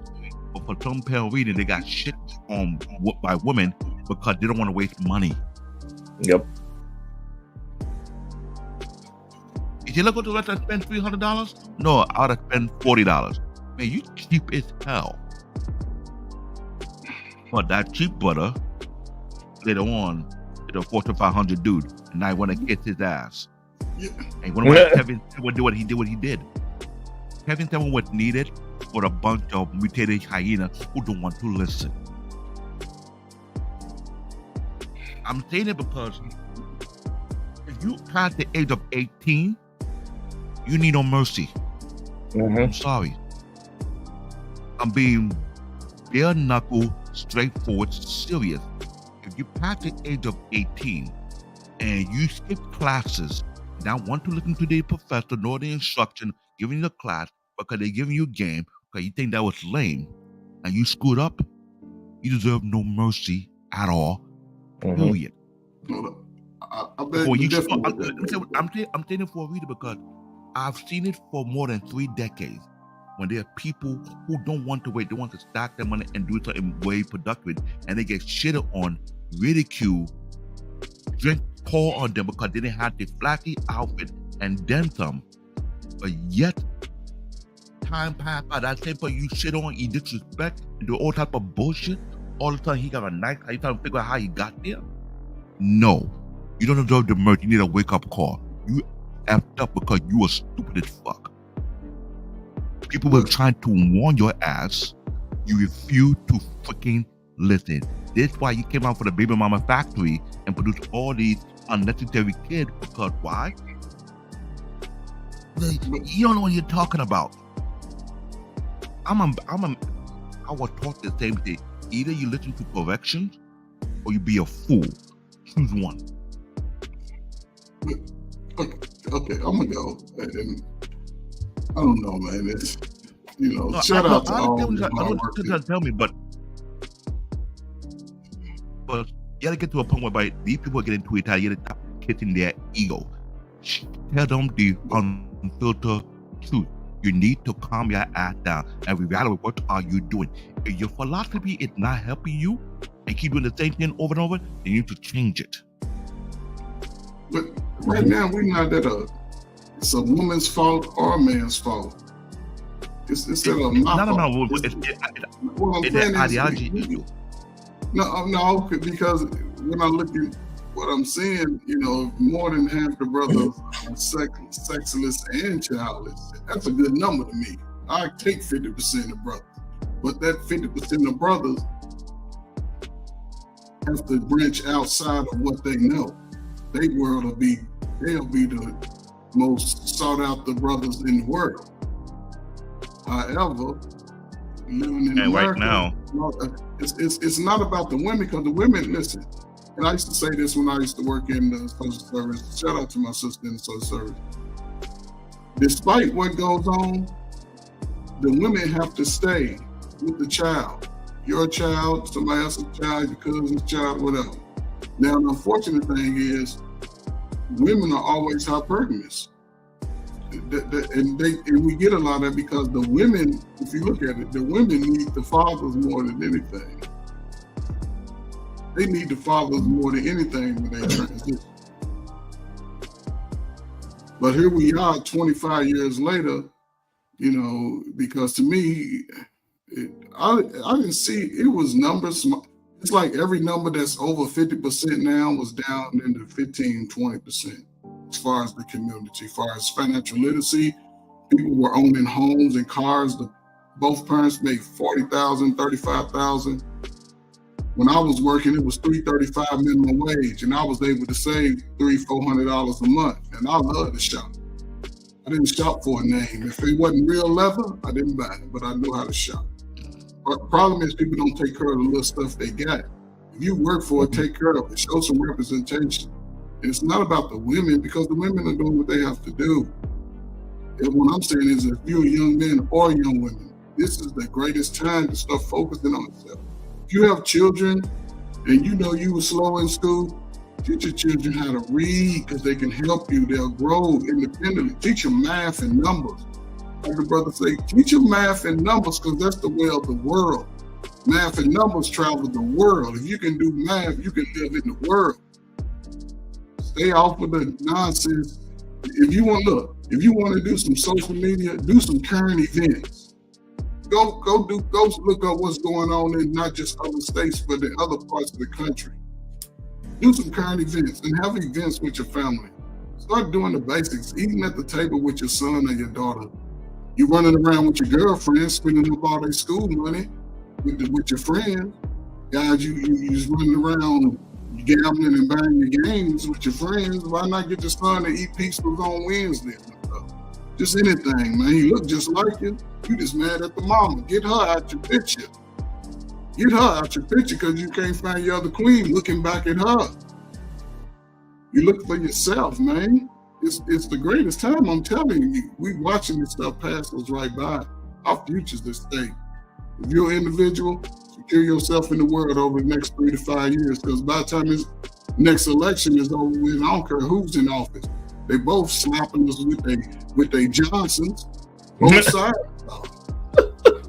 Both sides. Because we giving opportunities away. Young black folk, you have to find a way. You live in America, you have options. You only got so many.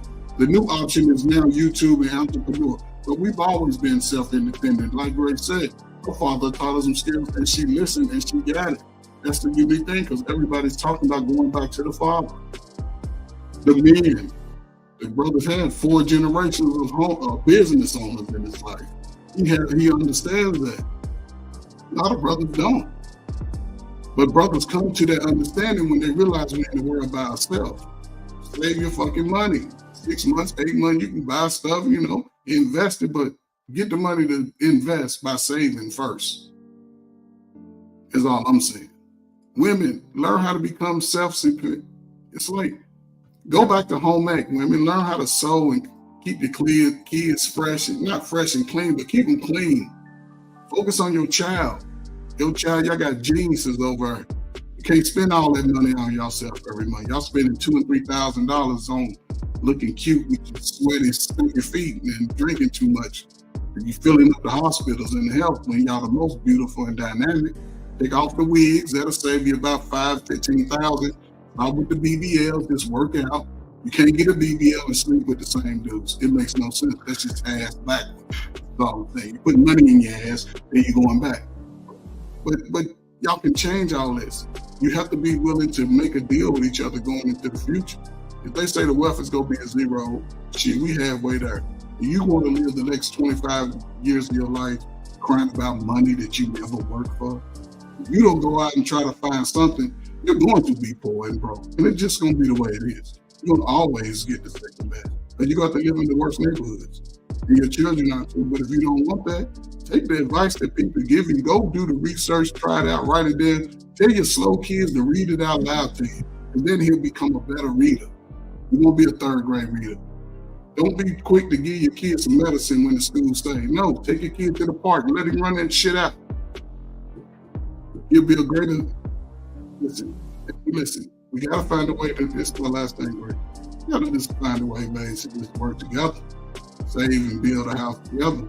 But, shit, when all said and done, they're gonna try to snatch it away from you anyway.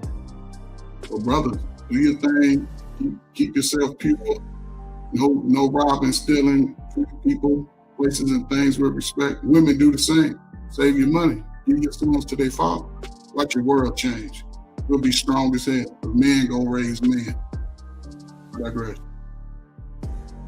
Do you guys have anything else to add on the little segment that I said? And if not, we're gonna go into our final thoughts. Does anybody have anything else to say? I do. Oh, it would perfect. Okay, go ahead. I let the brothers cook, both of them. Appreciate both the insight. Oh man. Oh man. One of the first things I'm gonna say is, listen, and guys, I'm sorry, I'm a little tired. Like I said, I work 2 jobs, so you know what it is, and I study. So it is what it is. I'm putting in that work. But let me just say this correctly. First off, for all men, I'm gonna say this because I ain't gonna lie, because what Grace was spitting was actually facts. I ain't gonna lie what she was saying. That shit I would do that shit to my daughter, because she ain't gonna be growing up spoiled. And because out of military, like father-esque, to teach his sons, listen, girls do this, boy, you do this. And that's what the fuck you're responsible for. That's what you cover your own ass over. That's where I can throw you over the rug over. I learned that shit too. So yes, and the thing is, it's to teach you that you don't get anything in life by, nobody gives you anything in life for free. You got to work for that shit. And as a man, you have obligations. You have things that you need to build. You have things you have to take care of. You have more pressure on you than your lady, because you're taking care of her and your offspring. And that's something that you can't dilly-dally, that you can't pussyfoot. You gotta be locked in. I ain't gonna say 24/7. I'm gonna say 3460, 365. You gotta have your, like I said, you gotta have your wits on every time, and you gotta be able to take care of both her and the kids. Like both, I won't say issues, but you have to take on that responsibility of both of them. So it's not so don't treat it as if like it's a game, because like my man above me right here, I plan on being all that. And the thing is, because I'm I don't know, for some reason I'm just built to deal with that responsibility, and I don't take it very lightly at all. I take it as like, this is an everyday thing. I don't get days off.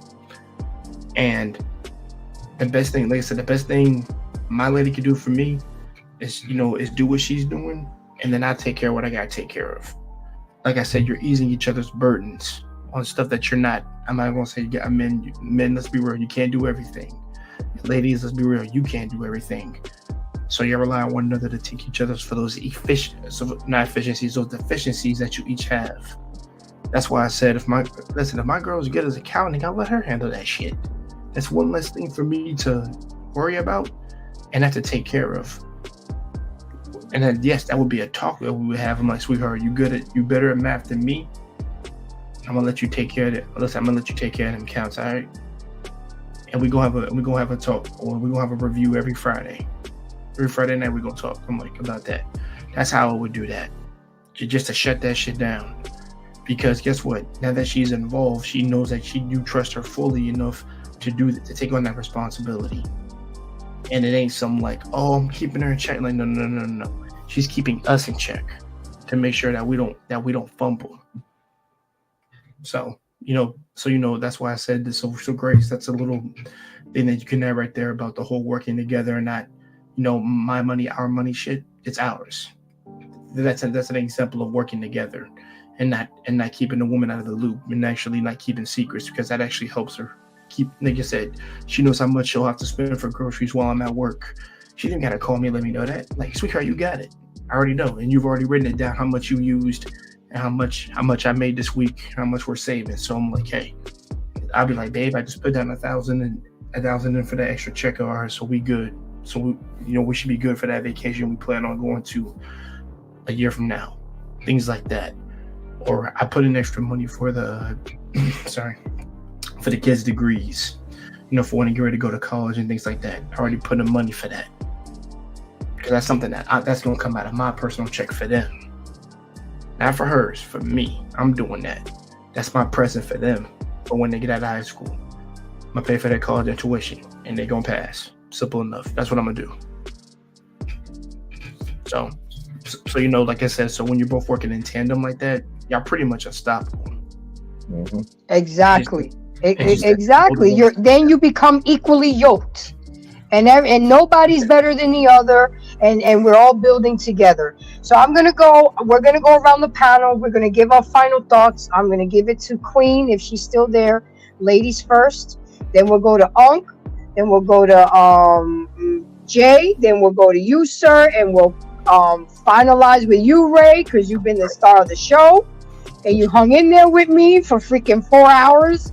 And then of course I'll go last, and we'll call it a night because I got to do a 8:45 to 9 tomorrow. So it's going to be a long day for me. Yeah, it's going to be a long day for me. But it's funny. I was just going through my drawer. Look, credit card. If I ever get into a jam or an emergency, you see what I'm saying? I got assets here. When somebody gets and they need a bond, I gotta get them out of jail. Boom, I'm good. Put it on the plastic. You gotta pre-plan for bullshit, for family's bullshit, for your friends' bullshit, because you just never know. Your car break down. I tell people all the time when I fix their credit, especially single women, get yourself a credit card with $1,000 credit limit. So if you need to get your car fixed, because that's the source to your income. You can get it fixed instead of not going to work for 2 weeks. But you see, a lot of us don't think like that. Oh, I'll take an Uber. Okay, so you'll spend $20 a day while you're trying to make 60. I mean, what are we doing? What are we really doing? What are we doing? But anyway, with that being said, Queen, are you there, baby girl? Yeah, I'm here. Okay, go ahead and give me your final thoughts with everything you've heard, and I do appreciate you clapping back because you know I need that more from females on this channel. That was good. I appreciated that. You know, we all got to take accountability for our foolery. I would just say every topic doesn't need to turn into man versus women. I mean, life is too short. We all have fuckery in our genders. We all have issues. We all have dummies, idiots, thought holes, whatever. We do not need to have every damn conversation be about women and men and these genders. This is where we say stuff. So I'm gonna say this, like, do what you can to make an impact. Do what you can to lift somebody up. You know, go to your local Boys and Girls Club, volunteer, be a mentor. Get one of them young kids that you don't see doing nothing, that you see that maybe looked like you or could have been you or whatever. Try to give back. That's what I do every day. That's my job. That's what I do on the weekend. I love what I do. I'm a foster parent. I do everything. So this is my life. I was blessed, so I try to give back as much as I can. And I wish I would have known the tools I know now. But what I do is I spread it to my nieces, my great nieces, and everyone else who will listen. Even if they don't listen, they can't say Queen didn't tell them something if I meet them, if I see them years later. I've run into so many young people that I've worked with who were headaches. And I see them in the community, and the first thing they go is, man, you was hard on me, but I'm so grateful you never gave up on me. Thank you so much. And that's the best reward I can ever get. And these are people and kids of color. So give back. You see a young person, hire them. If you can train them, hire them. Let them be an assistant to you. Let them be an internship. I'm looking at so many ways in which I can give back. So that's what I want to say. Thank you for the topic. And let's not make everything a gender war. This is about financial literacy, not men and women. So love you, Grace. Thank you love you too. Kashi? Nice to Thank you for coming. And Reckless Ray Janero, I will be looking at your chat to see your little shows she was talking about. And what's up, Black African? On that note, I'm out. All right, Uncle Ferg, what you got? What say you? I don't know. What I say might not really have any value, but listen, we're in a peculiar place in America. If you're a young man, look at the career options, start taking advantage of the new technology as it advances. You know, if you want to be in a space of YouTube, learn how to articulate your thoughts, learn how to have tough skin. You don't have to have everything stick to you when people say things from different experiences or similar. A lot of us, you know, we've gone through the same things, but a lot of similar. But here's the one caveat: we still going, we still fighters. So you just got to look at where America is. Start paying attention to America and the globe. This stuff ain't just happening by coincidence. These wars are just not happening by coincidence. It's going to be the same thing that it's always been. Even with the war in Israel, what you think they're going to do with them immigrants? Why they rebuilding that country over? They're going to come right here and take your high-priced apartment. You got to start thinking about the future of the kids. Kids ain't getting nothing in school. We'll teach them at home. You can't say you can't teach them at home because YouTube will sit you and your child down in class and y'all can read together and write. Learn how to add. It'll change your life if you just invest a few years into it, regardless of what age you are. If you 21 and over, you have no excuse. Ain't nobody stop you from going nowhere in the world to create financial literacy or understanding for yourself. But if you don't value yourself, you don't value anything else.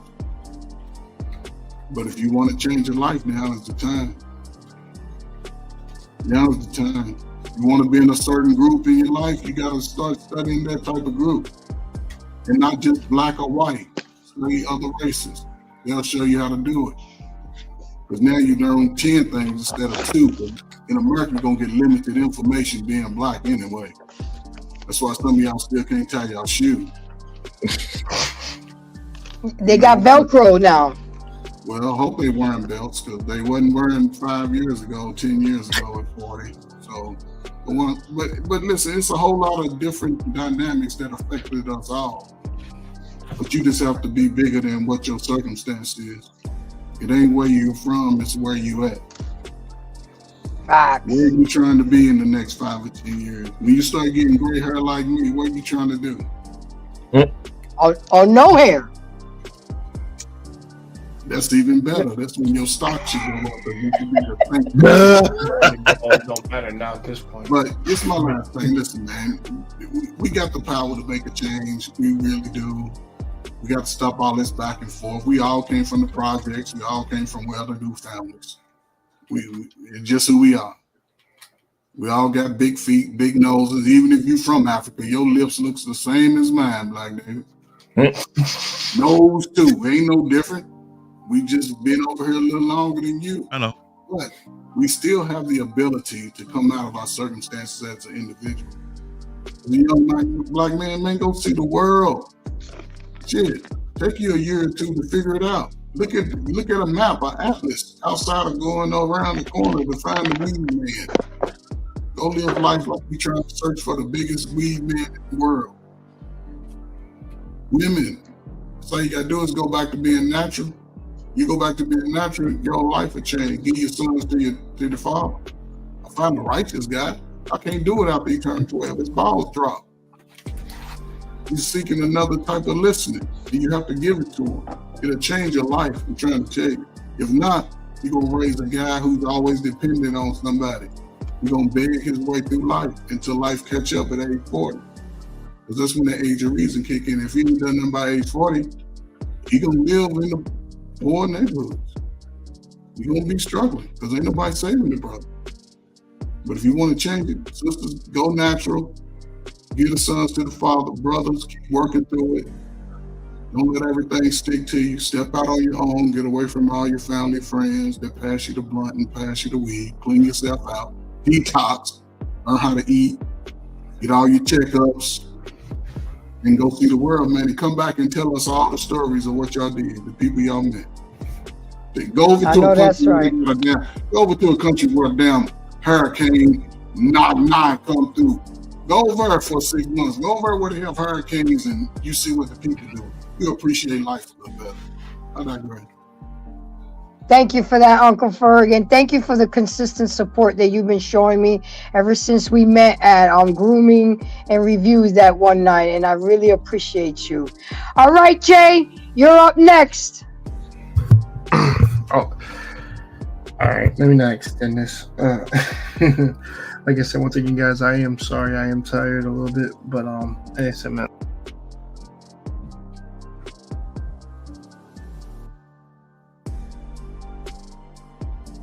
You're on mute. Hey man, listen, I got the same mic as his brother, but hey man. Yes, sir. You can't touch it. You can't touch it, bro. You touch this damn shit. Like, I don't know how the hell I've had it for 6 months. Like, come on, man. Come on, Jay. But no. But all seriousness, shout out to Queen, shout out to everybody on this panel. Ray De Niro will be checking out your channel, man, because I'm curious to hear what financial advice you have. That way I can listen to more of those, because I care to listen. I do care. Absolutely. It means a lot to me. For my kids and my wife, things of that nature. Well, and guys, when I say that, future kids and wife, I'm not married right now. I'm building myself up. I told you that. I hear you. I don't have any kids out of wedlock. I have none of that shit. I'm cool. But no. Overall, listen, man versus woman shit, guys, get the fuck out. Get that shit out your head, son. Number one. That's number one. 2, focus on yourself. 3, please, guys, please stay away from fucking social media, guys. If you can actually, I'm gonna say this, if you can actually stay away from your phone more for like more than like 2-3 hours, you will have made some progress at least. I'm giving y'all too much credit when I say 3. You really need to be away from it the whole fucking damn day and read a fucking book. Honestly, that's what I really. I'm sorry, I gotta say that they got to, because they pissed me off with that shit. People can't conversate unless they touching either this, their fucking phone, this shit, or other stuff. And it's like, God, fear me with that shit. Like, I remember kids back in the day that used to be outside. Don't come back on until the street lights come on. I don't want to be. I come from that era. So it's just like, it's so weird, like how we are nowadays. But one of the benefits I'm going to tell you, learn to the generation. I know you didn't grow up socializing with women or men and ladies too. But what I'm going to tell you is get the fuck away from that social media shit and actually speak to some people. Formulate a conversation and actually start talking. That's simple. And I don't give a damn if he should come up to me and all that shit. Bitch, come. Sorry, I don't use bitch. Lady, get your ass over there and speak to him. So let me say that, dudes, and I'm gonna get on y'all, because I gotta get on y'all, because y'all men, y'all my gender. Grow a fucking backbone. Learn actual social cues and go and speak to that woman. Goddamn, point blank simple. And actually read the signs if she wants you to speak to her. But regardless of anything, speak. And try not. And one more thing, and try to tie your shoes, like he said, so you don't kick your ass while you try to talk to her. That's simple. And the last piece of advice I'm gonna say, listen, man. Relationships are a beautiful thing, and it can be a terrible thing at the same time. But they become more negative as we've gotten here. But let me get back to the positive. It's up to us to turn them back into beautiful things of beauty.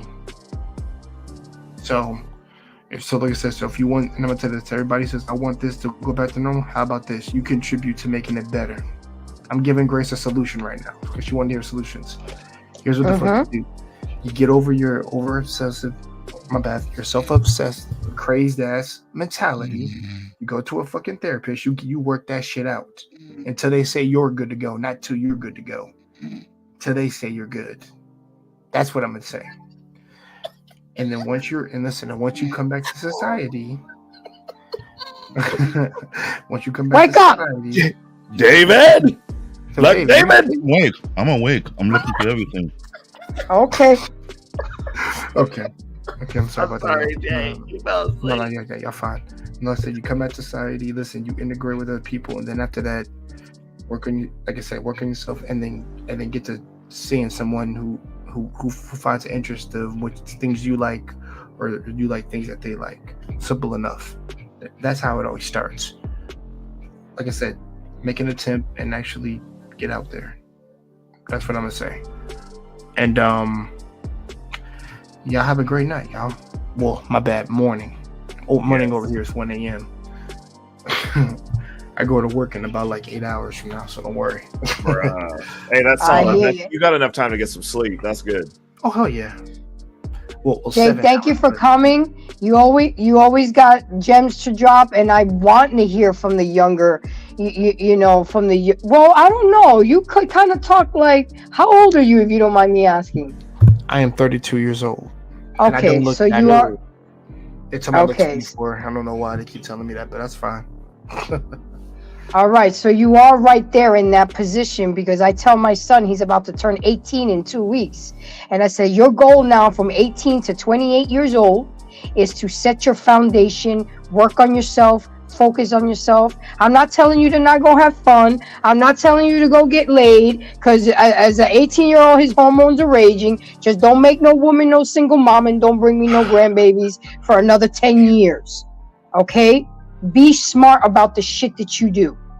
And that's what, and I got all that shit from Kevin Samuels. It makes sense. From 18 to 28, you should be concentrating on laying your foundation, working 60 hours a week, making that money, grinding, you know?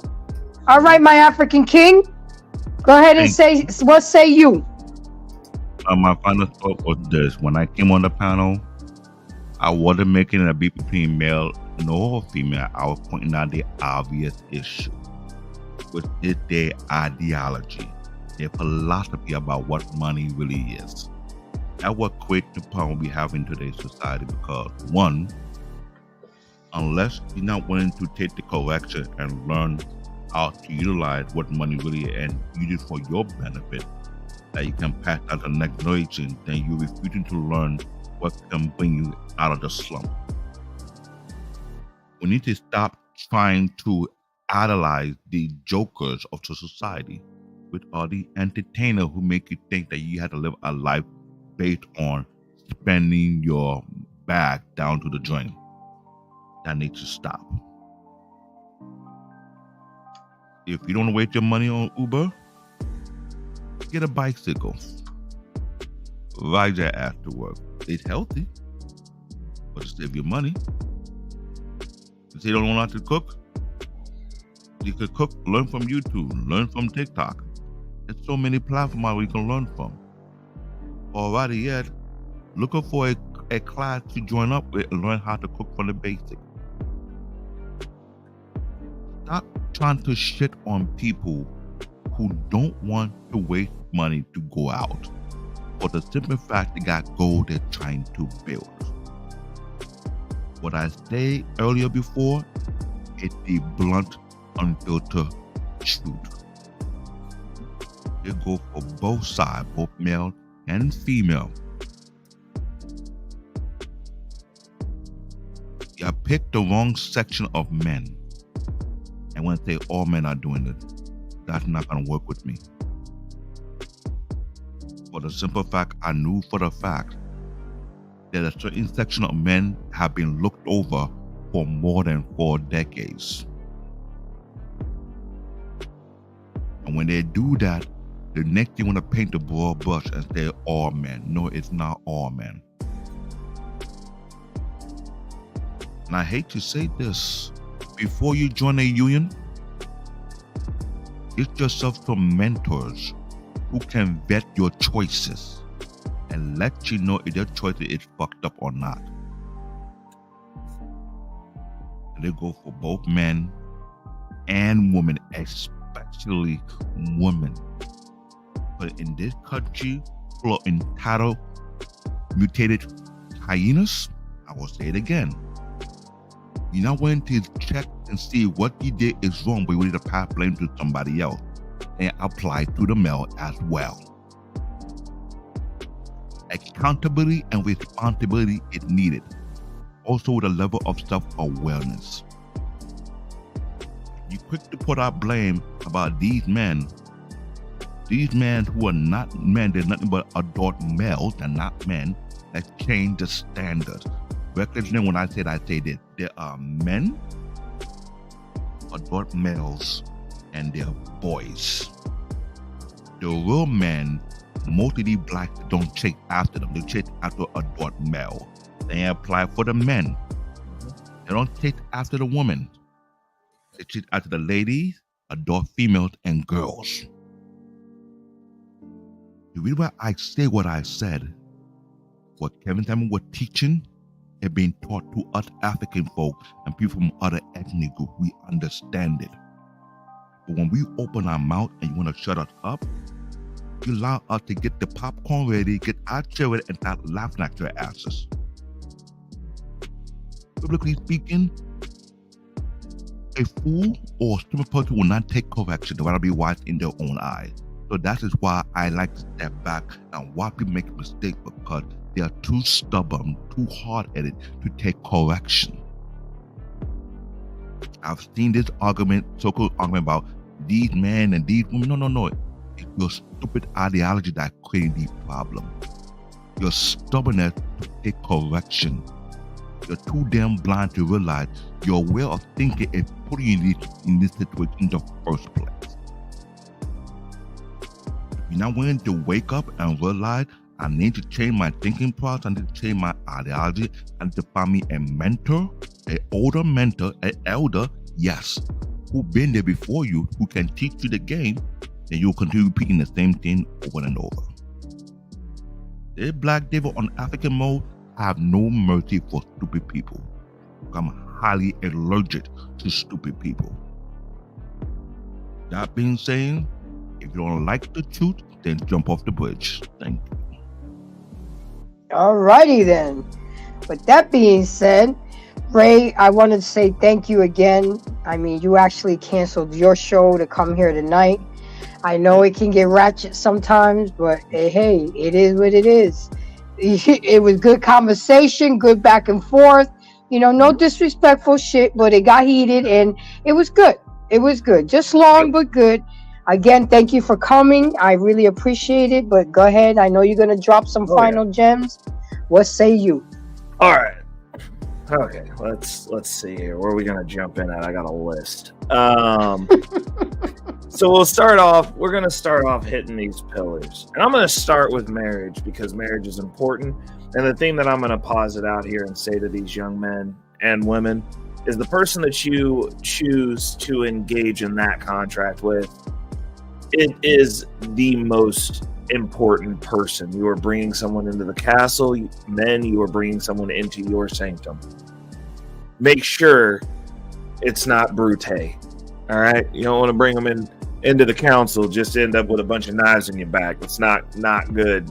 Not good. Because that person can make or break you. And I don't really speak on the hypotheticals. I don't speak on the talking points. I speak on the talking points I've actually seen happen to people in real life. And it's awful. It's awful. And as somebody who has not decided to get married yet, I can understand how people, you see a few of these things go down, could end up in the camp of not wanting to even bother with it because it seems very arduous to allow somebody to come in and wreck your stuff, which rolls over into the prenup conversation. The stuff that you've accumulated, for those of you who are like myself and have established yourself in some form or fashion, protect what you've built. Always. Ladies too. Protect what you've either inherited or whatever you walked in with, you should walk out with. Like, that doesn't seem like a hard conversation to have. And honestly, I it's weird because as somebody who, and this is not me flexing, like, I can get dates if I want to. I can date women. Like, it's not an impossible task. Like, I'm not sitting out here just like begging for dates and stuff. When you have options, it's a lot easier to just go ahead and put your standards out there up front to weed out the people that don't need to be there or are there for the wrong reasons. Like, hey, this is what it is. I've already built this. I own all this stuff.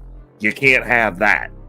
I'm not giving it up to have you come in here and potentially just decide one day that you want to be out and you want the cash and prizes that I made. As far as saving, budgeting, and investing, do your research. There's a lot of game out here. There's many ways that you can get this game. There are no excuses for why you can't in 2024 get this game with the internet. If you're on here and we're having the back and forth and we're talking on these shows and you can listen to people like myself, you got people out here, and I mean, you can get just stop getting on the internet and filling your brains with useless information constantly. I'm not saying don't have your fun, but like, you got shows like Information Man giving you good history facts all the time. You got people giving you financial game like myself. You got Embrace the Grace, where you're getting some fun and some gems over here. You get a little bit of the ratchetness and then some game while you're at it. We have to start shifting a focus to where education is Cool. I'm wearing my shirt tonight specifically for this show. It says the culture needs more squares. Like, it does. It does. Like, this stuff is dope. Like, seeing your bank account increase is dope. Having the ability to not have to live in neighborhoods where the police are actually instituting systemic racism against you. They don't do that everywhere. Newsflash. The other thing, not remove yourselves from your environments, but go into other environments. I'm not even saying leave the country. Go to some different states, because most of y'all are not leaving your block. Y'all ain't leaving the street you on. The furthest you get out is this internet stuff where you sit here and complain to me about what's going on in the world where you're at. And I'm like, why would you exist there? I don't care what's going on in Biloxi, Alabama, because I wouldn't exist there. I don't drive further south than where I live because I don't want to exist in those situations. So I choose to not be around people that don't want me around them. Like, it's not, I don't see how this is hard. We have freedom of mobility now. Go talk to some people that don't look like you and stop quoting talking points about other cultures that just are blatantly also not true. Like, I get it, but on the same note, I don't get it. It's the same reason I don't go to my stepfather's family reunions in Louisiana. I don't like it down there. I don't like the people. I don't like the white people. I also don't like the black people down there. two of the same sides of the same freaking bird, and I hate them both. Like, I don't like it culturally. Not for me. But I've traveled a bunch of places. I've been around a bunch of other cultures. There are a lot of people who will give you game. When I tell you that I got to where I'm at, money is a team sport. I'm just now, after I've established myself, starting to get black people on my team. No one else who helped me get to where I'm at look like me. Look like anyone on this panel. So for those of you who want to be isolationist and insular, you're just not gonna win. Like, historically, we had that time and they crushed it. There's amongst the community, it is going to be very rare to see functional groups of black men that are functional, that actually have the game, that are helping other black men make it on those levels. Just saying. Like, it just don't happen. I don't see it. I've yet to see it. That's the reason we're still referencing LeBron James for everything, and athletes and people that are commodities. You have to, you got to get the game where the game comes from who will give it to you. Because those of us who have the game within the community, y'all don't like us because you don't like how we talk. You don't like how frank we are about things. In regards to moving forward now, I can understand everything that happened. And it's not that I don't care. I'm looking at moving forward and fixing stuff now. None of those people are coming back. They're not coming back. None of those people are going to be able to help us now because they're gone. They took them from us. We are having to start from scratch. But my question to most of you who are listening is, how many generations are y'all going to start over from scratch just because you're stupid with money? How many times are you going to go, hey, we got somebody in the family that's making $250,000 a year. Yep, they're gone. Nothing. Oh, we're going to start over again. Oh, we got somebody who got to the bag that's now making $100,000 a year. Oh, they're gone. Nothing. How many times are we going to squander everything that we built to rebuild this sandcastle over and over and over again because we don't want to listen to nobody that don't look like us? And the people that look like us don't have the game, or those of us who do, you don't want to listen to. You want to sit and argue with and give me excuses. How long are we doing that? The other thing is, along with the environment and culture shift, we also have to shift the way that we look and talk about money. Most of us are trying to go and do stuff so that we can no longer have to do anything. Most of those people don't actually get wealthy because we're not built to not do anything.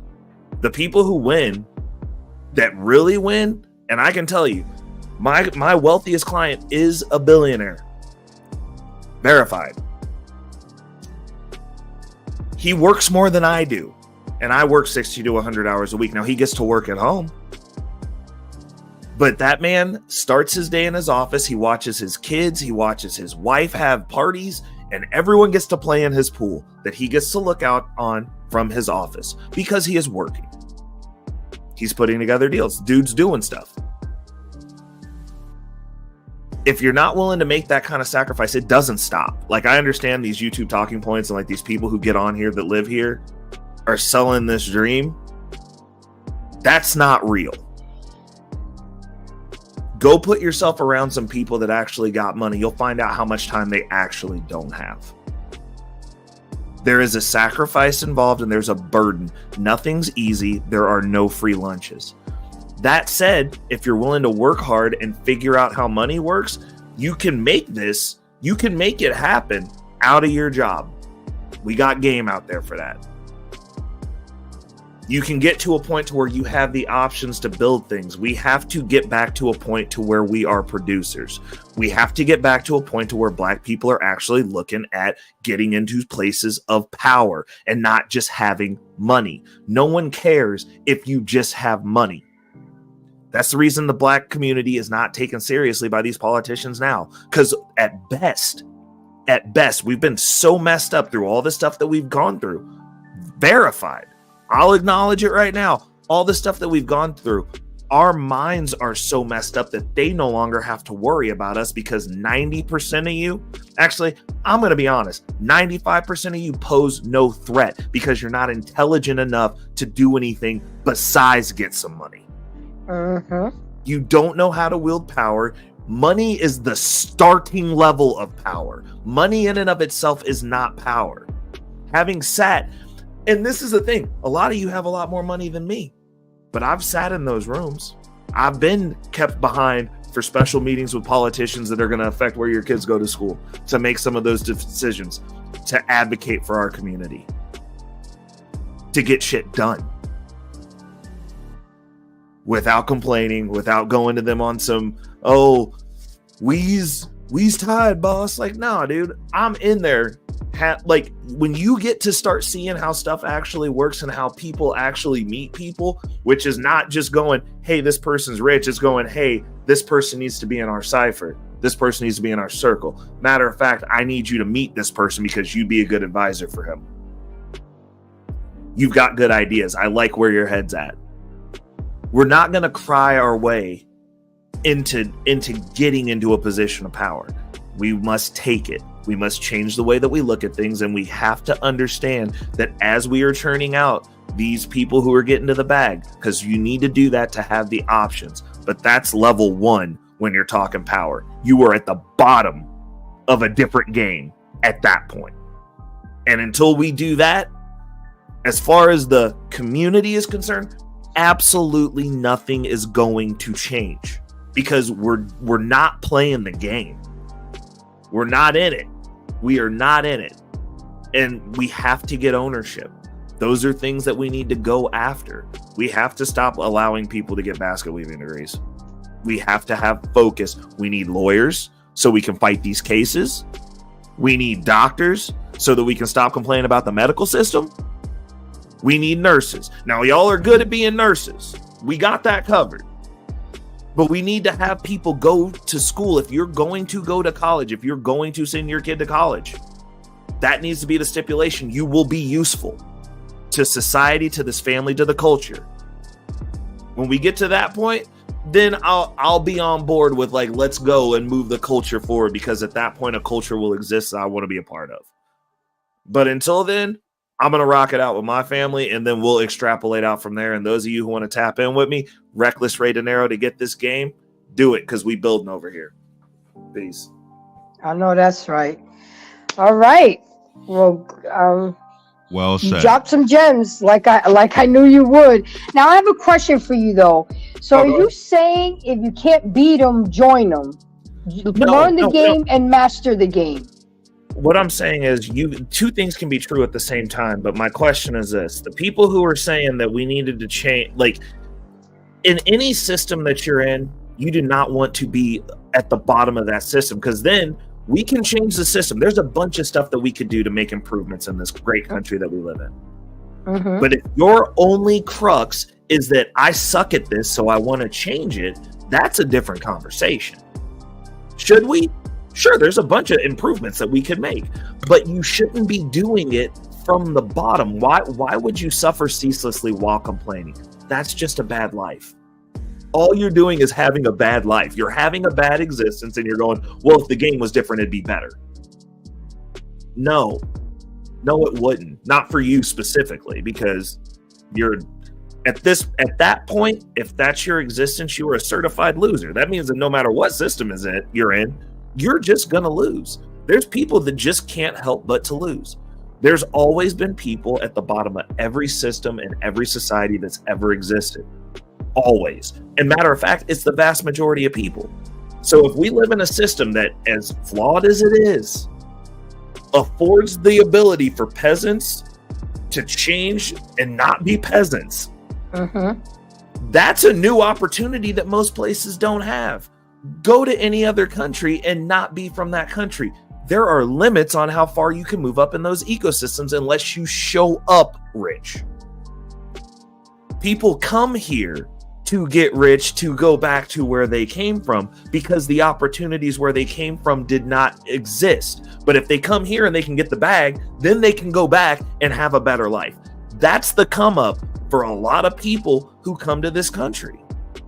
So if you can't figure out how to navigate this system specifically, which is the best one that's ever existed, the best one to date, that can be improved, absolutely. But to sit there and be like, well, I'm a loser, so I just want the game changed for me, like, I can't get behind that.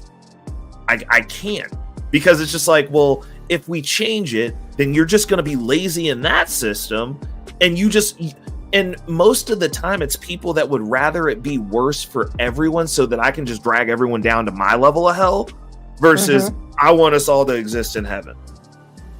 They don't want everybody to win. They're miserable, and they want everyone to be miserable with them so that they can be like, well, at least I took something from that guy at the top. He's winning less now. As opposed to putting in the work to just make your situation better. Because when you zoom out and look at the whole, it's a daunting task to become wealthy. The hardest amount of money that I made was $10,000. The first $10,000 I made was the hardest amount of money I ever came into. That's my savings game now for opportunities. I continually just save up $10,000. The initial first $10,000, when I started out at 25, that I didn't get until I was about, let's say probably about 30, 31, hardest amount of money I ever pieced together was looking at that. Because looking at the whole 10 was a pain, like, especially when you're starting from a bank account, when your mindset is my bank account's always at zero. That's impossible to go, I'm going to get $10,000. That's the reason I tell people, I'm like, don't even do that. Like, if your bank account's zero, the game for you is to save $100. Start there. And then the next level of that game is to save $500. Like, you do not go from zero to where I'm at.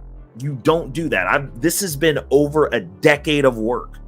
A decade. And it's just now starting to pay off.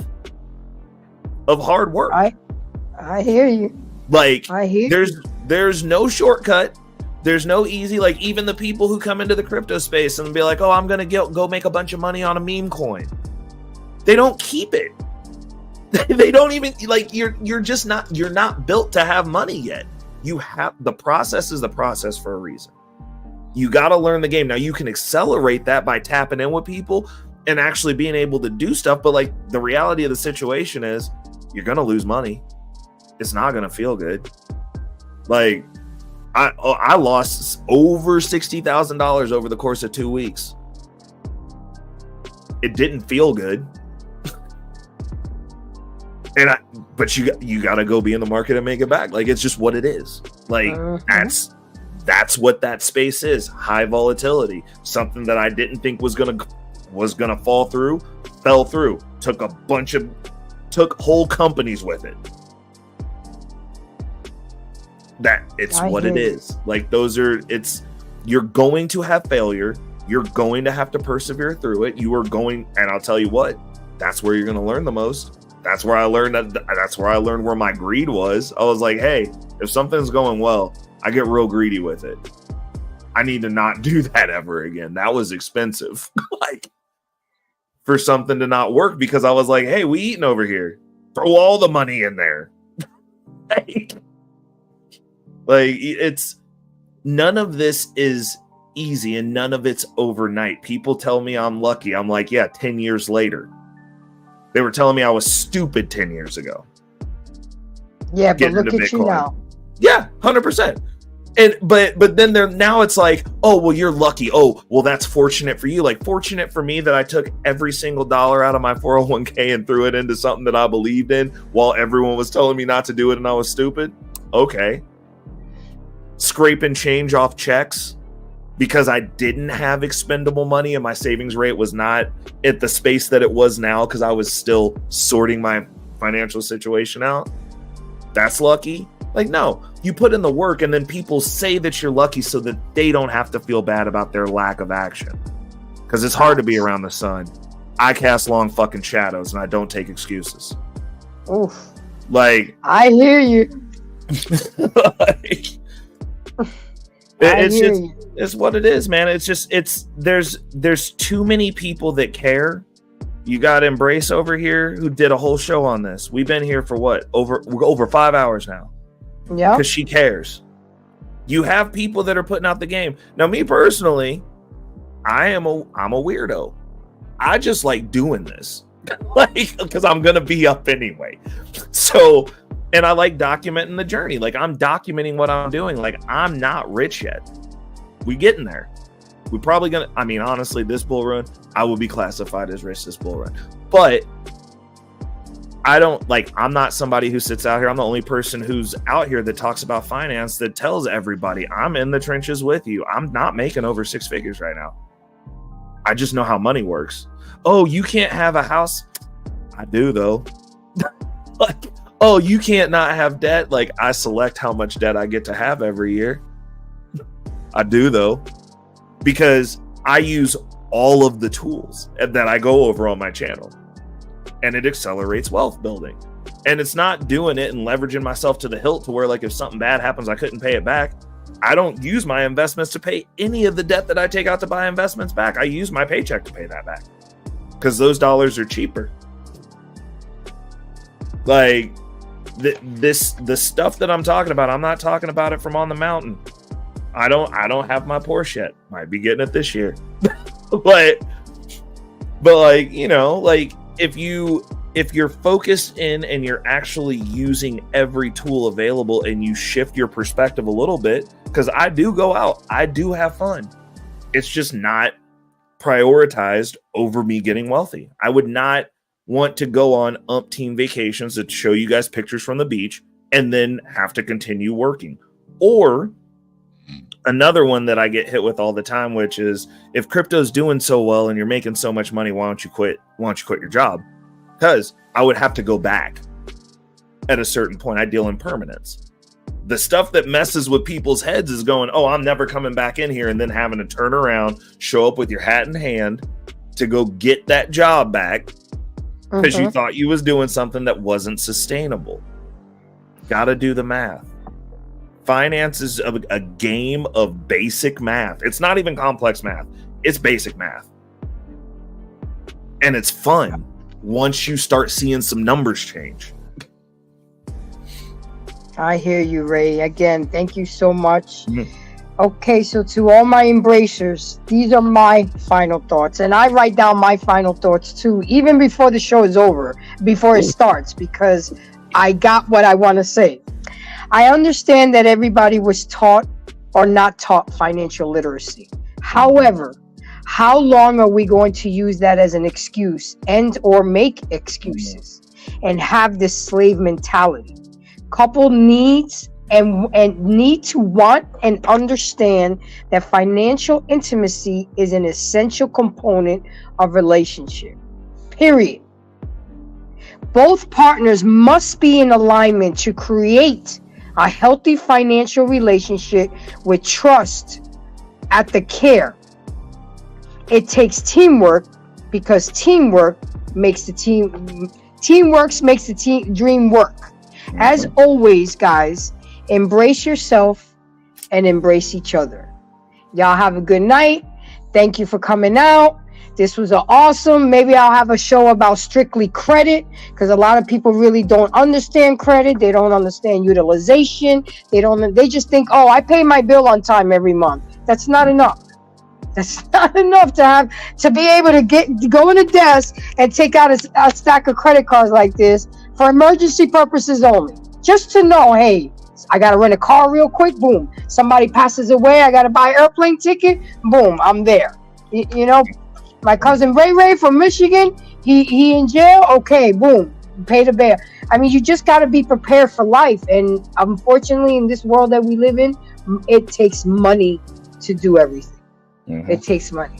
I work hard, but I play hard. I spend money, but I'm always thinking about replacing that money, you know? So with that being said, you guys have an awesome night. I'm going to go unwind a little bit and do a 12-hour shift tomorrow. Okay? Thank you, guys. Take care. I really, really appreciate it. Let me get my little outro that JBJ Network has for me. Give me just a second. Here we go. Where you at? There it is.